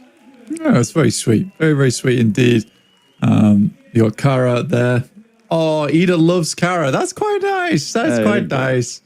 Yeah, I mean, to be fair, it's nice from the Turkish teams who are all working together. I mean, I think they're all quite good friends as well, which is good to see. And I mean, for a region that is dominated by mainly Turkish teams, let's be honest, it makes sense that they have quite a tight-knit community. Yeah, I'm glad to see it. I'm glad that there's good spirits there. And Ida are in contest with them as well for that point spot, even if they don't make the top three in the PMGC points. And it is going to be so interesting to see how those all unfold. You can see in these final moments here, Kara, in these last two games, they have had these final two circles under control. And the MVP, well, that's going to go to Poser. 6 elims, 595 damage. Not as big as the last two games we've seen. I feel like we've kind of been spoiled by those. Still a good performance. Yeah, I think that for Poser, he did very well. I think Kara understood what they needed to do in those final moments. And again, I was talking before we went to break, but it was a case of just Jetgo not understanding the importance of their position on the map, where they thought because they had the lineup, they were going to win. But because Kara's able to force them out to the edge of that blue for so long, they were able to gain ground over them. And I think Jetgo mishandled that moment. They need to start sending nades a lot earlier. And even for me in that instance, that's one of those moments where even I'm surprised as an analyst that they were throwing those nades there and didn't quite understand for the first like 3 seconds. And I'm like, oh, wait, this is actually insane play. Yes, you're losing a lot of utility damage, but they didn't really have much choice in that instance. They had to use the nades as a zoning tool as opposed to a damage tool, which is equally as effective. So yeah, very well played. It did require them to have confidence in their ability to finish the game, but they had a buggy, a lot of good scouting capability. Nonton with 750 damage there. Nice to see from Team Falcons. Absolutely. You do want to see that representation on there, even if they are putting in these middling games. That's going to still be very important for them, and doing the damage to maintain their position. Well, that's how championship scoring is done. However, there are teams that are far outstripping them, and two of them right now today are on this page. Of course, Eren with Ulf, who has been absolutely a maniac on all fronts, on the elims, on the damage counts. I mean, I'm pretty sure he's still going to be top gunslinger, sort of, no matter what, for a good long while. As we take a look at our chicken dinner stats, of course, fairly even across the board. Marceau went down a lot earlier, so it was mostly Lewis Poser, CEO, as three who were able to close down this match, which is a great counterpoint to the previous game, right, where Marceau was doing a lot of heavy lifting. Yeah, again, always doing heavy lifting was Marceau, but it's nice that does get taken back over by the likes of Poser and Lewis, who are both able to do good work on this side. And Marceau gets to relax a little bit after his big shift over on the first Erangel of the day. We do have one more Erangel coming up shortly, which we'll be heading over to soon. And then we'll be heading back over towards Miramar. That's what we'll be looking for. It's going to be interesting to see how the second half of the day unfolds, right? Given how dynamic for the table specifically today's games have been so far, especially considering Ulf and Kara, the two big standouts here. You've also had strong performances from Regnum Kaya, from Besiktas, who have been sort of earning these small point games, and well, and in a lot of the rest of them, these big point games that you would hope for a top contesting team. We're going to be taking a look at some of the highlights from that last game as well, as we are going to recap what just happened. Was that this? Oh yeah, that was that rooftop that Redox, what you were saying, was a little bit too timid on against S2G. Yeah, I felt like he could have maybe pushed it a little bit more there. Unfortunately, it's not the case. I think for Redox, he just kind of backs off when I felt like he should have pushed. Navarro taking some good shots this game, but it really was all eyes over towards Kara. BRA somewhat lost this game, weren't really sure where they were meant to be and why, which is sad to see, honestly. This is Jetgo going to. I want to watch that. I wanted to see if he hits the DBS shot, because I'm pretty sure he took it down to 90%. It wasn't an instant flush. I'm not sure. Well, have to go and review the footage later, unfortunately. Kara with 20 elims, 20 points on that game, rather. 10 elims there. A huge back-to-back for them, able to go and add huge amounts of points to their tally so far today. Ulf still getting 10 there, Blank. Still in the double digits on the match. Besiktas with only 3 and Regnum Kaya with 1. Those spots might be within reach of Kara, and I feel like they may have just taken second place here, with Ulf still stretching their legs a little bit. Yeah, I'm excited to see the overall rankings coming through. Should be on our screens shortly. But yeah, I think mostly a pretty messy game for most teams. No real true winners. Falcons with 11, Ulf at 10, BRA at 8, and Asgard at 7. I think the only real big winners here were Jetgo as well as Kara. But we'll take a look at the overall rankings very shortly. We have to see exactly where people line up. Because again, it's another good game from Ulf. For Regnum Kaya dropping down at 1 point, they weren't able to profit too much off this match.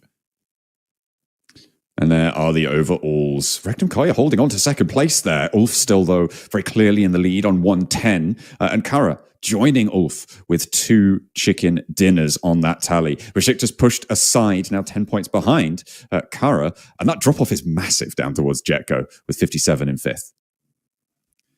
Yeah, massively. 57 down to 53 points from Team Falcons. It does drop down a lot. Besiktas gets us still at 70 points. They have been clinging on from those 2 rondos, John. Those 2 rondos have done a lot for them. Put it that way. But yeah, Regnum Kaya, I am surprised that they are still in second place here. Another good game is definitely required. I don't think they had a terrible rotate on that map. I don't think anyone really had too many good positions to play in. Yeah, the second page is looking fairly dire here, John, in my opinion. Yeah, it's having a bad time towards the bottom, especially. Not good. I think the Noisy Boys is probably the most interesting for me. Obviously, the only competitor playing right now in the East Europe points earning region for the PMGC points. And so far today, they've been cut short time and time again. And the Boars are very happy about this because they currently would be earning that Eastern Europe spot, even though they didn't qualify for these finals. And based on the points, they would be getting that spot. The Noisy Boys, the only team that could take them down a peg. S2G as well, having a tough time still on the second page. Here's our top 4 Grenadiers. Aaron with 5, Falcons with 5, Nala with 4, and Wild at 4. I think it's very, very typical for most teams right now to run about 5 total as we go through all of our tournaments. But it is crazy to see. And again, I think actually Aaron picked up a lot of those last match, in fact, because he was going crazy on the nets. Yeah, he's just up on the tables on all fronts. As we take a look at a head-to-head, 2 of our players who are going to be trying to duke it out with the best of them. Fairly closely matched here, but Marceau with a significant lead on the Elims there, 17-12 against Redox from the Falcons. I mean, for Redox, still doing pretty decently. I mean, 3k damage is actually quite significant over the entirety of the tournament, especially because we've not seen Falcons quite pick themselves up a chicken dinner just yet, John. So 3k damage overall is very nice. And I think that the important thing to look at here is the survival time. Marceau with an average survival time of 2 hours and 46. That's with 2 chicken dinners. But Redox making it smoothly to 2 hours 43 is quite impressive for the Falcons. They have been consistently towards these late games, but have been suffering because it's around about a 6th or a 5th place where they're going out maybe around 20 minutes, but not really earning too much placement points off the back of it. Yeah, it's something that potentially could be I mean, obviously, Kara just far and away outperforming mostly on today's games. It has to be said. They have really bolstered their metrics based on purely today, whereas the Falcons have been able to accrue those over a longer term. And that's what we talk about with consistency. And the Kara fans in the crowd very happy about this. I think yesterday, the Kara fans, they saw they're being represented here, and the rest of them have joined, and they've really infused Kara with something special so far. So I have an opportunity to maybe go triple on the Erangels of the day, as our next match is just around the corner. It is. We're just getting it prepped and ready to go right now. And this would lead me to believe that it's very soon to be on our screens. Oh, we have no idea. We are leaving teams in the dust now a little bit. I think that as we get towards the 12th match, right? I think usually 12th match is when you can start to see the clear front runners and who's going to be the ones that are striking out for those positions at the top side of the table. That's when we can start to really call stuff, which is likely going to be at the last game today going into tomorrow. But we'll set the stakes as we finish those final games. If anything drastic happens, though, then we'll obviously talk about it before then. Drastic for me would mean something like Ulf now in the next 2 games getting a total of 20 points each, in which case, shut it down. 35 grand is theirs. Yeah, that would be a pretty solid chunk. It would also mean that the Smash victory is a lot harder for a lot of teams, and in general would be less likely to be seeing that overall. Of course, Ulf could claim it, but the fewer teams with the potential to do it, the less chance there is of one occurring, which means that more teams are going to have more games to play overall and increase those PMGC points totals as well. Yeah. So top 3 teams will be going through to the gauntlet from PMSL EU. So again, you're trying to get towards that top 3 because the gauntlet is unreal, right? That's how most teams are going to be getting through to the final stage and bypassing a lot of the nitty gritty in between of PMGC. I don't think it's going to be the case. There is a slight ruling in here, but I don't think it's going to be a case for any of our teams at the top, which is if a team makes it through to the PMGC Gauntlet stage through their position here in PMSL EU Fall, then their group stage slot will be given to the next best non-group stage qualified team in the tournament. So I think that would be the case for the Falcons. So Falcons came third, they would go to the Gauntlet, and then fourth place would go through to the group stages instead of them. I'm not entirely sure on that. It might be regional based. We'll have to double check actually on how it's all transferring down to make sure that we are clued in for tomorrow, because there's a lot of moving parts. A lot of teams can make a difference here, and they will have a chance to do so in our double-digit kickoff game. We are into match number 10, our final Erangel of day 2, and potentially... Oh, wait, no.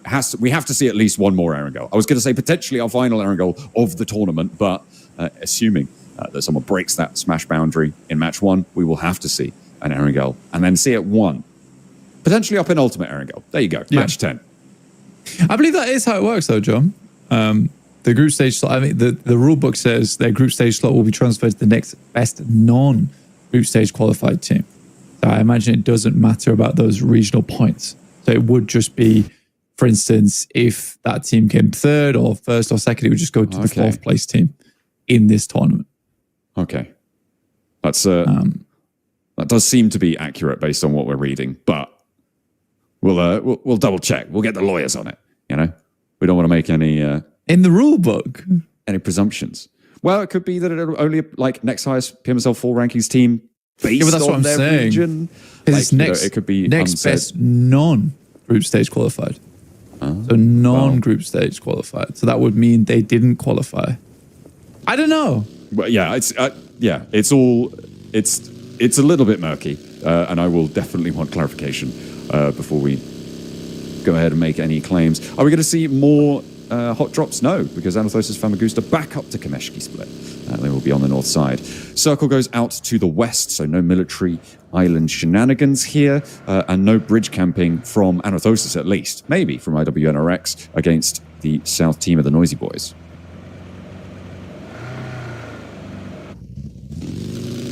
Western Circle, though. It's a nice change of pace for a lot of teams. I think we've seen a lot of Eastern Circles so far. A lot of teams having to play down towards Sosnovka too. So it's definitely a nice bit of new scenery for the teams to play in.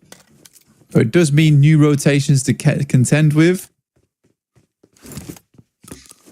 Might cause some problems for some of our squads. You'd hope not be. I mean, if it's causing problems, then they shouldn't be here, really, frankly.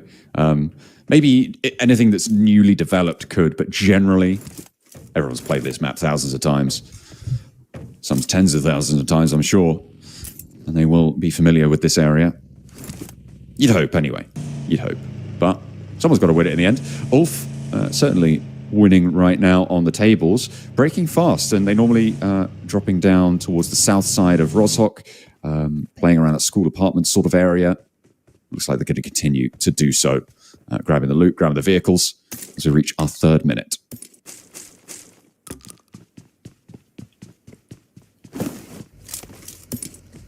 Regnum Kari, this is a big game for them, I would say, to catch back up to Ulf, because there's no reason why Ulf can't get another good game here. And the way things are going, they're on a 10 plus average point per game at the moment, which is fairly significant. I mean, if we're to be exact, I mean, if you include this game, it's 11.2. Yeah, which is nice. And I think that for Regnum Karya, though, that means that they're going to need to somewhat profit like 20 points in the next few games, really pump up that point scoring, sit even with them, because there are now teams hot on their heels. So remember, it's the top 3 that's going to go through to the gauntlet.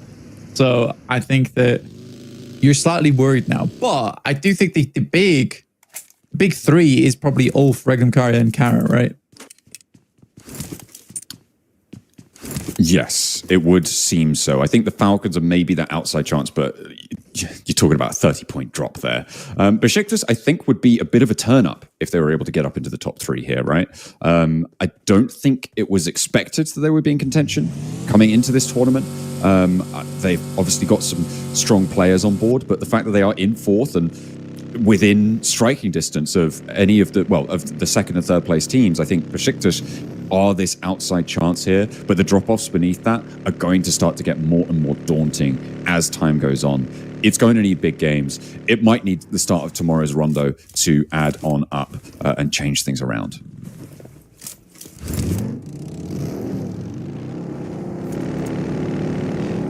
Back in Zaki once again for Fenerbahce. Great. Love that for them. I hope they're having a good time in Zaki.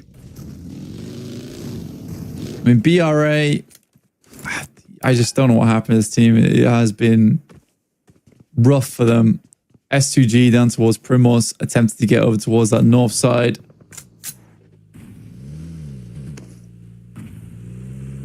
Very much a Gatka-focused circle right now. Regnum Kari are playing in pursuit on that northeast edge coming out from Watertown. Ulf's going to be late to the circle this time around, though. It's one of the first times in a while we've seen Ulf not close towards the center of the circle early. I mean, the center of the circle here is Gatka Fields, though, which isn't necessarily the nicest area to play around. There's something to be said for waiting for Zone 2 on this one, to be making a little bit more of an inroad in with more certainty as to where you're going to need to go. If you send into one of those positions in the middle of Gatka Fields, then it's going to be so hard with everybody crunching in around you as well to make your next move. So could potentially be wise, but we'll see if it pans out for them. Compounds are starting to get full. And I think there's a lot of comfortable areas in this circle, though.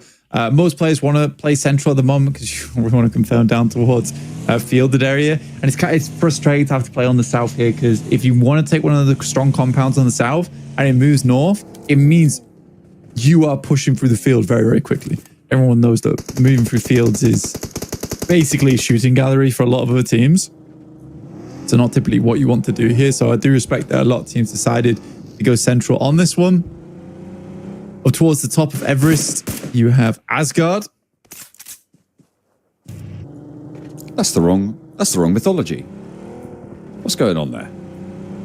It's supposed to be the Greek gods up top there, not the Norse ones. That's Mount Olympus. Yeah, exactly. They're at the top of the mountain. This is Everest. Yeah, look, I know that. They're different. They're different mountains with different names. But I'm talking about the mountain is the key part here. Be not the name. correct. Oh my days. Be realistic, John. Oh dear. Don't tell me they're up the wrong mountain. And then you don't even say the right mountain. What are you talking about? Oh, It's just rude. Okay. All right. Fine. Either way, Asgard, not at top of a mountain. So still, not the right place. What are you doing? Well, they are at top of the mountain right No, now. they are, but Asgard isn't. You know? No, like Asgard is on top of the mountain, but Asgard isn't on a mountain. Yeah. Besiktas so. are on a mountain, though. They definitely are. They're putting 2 of their players up the top to try and contest at range along the spine of the thing. Not getting too close to one another, and no real huge push for other teams to get involved with it just yet either. So unless one of them finds a pick, I don't imagine this to be changing fair anytime super quickly. Optimus taking shots. But nothing found just yet. I think it's a difficult circle to really call right now because there are so many prominent areas that it could go to and where it causes a problem. I mean, this is not enjoyable for most squads. I mean, the fact that it doesn't go down towards the southwest side means that you can't really confirm over towards Quarry anymore. So you're going to have an even worse time of it. We're playing around the fields mostly, trying to get towards chopsticks. This is going to be a fairly choppy game indeed for a lot of our squads. I mean, you're already seeing a lot of knocks coming up in that Elim feed on the left-hand side of the screen there. 2 players down, or further knocked, and it looks like S2G are going to be able to confirm that. Solke picking up a second point for themselves, able to extract value from 2 teams. They drive on by. Once more, there's a Zell potentially under danger, and Solke finds it. Goodness me. Another down and out in the open. Solke. I have to hit the deck. BRA. Zell gets knocked. I don't know. Where is he going? He's left his squad to deal with Ida. For sure. Please, guys, listen to my ideas. They're good ideas. Yusuf has to hop out the window. He's burning. And Rookie is going to get taken down in response. And Yusuf actually hopping out. Did save his life there. Besiktas really struggling on their descent. Okay. But an aid in for Boran gives them a little bit of breathing room. However, that is not going to be super long lasted as the rest of Xlay moving in. 3 players now in operation against him. Yusuf up on the balcony. A nade up high from beyond the grave. Is he finding it? No, of course he's not. And Xlay stay alive. Is anyone else around to maybe take this to task? I don't think so. Asgard maybe next to the queue, but Regnum Kaya are now in a scrap. Getting this place on lock early, very nice. You typically want to take this building. The fact that they can get behind Ida right now, start doing a lot of damage over towards that team is a really big news. You remove this from Ida, you can play comfortably with S2G in front of you. Yes, this isn't the best of positions for yourself, but it will work out and you can assault S2G later, considering that Solke has just completely abandoned the team. Finally, he came towards him, he backed off. I don't know what's going on. Oh, Matcap spotted by Ulf across the way. You can see their high ground has oversight on this fight. Kelsey also taking shots in through the crossfire. The rest of S2G as well. Very, very central around Gatka. And they are going to be able to keep this under control for a long, long while. The question is who's going to be able to take this more central compound, because Ida are getting pushed against the wall time and time again. Regnum Kaya corralling them in, actually forcing them to take just the one building now remaining as they take the bottom of Chopsticks.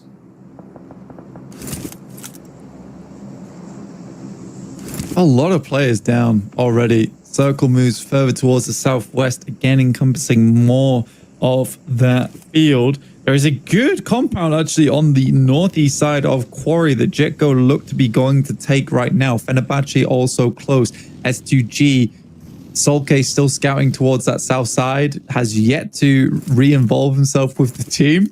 I think he is heading back towards them now. It's just so dangerous what he's doing. It's on a secret mission. Trying to isolate, secure some random off-angle elims, you know? Why not? Well, because it's so dangerous, that's why not. But for now, circles are still helping. A lot of players lining up in those chopsticks now. I think we've got 3 teams in residence, or, well, Ida just above them. So not really playing in the gutters like the rest of them, but they're having their trials and tribulations even so. So 2 teams playing that western chopstick now with Regnum Kaya fending off Fapra Supermassive still on that north side. More central to the circle. I mean, this is a chance for S2G. This is a chance for Falcons as well in the middle of this circle to start to open up, add some elims to their tallies. Yeah, you are somewhat locked in at this point. Ooh. Yo. Good shot around the side. I mean, he's living this versus TMB. Sliver of HP tries to finish one last one off. But TMB will finish that fight. And Kara get away with that one with 3 elims. It's not a terrible result, but is it going to keep you in the top 3? Yeah. Besiktas is out. Jetgo is going to have to chase a long way. So all things considered, Kara is now fine. Yeah, for sure. I mean, a 30-point game from Falcons? I don't think so. With 3 players, they are in the middle, sure, but yeah, even if they get a chicken dinner here, I don't think it's possible. So their 3rd place should be fairly secure. Besiktas in 4th, a little bit less secure, but would require some big games from the 3 teams beneath them. I think the big thing here is Regnum Kaya and their pursuit of Ulf at the top of the tables, right? 85 points up to 112. It's a big gap. But if Regnum Kaya put a big dent in it, have a good time. However, Ulf is very central, and they have 3 players alive. So, you know, it's a tough task, even at the best of times. I don't really know how Ulf is still alive. I imagine they're going to be going down at some point. I mean, it's not been the easiest approach for them in towards the circle right now.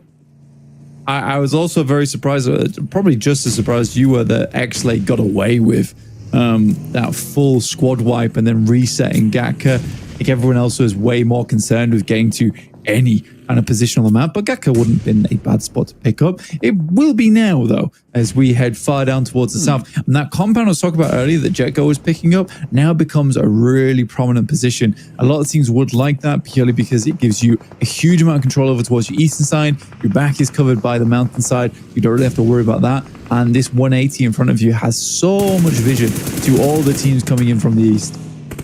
This is real tricky circle for a lot of our teams on the north side, and fights are going to have to conclude. Ulf, they've still got 3 players alive. They haven't got an Elim yet, but that might change as Fenerbahce trying to bear down upon them, or rather getting forced away from bearing down upon them. Savian not just yet in, but the nades to open the bidding. Not going to find anything just yet. Healing needed to come through from Ulf, so they're not responding for the moment. S2G, though, from the north side. Here comes Solke, poking his nose in, giving them a scouting angle. Goodness me. Papa Supermassive tried to transition. It goes terribly.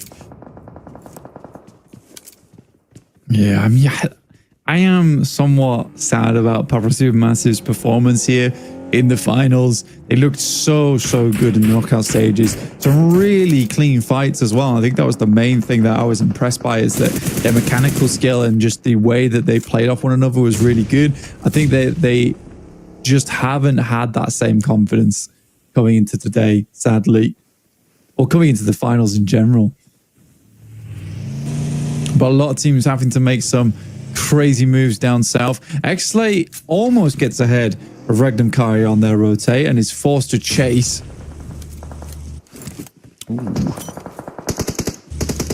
Eren down, and Fenerbahce continue their siege of the Ulf building. There are some off angles here, and IWNRX could jump on in, but Eren gets flushed, and actually that's Ulf eliminated, 112. So Regnum Kaya with a chance here to gain a huge amount of ground, but their position is not super favorable to it, and they're in a fight themselves right now. You can see Storm with 3 players on Brat alive, Regnum Kaya right next to them. They've actually managed to make their way into the building, but they are right outside with danger knocking at the door. It's a tough position to play. The Falcons moving over, maneuvering towards Bra, might slow things down here.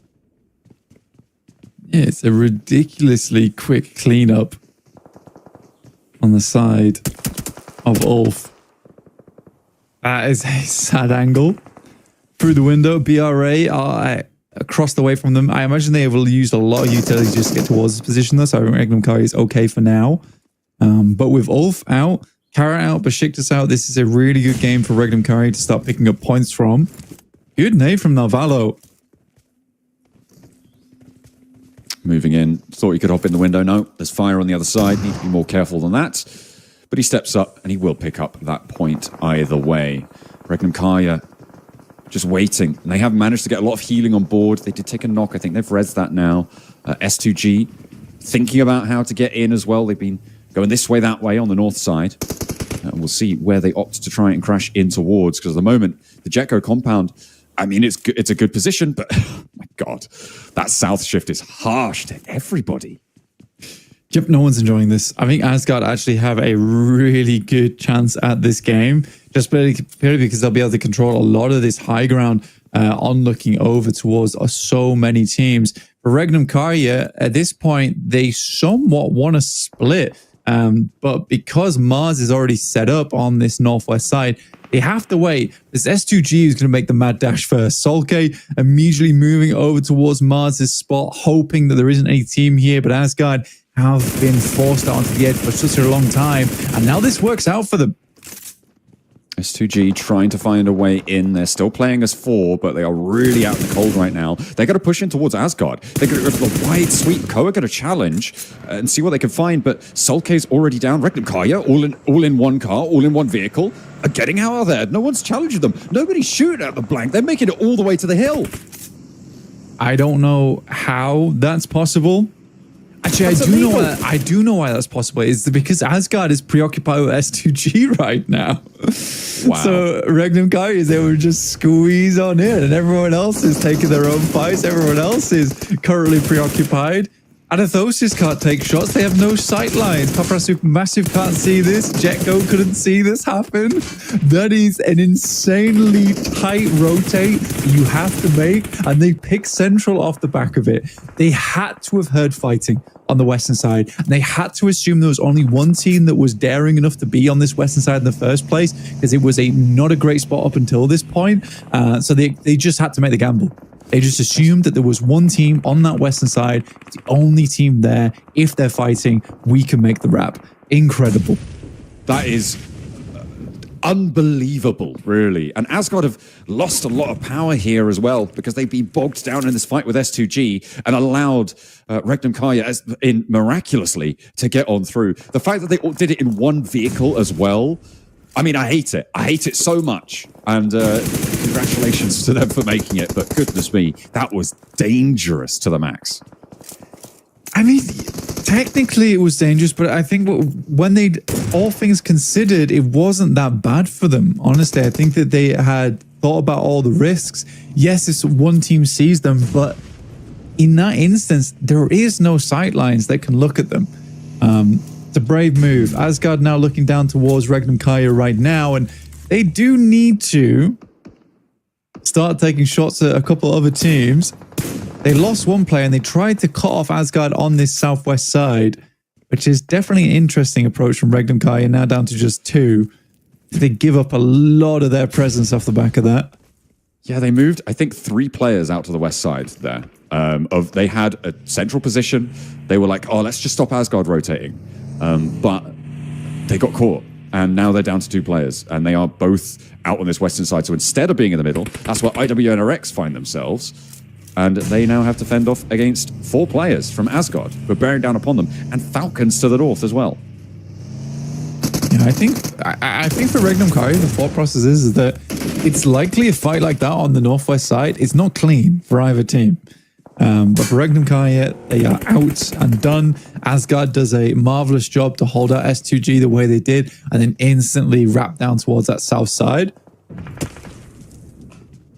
And will be a bit of a downer on that miraculous rotation, really, for Regnum Kaya, because that felt really cool. That felt like, you know, big point earning kind of rotation, but now it's been marred quite heavily, which is unfortunate. You don't love to see it. Yeah, I mean, I totally understand the thought process, though. It's under the assumption that Asgard's going to be a weakened team at 3 or 2 players. It's under the assumption that Fenerbahce's not going to be taking random shots at you without little information on anyone else in the circle. But that's Regnum Kaya to a T.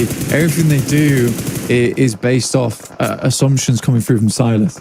And usually his assumptions are very good, but his assumptions can only go so far when teams start making plays that lie outside of the norm, right? Yeah, it can be excusable once in a while. Sometimes Silas has a misfire. Yeah. It's like when there's only 110 left in the pack of cards and you're playing blackjack and you hit it on 17. You don't think that 10 is going to turn up, but it does.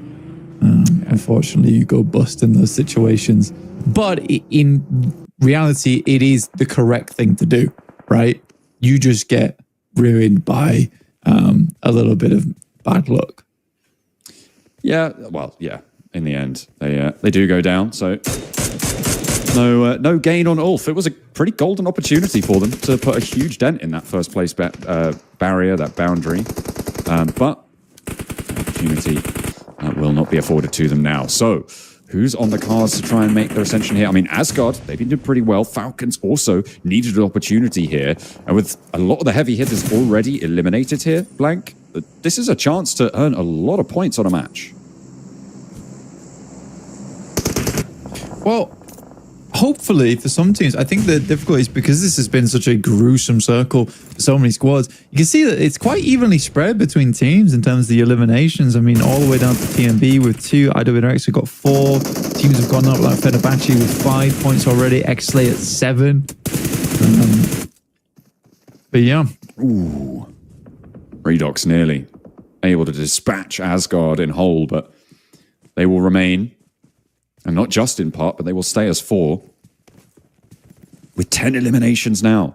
On the west side, they've run through plenty of teams. I mean, S2G delivered them a whole free load of loot. And then they had that good fight with Regnum Karya to take a whole bunch of them. And now the Falcons have fallen before them. So who will be able to take on Asgard itself on this western edge? IWNRX? I mean, they're basically where Regnum Karya would have been. Yeah, I mean, IWNRX they go for a bit more of a passive play. Understandable, considering their points. They know they need a chicken dinner here if they want any chance of catching up towards the top of the lobby. And even then, it would require Ulf not to get the smash ruling up until... and basically, it would just require them not to get the smash ruling full stop. They'd have to go to match 6 and give plenty of time for teams to catch up. Yeah, I think... I don't blame IWNRX for going for this and not trying to be too aggressive. They don't want to miss out on those 10 points. Yeah, it's I mean, it's a difficult decision to make, and I mean, on the Turkey points, I still think they're going to be way behind. It's going to be so difficult. As Jekko rolls up, takes the last player of Xlay with 4 elims and 4 teams remaining. Pretty good result for Jekko, all things considered. The compound that they held, obviously, on that first big south shift, very strong, very powerful, and maybe a little bit less than they would have liked, but IWNRX looking to end their game, will be denied that opportunity as he wraps around the headland. That honor instead, oh no, it was taken by IWNRX. They had a player further up, able to close that one down. So 5 elims there, we're down to 3 teams. Asgard with a pretty hefty points total right now, at 10 elims overall. Akron, though, wanting for meds. Really not much to go around here. Level 3 helmets on some of them. Anathosis also still in this game with Spike, Bagdazada, and Melas, but no default.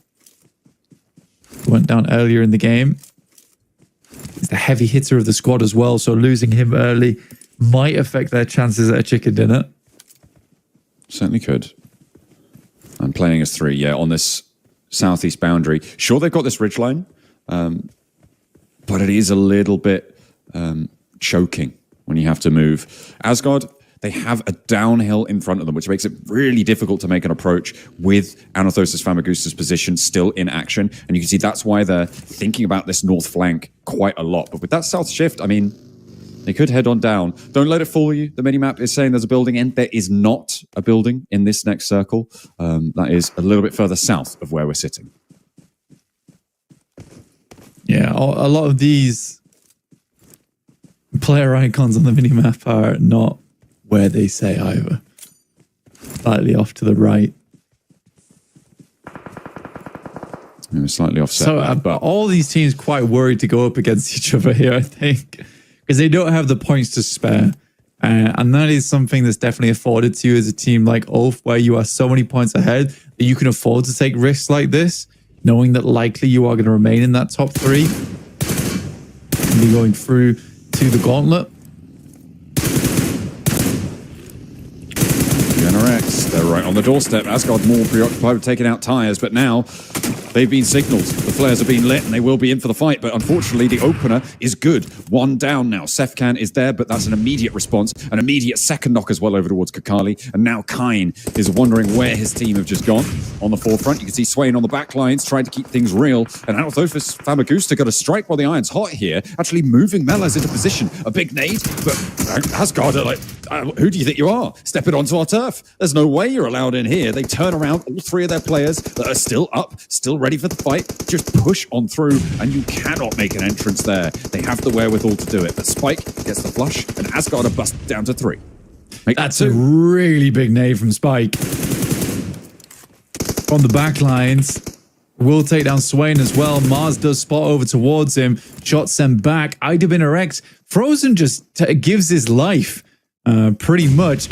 Really all he got off the back of that was a bit of information. It's a good nade over towards Spike there. It could have shut down Anathosis's push, leaving only one player left remaining on the high ground, which is Vagnazada. They're going to go for the res, though. This is bold. No. Very, very bold. But we've seen him. He has the tree for cover, and his teammates will be there on the ridgeline to give him suppression fire. Spike, though, spots it. And the rest of the team, where do they go? Asgard got taken out of the running, and now it's a 2 versus 2. Kain and Vagnazada trading across the open hilltop. But Vagnazada goes lower, has to back off for the heal. No first aid for Kain, only the bandages and the stims ticking him up. Waiting for the angle, doesn't quite have it. IWNRX versus Anathosis, a 2v2 in stage 9. Quite nice there. Looking at Asgard, as they went down, it was all fist bumps around. They didn't really mind. They went down in third place. They were very happy with how that game turned out. But Anathosis getting 10 elims off the back of this match. Could be a good nade over towards Kain. A little bit far, but the Molotov will force him back. And instantaneously, he takes the bullets, leaving just Kakali on a wide wrap. I don't think they know where he is. Spike, though, is going to find out now because the spray down's there, but it's going wide. Finally, he tags it, but the blue zone's doing the work. And now Vagnazada has the opportunity to try and take him down, but again, he stays too long in the blue, and he's just going to go down to it if he tries to play around like this. Spike spots him. He knows exactly where he is. Vagnazada with a nade out wide, and he only needed to blow on him, and immediately he falls down. It's a crazy close down, but it's Anathosis Famagusta from the inside to be able to put up big numbers here and find the chicken dinner, denying IWNRX. Goodness, I mean, IWNRX had a real set of moments there, let's call it that. Frozen just flying into Asgard for no apparent reason, immediately goes down. Right at the end, I mean, Kakali had a really wide rep. I think both players need to play a little bit slower. Kakali need to step up a little bit sooner, deny that Molotov, deny that nade coming through. And even when Kakali did step up, it was, it feels mean, but it was a pretty bad spray. Yeah, it was too slow, right? You shouldn't need that many rounds to be able to get the spray out on someone who's in the open and you're lying down as well. That's the other thing, like the stability is at maximum. He was lying down, complete open season, but unfortunately, he invested too much there and then had to hit the deck to go for the reloads, wasted too much time, and the blue zone started to eat away at the health bar. And that's what allows Anathosis Famagusta to be able to find the chicken dinner in the end there. A 22-point game, I think. Interesting. Pretty damn good match for them. I think they're very happy with it. And it's sort of surprising squad to pick it up, considering they're coming from that southeast side. They had barely any information. But I do think Asgard I think for Asgard, they ran out of steam. I think for IWNRX, it looked great. And then suddenly they just started making some plays. You shouldn't be making plays. You kidding? Yeah. Yeah. Well, yeah, it didn't look it didn't look great. It didn't look great. Bit of a stinker from IWNRX at the end there. Just kind of unfortunate. I feel like if Regnum Kaya had been in that spot, right, which they did leave, and IWNRX kind of backfilled after they tried to curtail Asgard on the west side. I mean, I don't think that Regnum Kaya make those mistakes. And I think that that's a Regnum Kaya win if you put that team in that spot. Yeah, potentially. I think for Regnum Kaya, you got to admit, though, that was a very strong rotation. It's still a 4v4 at the end of the day. And they had premonition on it as well, right? Where they were the ones going to hold out Asgard. They still lost the fight. So I think that as much as that was a very cool game from Regnum Kaya, some great rotates, they do drop the ball in those last moments. I think actually it was a somewhat of a last minute decision for them to go hold out Asgard, which is why they weren't set up for it already. But Vagnazada, MVP, 6 elims, 825 damage. Damn good stuff from this guy. Yeah, doing a lot of work for Anathosis Famagusta. A counterpoint to default, and has been pretty effective, I think, across his history in PUBG Mobile, but never really reaching the highest heights. Certainly not yet. No, not yet. But he has always been a consistent figure. Again, much like Default, like he's been on teams, always been the star player of those teams, but hasn't always been able to get through because he's playing on these newer squads with PMCO players. So it's cool to see Vagnazada actually on a team with Spike, Default, all really, really good players overall. So that's very cool. Yeah, absolutely. Good stuff to see him twice on the tally. Only one nade in there will be added onto that one. But Mars from Asgard, top damage. And they were absolutely brutalizing a lot of the lobby there. So good to see representation from there. Here's our match statistics. Very, very good stuff. 596 damage, 825 for Vagnazada. Milas, a little less, but I think Milas is overall just playing support for the team, which is fair enough. Default went out much earlier in the game. So gotta make sense why he's not really on the board here at all. Yeah, that's a bit unfortunate there for his records, but you know, they'll be happy with the chicken dinner. They'll take it. I think the big thing is, though, is that Anathosis Famagusta proved that they don't need Default to win. That's like that is the big thing for that team, which is really cool to see. And I think Default must be very proud of his team there to be able to make that one happen. And likely a lot of pressure taken off his back. Because I think even if you know your team's good, if you're the one who always has to be consistently there to get a chicken dinner, it's a big thing. In the meantime, though, we're going to head towards the stage and we shall catch you right after this.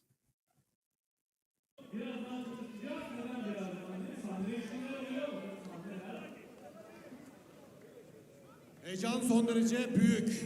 Tabii ki Avrupa şampiyonu olabilmek çok önemli ama en önemli konulardan bir tanesi de ne?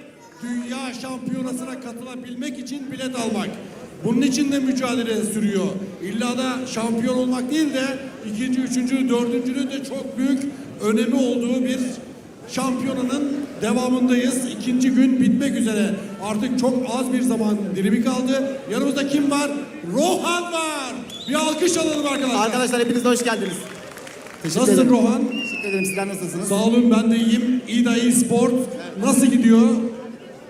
Talihsizlikler yaşanıyor ya. Ama önümüzde daha var ya. Daha 9 maçımız var. Takım başarılı bir takım. Buralara kadar güzel geldi. Ben bilmiyorum, ilk 4'e gireceğimize inanıyorum ya. Son anda çok sürpriz şeyler yapabilirler. İnanıyorum yani. Daha önce başardıklarını Daha yaparlarsa önce başardık, yine yaparız yani. Evet. Arkadaşlar şimdi hediyelerimiz var. Sizleri hediyesiz bırakmayacağımızın sözünü vermiştik. Bu sözü tutalım mı? Ama şimdi bakın, Burger King patpatları nerede? Burger King patpatları. O patpatları birbirinize vurduğunuzda en yüksek sesi çıkaran tarafa doğru hediyelerimizi vereceğiz. Evet bakayım. Evet, şuradan geliyor Burger King patpatları. O tarafta biraz geliyor. Evet. Adam kolunu kopar. Evet, bu taraf gerçekten hakkını vermeye başladı. Patpatlarımızın sesi kulağımıza kadar geliyor. Arkadaşlar şimdi şöyle bir şey söyleyeceğim. Bir şapkamız var. Void şapkamız var. Ve Void'un çok güzel spor çorabı var. You want to wear this hat? Yes. Bakın güzel. It's a little big. Evet. It's a little big. Şapkamız nasıl arkadaşlar?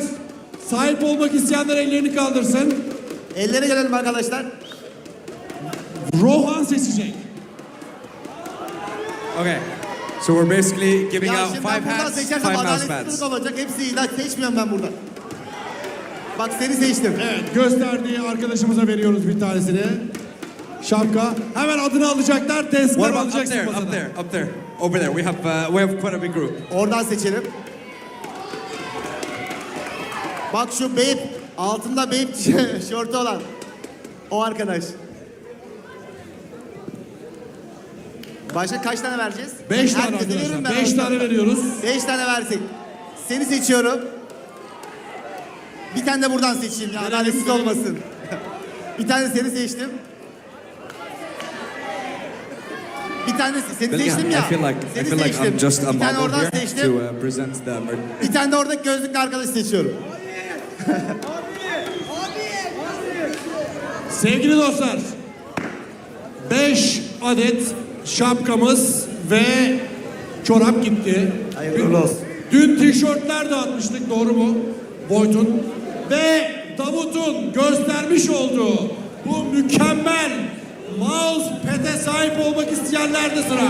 Tekrar açalım. Beni seç. X Vega. Gerçekten Arkadaşlar, çok güzel. X Vega. X Vega. X Vega'nın Harika bir koltuklarını da görüyorsunuz. Harika oyuncu koltukları da var. Ama şimdi sizlere bu mouse pad'i hediye etme zamanı.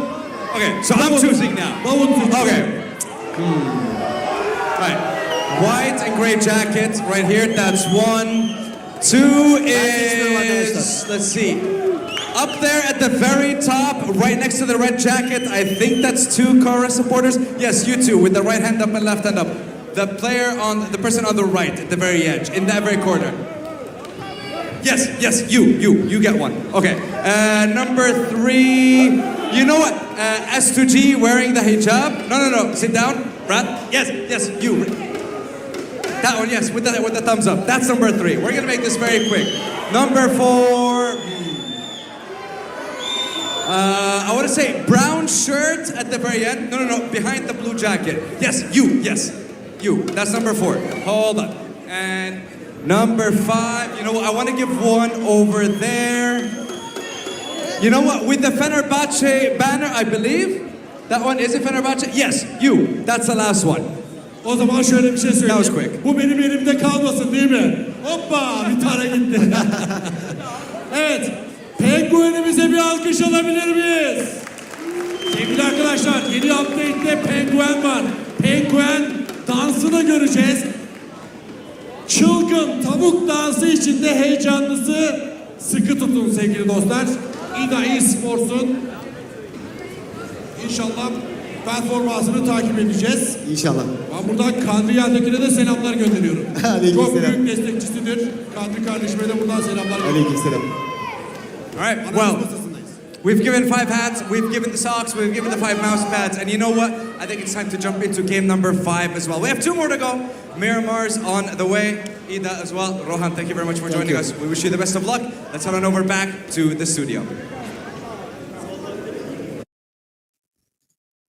There we go. A little bit more gift giving, and of course, very generous of our stage hosts and our representatives from our teams as well, who have been anything but kind on the battlegrounds so far. It has been fairly high elim chicken dinners, I think, across the board so far today. Pretty record breaking. I think it's safe to say all double digits so far, I believe.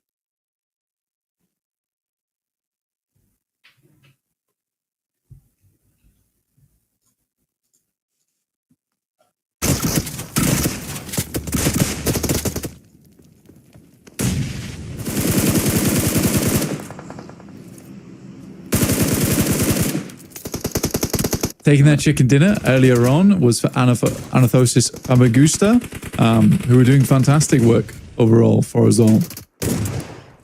Yeah, they were able to jump on up. Asgard as well, doing bits over the course of that game, and some interesting decisions in those final moments from IWNRX as Vagnazada only needed to get it sort of within his general vicinity with that nade to close us down. 12 elims found in the end for Anathosis, and they find 22 points on the game.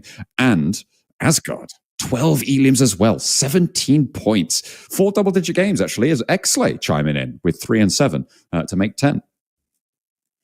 Yeah, I think Exley being able to get 10 points in that game kind of surprising for me, considering Exley just been so quiet. But again, it was a messy match for a lot of our squads so far. Asgard getting 17 though, but absolutely outclassed by Anathosis with the 12 elims that match and the chicken dinner, making them up to 22 points, which is very, very useful.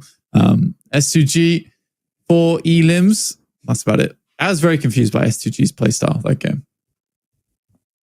Yeah, it was sort of winding and trying to be opportunistic, but didn't really have the option based on where they were playing in terms of the terrain. Yeah, not ideal. Not ideal. It was a tricky entrance from the north side, and we did have repeated south side shifts, but still. What's even more disappointing is Regnum Karya with only 1 point after their miraculous rotation into the middle. They do still hold on to their second place spot, though, as they are going to maintain that with the 1 point they earned up to 86. Ulf still on 112, getting 0. And Kara closing the gap a little bit towards second place. Not too much movement towards the top there, but Asgard starting to appear, cresting over the horizon, along with Anathosis Famagusta on 61. Yeah, getting back up there. Again, at the start of the day, it looked like it was very hard to catch up to Ulf Esports. And it still is 112 points total. But for Regnum Kaya, they really haven't moved too much. They were able to shorten that gap slightly from 40 to around about 30. Yeah, Kara have done the exact same after 2 fantastic matches on their side. Yeah, they have looked to jump up in that third place. I mean, a gauntlet spot's a gauntlet spot. And if you end up in third place, that is, you'll all be all too happy about it. And Asgard being there, I think, is probably the more outside choice. Falcons also joining that front page up to 60 points now. Say joining, they started the day in 4th place, so trying to maintain that front page. Papara Supermassive dropping off again down to 54 on that second page, and then below that, it's starting to look like their opportunities are dwindling. I mean, even with that late game performance, IW Next Ruya only able to get up to 15th place, 39 points and only 3 points ahead of the Noisy Boys. Yeah, but at least no longer a position where it looks unthinkable to catch up. Basically, I think that's the main thing that we're looking at here now for IWNRX. 39 points. It's no longer in a position where they were at 24. It's like it's the end of the world for this team. So at least they can get some semblance of maybe some reputation back off this.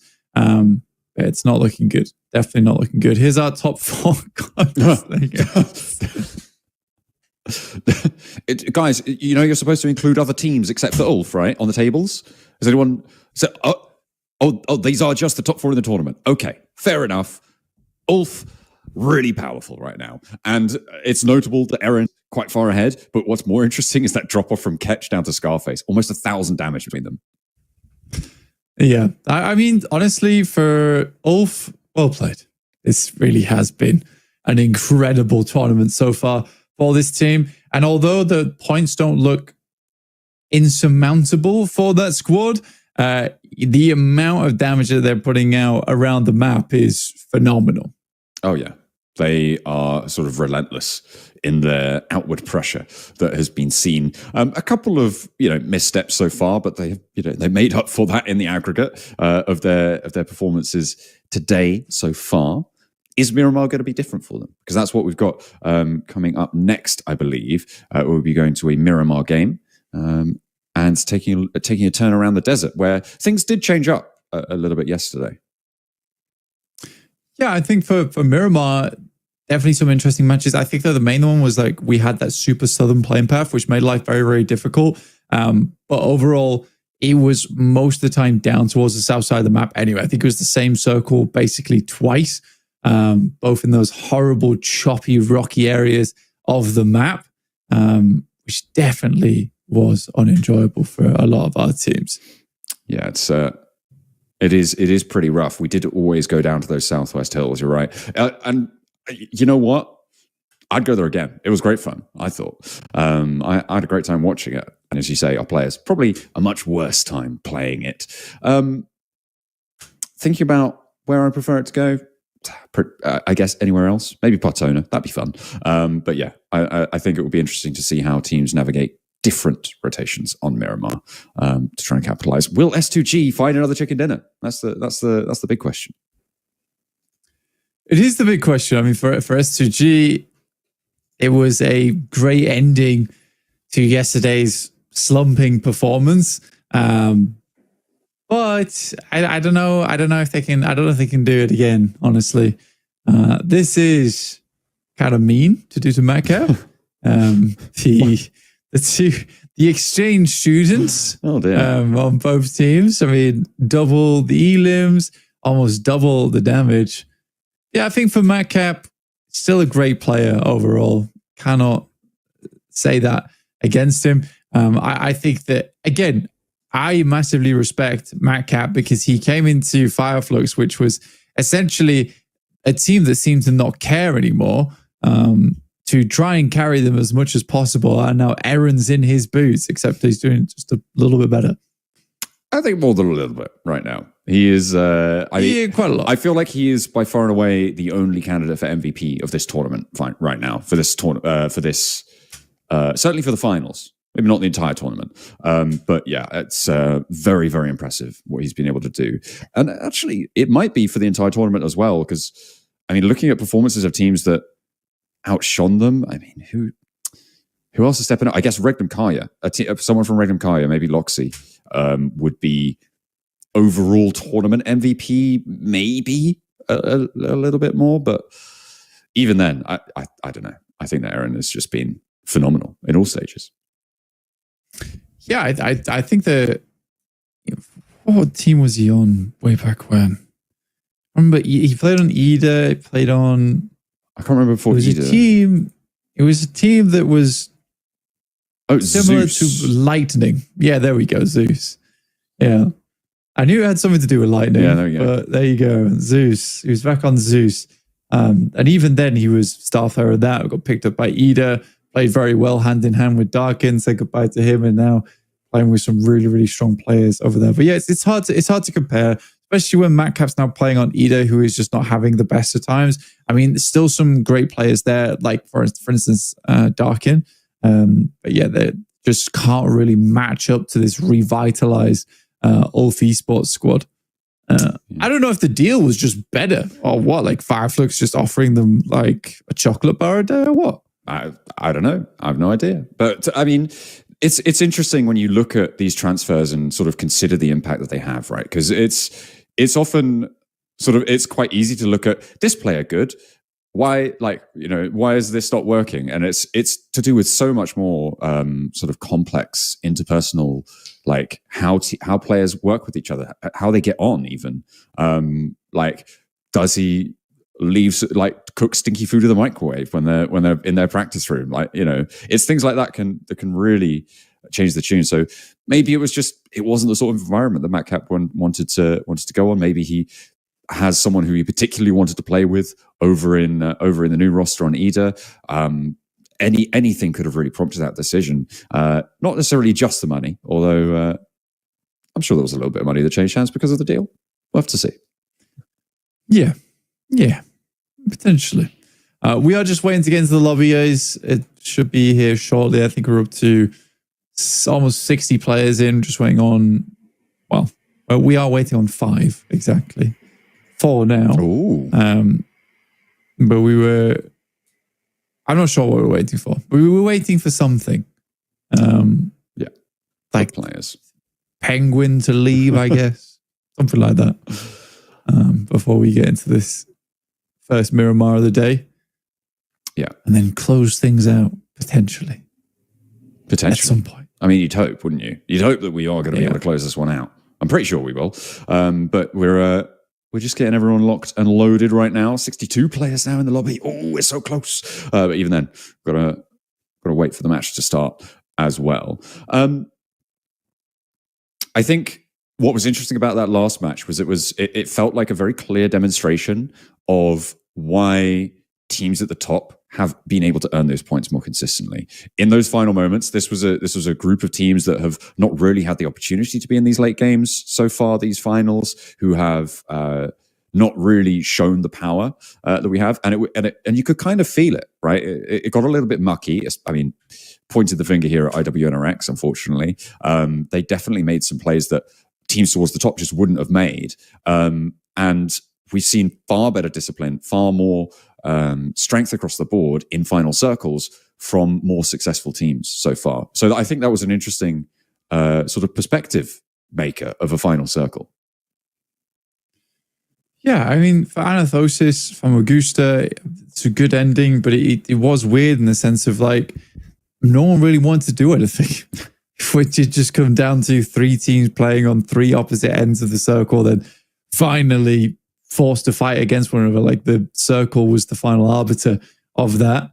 It's just curious. It is definitely curious the way that worked out. Like no one wanted to really take initiative. You saw that with Regnum Kaya, who was one of the last teams to take initiative in that circle, which is to go Holdout versus Asgard. I'm not going to count Frozen driving the buggy into the midst of Asgard as taking the initiative. It could count. I'm not counting it as that's the case. I think that was just a silly play in general. Yeah, I think that was frustration that sort of crept in there. It felt like to try and go for that. It's like, oh, why haven't we found a pick, guys? Come on, I'll just do it myself. Oh, I've gone down. Kind of a play. Not necessarily saying that is what happened, but it felt that way. You know, it felt like it was a bit of a desperation, and maybe they didn't want to admit that their flex out to the west could have been a bit flawed. And as much as it was initiative taking, they lost so much because of it. So our players, so we do a full lobby now.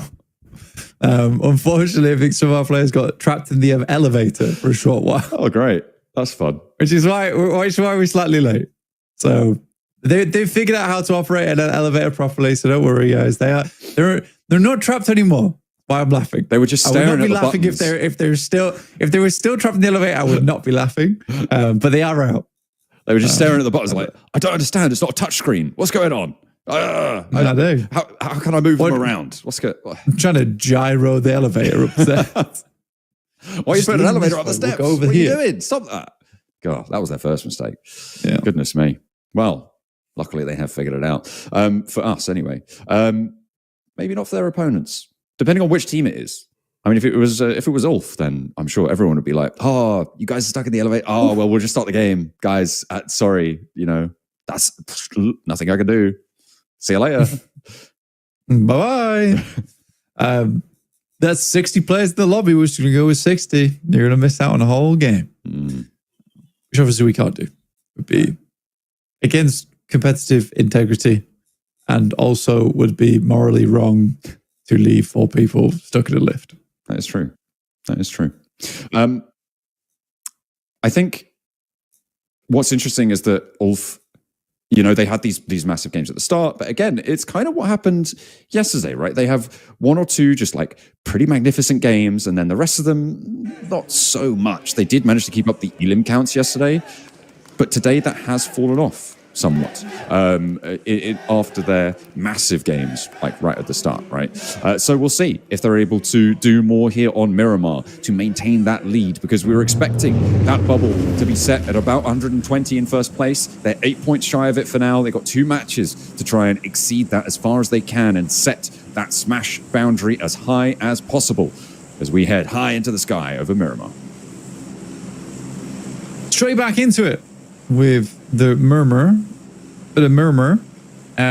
Lovely playing path straight down past El Pozo. So many rows that you can pick up towards the eastern side to get into position. Yes, it's going to favor some of our western teams like Monte Nuevo, El Pozo, La Cabradilla, as well as Picado, but it really doesn't hinder many of our players. Yeah, it should be okay. I mean, in general, Miramar is normally fine, and teams will be used to having to travel quite a long distance on the road with those vehicles. We will keep an eye out for hot drops, though. You never know. Things could get spicy. Besiktas in the northwest quadrant. Go to the Norse. Yeah, had to in the Norselands with Asgard. I had to go for 3 goes on that one. Goodness me. But they are fairly isolated and alone right now over towards La Coperadilla. Teams are dropping a little bit more now, and actually Fenerbahce are going to be moving into backfill onto their further ascent towards the north. The circle yet to show itself, though. Are we going to go back down to the Chubasera Hills? No, of course we're not. We're going all the way up to San Martin. Yeah, nice easy circle for everyone involved.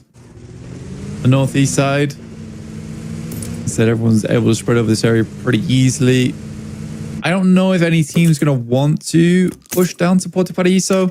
Pretty far away from the circle. I think most teams kind of get into a position in this. El Zahar's open. I mean, you have Los Leones, at least the north side of it to take.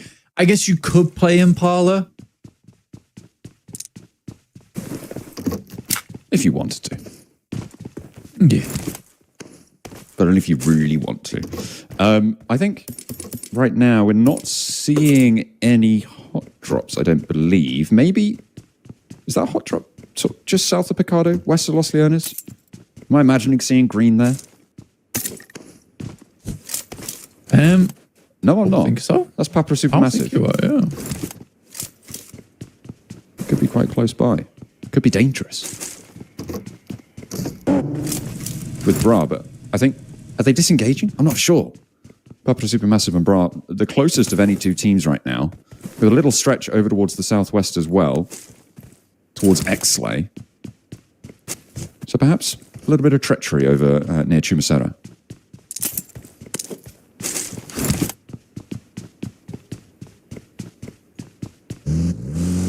United have a nice lineup on Ore Armada coming down to the southwest. Not really hampered by any team. Exley finding the first shot over towards Papua Supermassive. I think this team is really struggling. I don't think they realize quite what's going wrong here. Honestly, I do think Exley is kind of a wild card though. Can't really blame Papua Supermassive too much for it. And I think that has been a problem for a lot of squads so far, is that Exley is just doing weird stuff. They're annoying to rotate past. They don't make the regular plays. And I think that kind of variance is kind of frustrating, because I think that the higher level you go up in PUBG Mobile, like internationals are, in fact, even for me, even easier to analyze. Like, oh, they're making the right play. But you could predict that and then go for a play that's, you know, slightly worse, but at least you know it's open. I mean, that's playing to expected point earnings potentials, right? Like, maybe you make the play that makes the win, but that could also go for a 0-point game. But a slightly less optimal play might net, on average, a couple of points. And maybe that's what you're looking for, a more consistent approach. Exley? Well, no, not at the moment. But I meant more generally. But they have to make that choice, right? Do you take the variance and potentially have a big upside? I don't think Exley know what they're doing. Well, yeah. I'm honest. So, well, maybe they can't make that informed choice then. You know, they're. But that's what I'm saying, is that because they can't make that informed choice, it's affecting a lot of other teams in the lobby. Because you have no idea what Exley is going to do next. They are a bit of a wild card on everything, to be fair. They're doing. I mean, they're in 12th place right now, and I didn't expect them to get out of league stage. You know, out of the early stages, they made a big push to be able to survive that one, and did so successfully. But they had 42 points in a day, right, back in the league stage to save themselves from elimination. But they are starting to run out of tricks in the old playbook that can give people the slip. But they are still unexpected, which is kind of strange. But 12th place is where they sit right now, and I don't see them moving too far.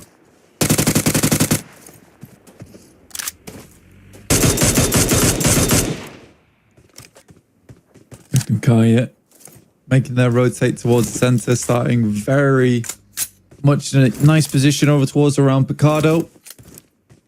A lot of options for them. Ooh. The backstepping. Falls off the concrete.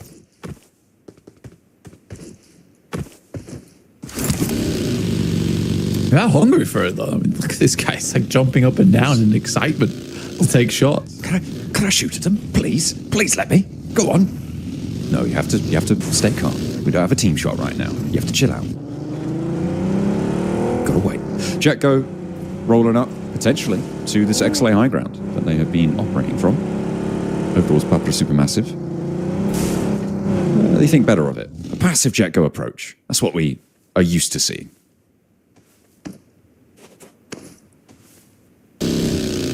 I mean, everyone's just trying to go for San Martin Plateau, Picado, over towards Hacienda, and if you're on the outside, you're just playing edge.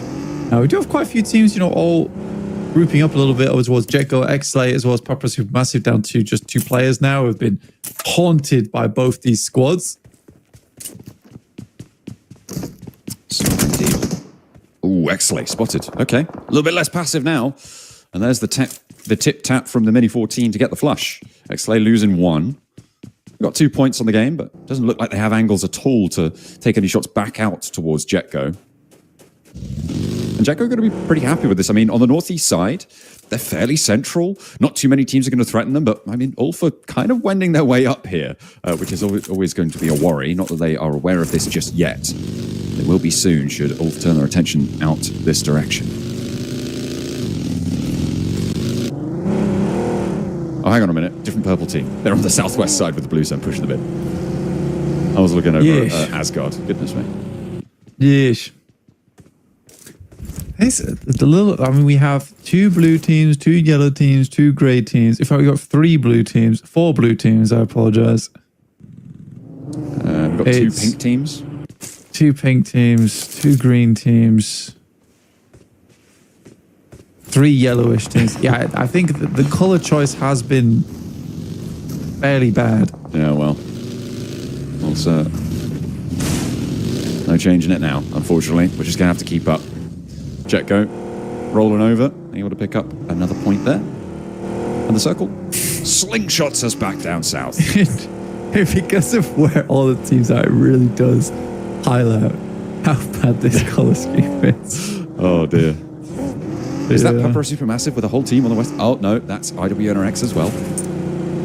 I think the only team that's really obvious is Asgard in the purple. I mean, even then with Jetgo, I got confused just now. Oh yeah, sorry. Yeah, that's another purple team down there. What am I saying? Oh dear. Oh, there's 3 grey teams actually. Yeah. Anathosis, Ida, and Ulf. And both Ulf as well as Ida have white logos. Yeah, that's... you guys, you really played us big time. Yeah, we've been had here. Someone's played a prank on us for sure. S2G trying to get up onto the rocks, or at least 2 of them are. The other 2 have made different choices. They're back down in the houses, into the concretes. Playing closer to San Martin. I mean, this is kind of a difficult circle to play. It's kind of complicated, actually. I think so, yeah. You know, the Western Power Grid Plateau pushing down over towards Graveyard in that horrible valley. Yeah. And then BRA coming up through there past Minas Gerais. Lambadita still is. You got the crater. It's a lot of unenjoyable landmarks to be playing around. I feel like the east side might be fairly strong for survival, but is going to start to become very isolationary as time moves on, right? We actually still cut Picardo into this one, and I feel like the hills to the north of Picardo might be fairly strong in terms of longevity into this game. So we'll see who's able to expand over the expanse of the plateau south of San Martin to Picardo and take control of that. Because at the moment it's S2G, right? They're 2-2 split. They're holding a lot of that ground.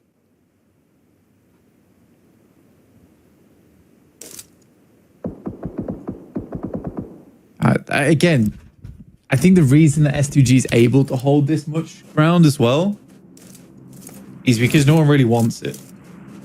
But it does give you that opportunity to wrap north or south, depending on the zone 3 shift.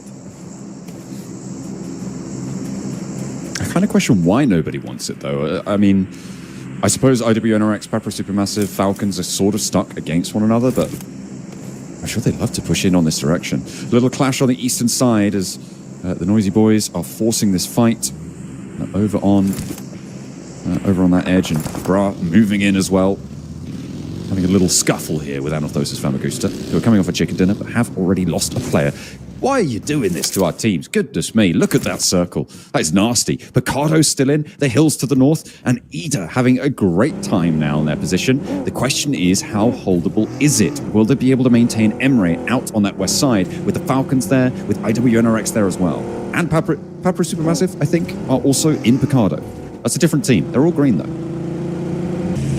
Yeah, for S2G, this works out nicely. I think you are quite happy and pleased with this because it keeps a lot of this ridge side in, but they do have to hold off Regnum Kaya, who came in very good position. The good thing is they have a great off angle on the side, but he is missing. Kelsey not finding those shots, allowing Regnum Kaya now to reset. Solke down. As you say, Regnum Kaya looking to reset. Hamzy has to back off the angle, knows there's Nate in pocket, but he will be sent straight up towards him. But there's another player from S2G now chiming in, trying to get that sideswipe spray down. It's not going to work out, though, not just yet. They are only going to take the damage toll over towards them, and Hamzy is still in danger here. Wild spotted, potentially exposed. Could be very dangerous for him, but no.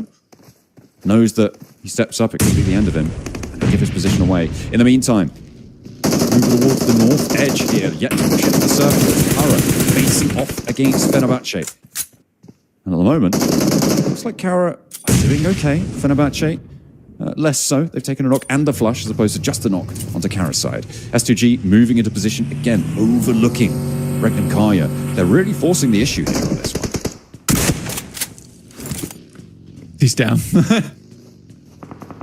And he's gone. I mean, Kara, push up. That's a nice nade, actually, on the outside. Ooh. I had some moment of indecision from CEO. Respected the play, though, honestly, from him. Where he looks to... he thinks to himself, like, either I'm going to go inside my building or I push out. Pushing out as the aggressive play, probability of finishing that fight there and then was quite high. But because he steps back before stepping forward, the nade does take him down. Really sad stuff there. Yeah, it's unfortunate. Not really too much you can do about that one. Regnum Kaya dropping a little bit further down the hill there. And still against S2G, not really finding anything. Kara try to make it in, but they're not going to be able to be allowed. They're not going to be allowed to do that because Ketch is on the case, and he'll catch him out there on the rotate. So third place, a back-to-back chicken dinner followed by two fairly lackluster performances. Gives Besiktas, gives Jetgo, gives Asgard the opening that maybe they were looking for. I'm surprised Regnum Kaya is still going in this spot, by the way. I mean, S2G really not an easy position to play. Well. Yeah, I just don't think they can find the shots towards them, sadly. What a horrible circle this is. Regnum Kaya slam in reverse gear. Goodness me. You're right, this circle forced them to rotate down south. But where'd you go? Picardo's still in. It's confusing because you can play ridge side, potentially get a great game with the back of the ridge. You might want to play plateau. Really, this game is just about having options. I think S2G have got a lot of options available to them here. I mean, it's made harder by Ita, right? They're on their south flank, kind of in the way, locking them into that north quadrant. Potentially on that hilltop. Could be rough. It depends how they can navigate these rocks, though. Regnum Kaya go for the compound side over towards the southeast there, leaving a outpost towards the ridge side. Looking for more value on this game, it seems. Sorry, not the compound, just the defilade off in the distance there, you can see. Yeah. For context on how dramatic these circle shifts have been, Blank, Picardo was right on the southwest of Circle 1.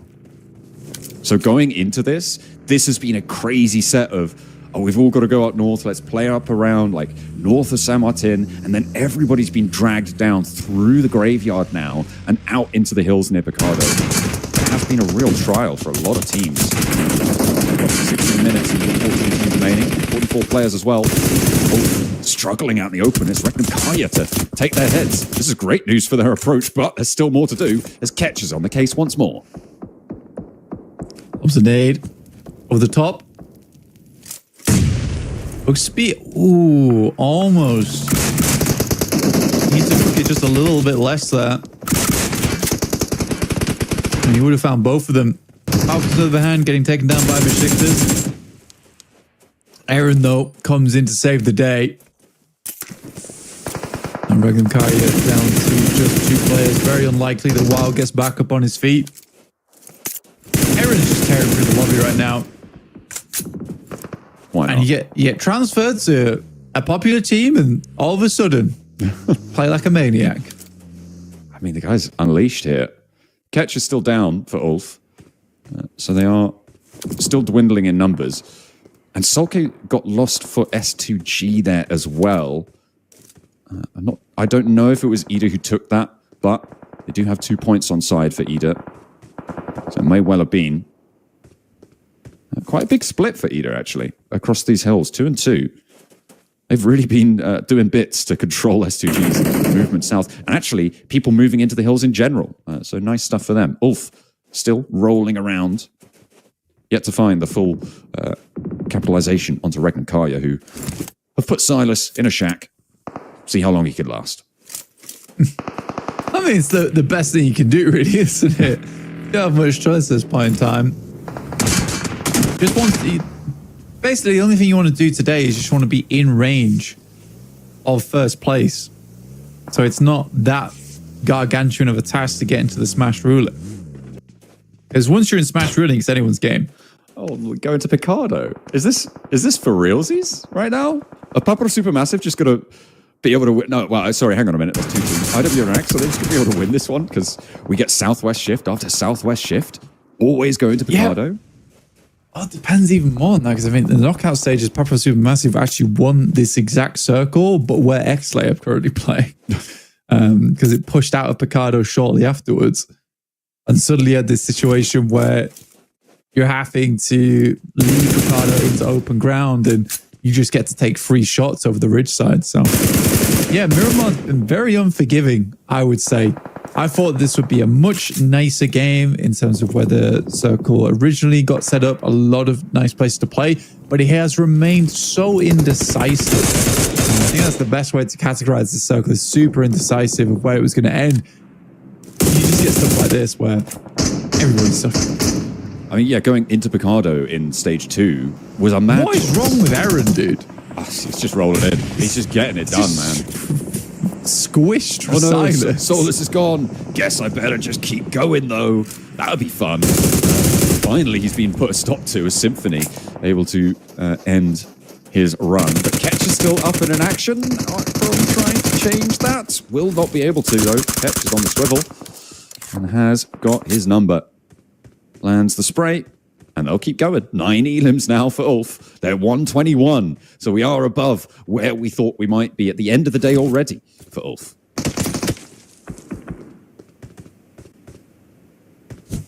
Night cap. Nade over the top, over towards Icy.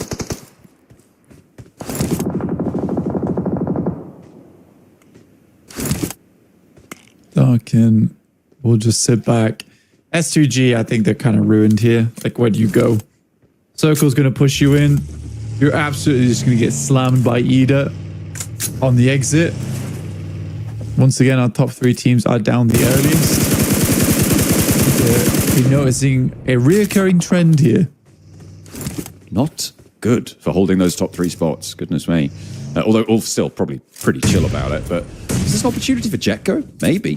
Could be a chance for them to jump up nicely. They are 4 players. They are a bit out in the northeast side, and we'll see what more they can do. I think I definitely agree with your assessment of S2G's position.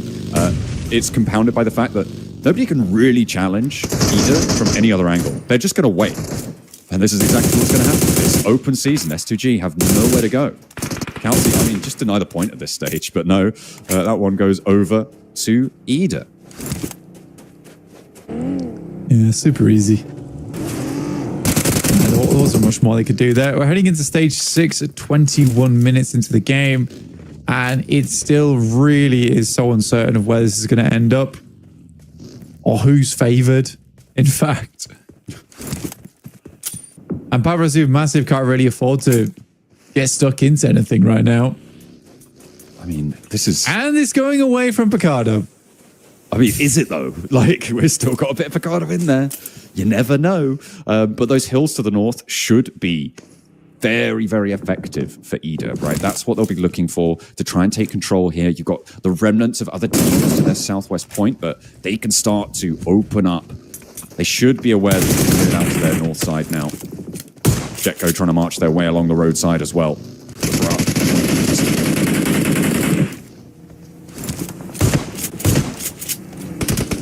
You all right? That smoke. Storm doing a little bit better. That smoke's a bit annoying in terms of the positioning on it. They're having to clear out Jetco. Both teams can't really move in.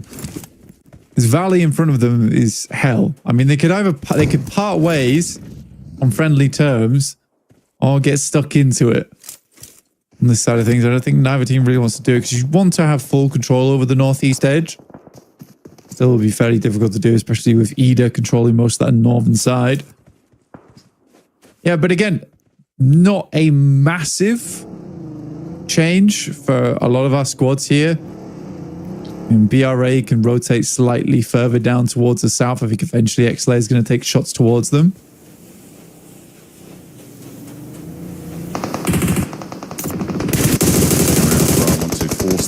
Here, but Zell gets clipped right on the approach, so does Quantum, and then next up on the menu, all three of them immediately hitting the deck, and that should be the end of Bra's game here. They do have one more player, obviously. They've still got Storm, but I mean, what's he going to be able to do from this spot? Merciless also down in the valley. This is the hell position that you were talking about. It's really nasty. Nobody's getting anyone up from in there. You just don't return once you go. It's a bad trip. The question is, who gets the points? Is someone going to be able to steal them away? Looks like they will go to their rightful owners. No theft on the Elim feed this time. But now we've got 9 teams remaining, and only one of them has 4 players.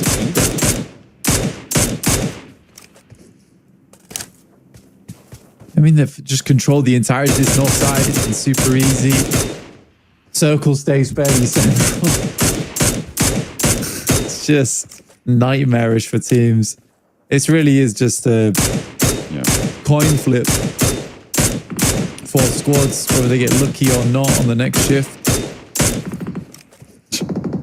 Darky just making life so hard for these teams on the flank. I mean, if they once they get rid of Narvalo and the last player on Besiktas as well, they shouldn't have anyone who can really contend with them unless we get really hard shifts down south to Picardo again, which we seem to be loving to go towards. The next circle popping in about 10 seconds, and we'll see just where it will fall. But still up on high. You can see how difficult it is for Jetco to move. And I think they're right to wait for this one, because the circle likely going to force Ida off those super high ground positions, but it cuts the difference. And we're going into the middle once more. Just grim. I mean, wherever this circle could go to make life really hard for everyone in the circle, it has done. Time and time again. This has been such an unhelpful circle, and especially this one where it doesn't cut the difference and go central. It just goes northeast enough to make life hard for Jetco, but also just northeast enough to cut the entirety of Picardo out. It's actually so frustrating for teams. Yeah, Ida moving further south want to maintain their high ground here. And I feel like they probably do still have the best chance here of making the chicken dinner, of converting. IWNRX have to march through Picardo now. As you said, it cuts all of Picardo out. Don't be fooled by the minimap circle. That is slightly offset. It is further northeast than it appears on that minimap. So all of Picardo is in fact cut out. Jetco still have high ground themselves, but you can see they're getting humbled by Ida. Not going to stop them picking up the points, though. Nice find. And 9 elims now for Jetco. They're in 4th place, Blank. Yeah. I mean, they're a good team. Honestly, a good team is Jetco. Surprisingly good. I don't know what was awakened in them on that final day of knockouts, but a beast has been unleashed. Ida now making their way down. They spot Anathosis. Amagusta, Magnazada is not safe. The vehicle's wheels were not popped out, so still take the shots underneath that. IWNRX trying to make their way across. Fooled by the colours, it is 2 teams there, and they are coming up against Papra Supermassive. Kine blasts the door off its frames and gets blasted back. as he tries to step in. He will not make it across. The gauntlet there not going to be run successfully. Navallo now in a 1v1 against Rookie. Remember, Ida were on oversight on this position. Their attention is turned over towards Papa Supermassive. No way. The shotguns go wide, and Rookie stands up tall for Besiktas, taking down the last player of the Falcons. And now with 4 teams remaining, Besiktas are still in it with a solo. He's got 3 first aids. He can heal up here, but Ida are putting pressure further down to the south. They're not spreading out over this line. Yo, if I was not Valo, I would be unbelievably pissed after that. Like, did you see that? Yeah, it was 3 shots that made him dance, and then he ate one to the face. It didn't dance. The shots were on target. The reticle was over the player. He was 10% HP. Yeah, it's not easy. Just one shell needed to hit. Oh, dear me. That is depressing. Well, sometimes it happens. That's a disadvantage that they find there. Unfortunately, they come off the worst for it. The rest of these teams looking to ladder up as far as they can. The fact that Jetgo has 4th place, 10 elims already. I think they managed to get... No, I'm not sure. I don't think they get any more so far. They're certainly looking for it as Ida looking to gear up in that valley that will see them shoot out into the open ground to their south. I'm sure that's their next move that they're planning here. But they will be lit up, and they're trying to soften the approach for themselves. Papa Supermassive successfully transitioned.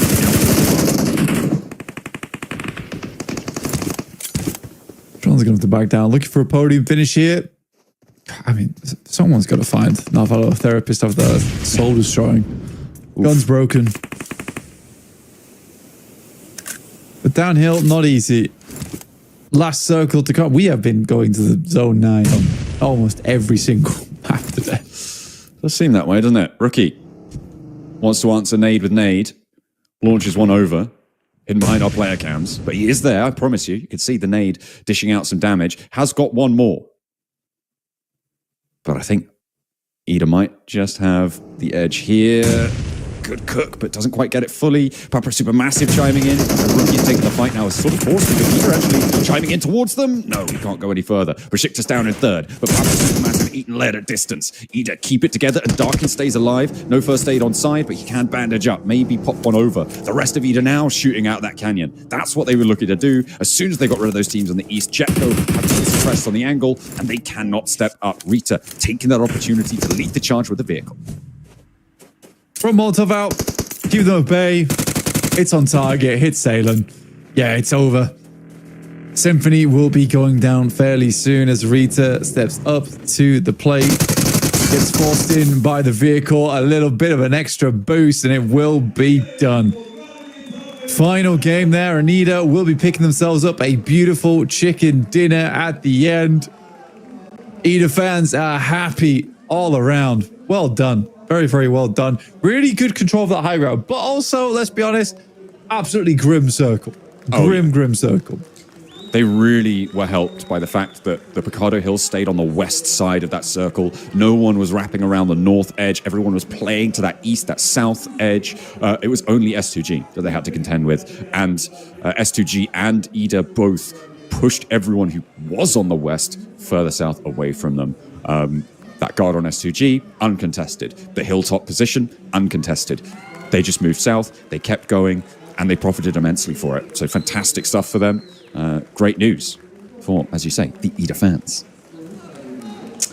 Yeah, it's brilliant stuff. Very, very brilliant stuff. I think killing themselves on the board as well. It's good to see. 2 wolves, the 2 carriers. That's a whole pack of wolves right there on the board. For sure it is. It is quite a lot. And remember, so far, we are still on track to potentially have every single team logo on the monolith, right? It can have 2 repeats. We've had those 2 repeats now.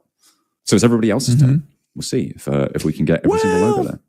We'll see. I think some teams just are not really... Yeah, I don't think we're going to see the IWNRX logo. Let's be honest. Yeah, it's been unfortunate. I think IWNRX have had one hell of a fall-off. It's a gargantuan fall-off. Oh, it's brilliant. For the team. It's sad to see. Alas, these things happen. But we'll be heading into towards our final game where we will decide exactly where the marker is set for tomorrow's Smash ruling. And it's looking like it's not going to be that high, actually, if Ulf continues the way they do and it keeps being teams that are underneath getting the chicken dinner. 112, I think. I think it's like 112, 114-ish. It was 121 at the end of last that game. match. 121. 121. It's like a 131 tomorrow. It's not crazy difference, but then again, like no one else is really catching up to them. That's the thing. It's the gap, right? Because those top three teams, you highlighted it during the game, they all went down. So it was Regnum Kaya, couldn't do any chasing. Besiktas couldn't really do any chasing. Hang on a minute. No, they did pretty well. Maybe they have been able to jump up into the top three. Kara couldn't do any chasing. That's what I was thinking of. And in general, it seems to be the teams looking to get into top three have been gaining all these points today. And so there is still this massive gap. And if you set it at 131, it's still a 40-point gain that you need, right? And that is very unlikely to happen outside of the first, I don't know, maybe 4 games, potentially.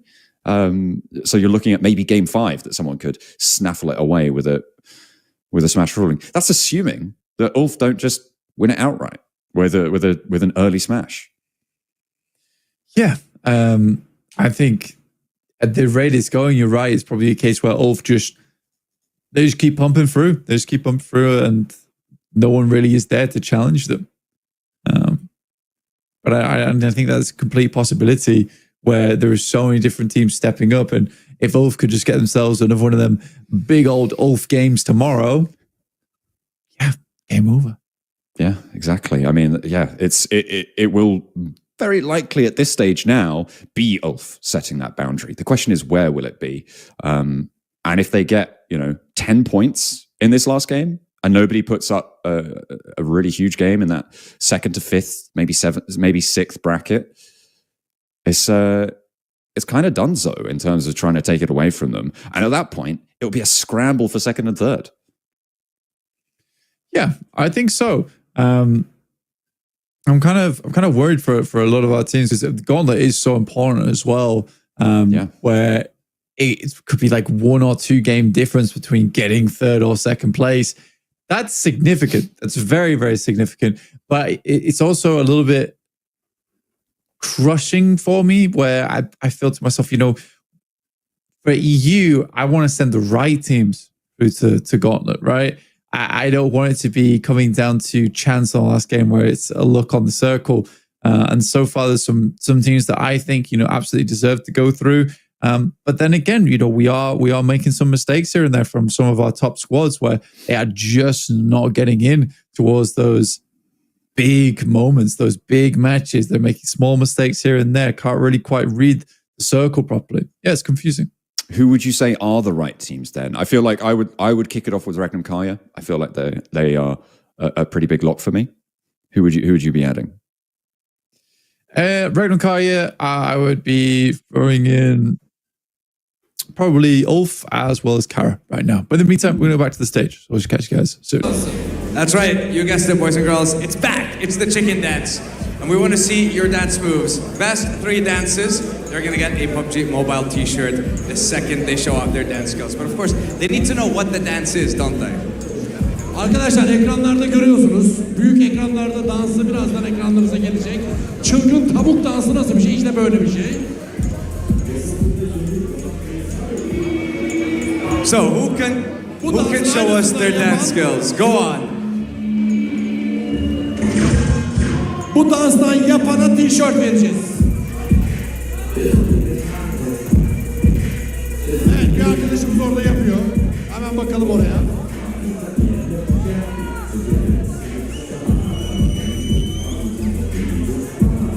Bilgehan, does any dance moves so far that impress you?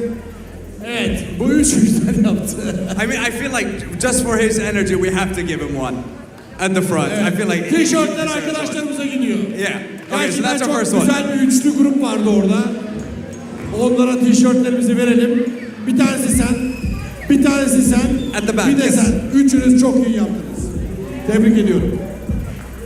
Dansı bir kez daha görebilir miyiz? Evet, penguenimizin dansını görüyoruz.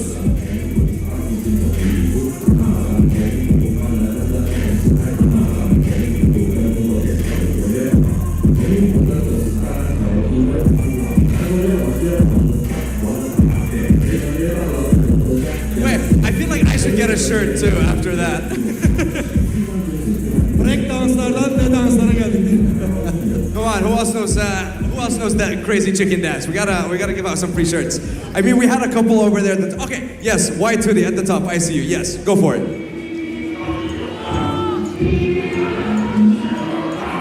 Şimdi son bir kez daha çılgın tavuk dansı geliyor.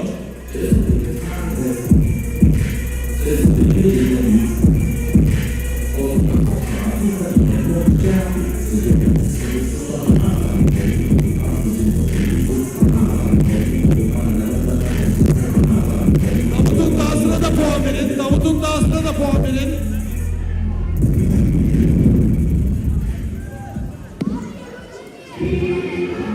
Çok teşekkür ediyoruz. Yeni sezonda Penguen'i çok fazla göreceksiniz. Şimdiden alışmaya başlasanız iyi olacak. Teşekkürler, Penguin. Thank you very much. I think it's time. You know what? I also have a request to our lovely analysts. Yes, yeah. You two have to show us your dance moves as well. You know what? We're gonna go back to the boys. We're gonna get ourselves ready for our final game of the day. And of course, we're gonna see how their dance moves compare to myself and Bill Gehans at the front of the stage. Boys, take it away. I feel sorry for them. They're going to have to capitulate to his demands of showboating. There we go. Well, they don't have to, I suppose. Producer wants to know if we like the dance. Seems kind of basic. Do we like it? Like the wax on, the wax off. This one. Yeah. And you do it over here a little bit, and you do it over here a little bit. Yeah, I don't know. I think there was some good dance in the crowd. Yeah. I would break dance, dude. If I want to break dance right now. I'll start spinning behind us, but probably not. Probably shouldn't do it. That seems dangerous in a closed space, and that's totally the only reason why he wouldn't do it. Yeah, absolutely. There's some glass cabinets behind you. You know, you've got to be careful, man. That's the first rule of breakdancing. It is true. No glass cabinets involved. Yeah, don't do it in a glass cabinet. It's a terrible idea. Second rule. Yeah. Don't chew gum whilst you're doing it, because you could swallow it and then it'd be in your gut for like 7 years. What about a little mint? Yeah. Oh, well, I don't know. A little mint. Maybe. Well, yeah, you can swallow them as well. Not ideal. But they're small enough, I probably wouldn't mind. I have actually swallowed quite a few today. These are Smints. Oh, okay. So you're fine. Yeah, that's 150 of them. That's too many. What are you doing with that many? You don't need that many. I don't know. Keep the breath fresh throughout the day. Well, you know, everyone who has to smell my breath virtually isn't unhappy. God, can you imagine? We're so close to these microphones. We're talking a lot, you know. Yeah. I'm sure there's some. Dear me. Some dangerous situations that you could get in with that, but that was the final blow coming on in, and of course MVP going over to Darkin here with 5 Elims, 560 damage here for Ida. Not huge, but still very successful. Yeah, really well played to Darkin. Again, I think for Ida, it was a good spot. They controlled it well. Very much a deserved win for Ida overall. I think the position they played, they realized that it was the best spot on the map, but they didn't let up easily. No, they were quite forceful, and not losing anyone in those high grounds is probably the most important part of all of that. Top of the damage tables was Emre by probably fairly significant way, 888, all the 8s here, as he ate up the lobby with that long range pressure from that high ground, doing a lot of work, and of course lost there actually from Papra Supermassive with that nade Elim, able to get that one done. Playing all the way in Picardo, they made what generally would probably be a really outside chance play for Papra Supermassive, and the same for IWNRX, going into Picardo very early, when it was hard on the southwest side of the circle. But they just got shift after shift, and that helped them ladder up quite significantly. Yeah, absolutely. Emre, 888, quite lucky on the damage number. Yeah. But I think coming into this last match, I'm hoping for Ulf's sake they can get a good game, because without that, then they're going to struggle to hold on to it and going through into that final day, making it a little bit more difficult for other teams to hit that smash ruling. Here's our statistics from that last game. As you can see, a lot of the damage was over on Emre. Matcap with 638, Darkin with 560. Read a little bit further behind. But again, this was just a pretty standard game for this team. Yeah, they played. It was nothing spectacular, but it was very, very effective in their position, in their execution on it. They played the hand they were dealt. You can't say fairer than that. Nice find there. I think the more impressive result came from Jetgo in this game, right? Playing, always having to move up in the valley as well. The fact that they got so many elims and got into second place to boot has got to be a massive boon to their point scoring potential. I believe they were on the chase as well, trying to get up in towards the top 3, and I think that's going to put them a lot closer. Yeah, I'd say so.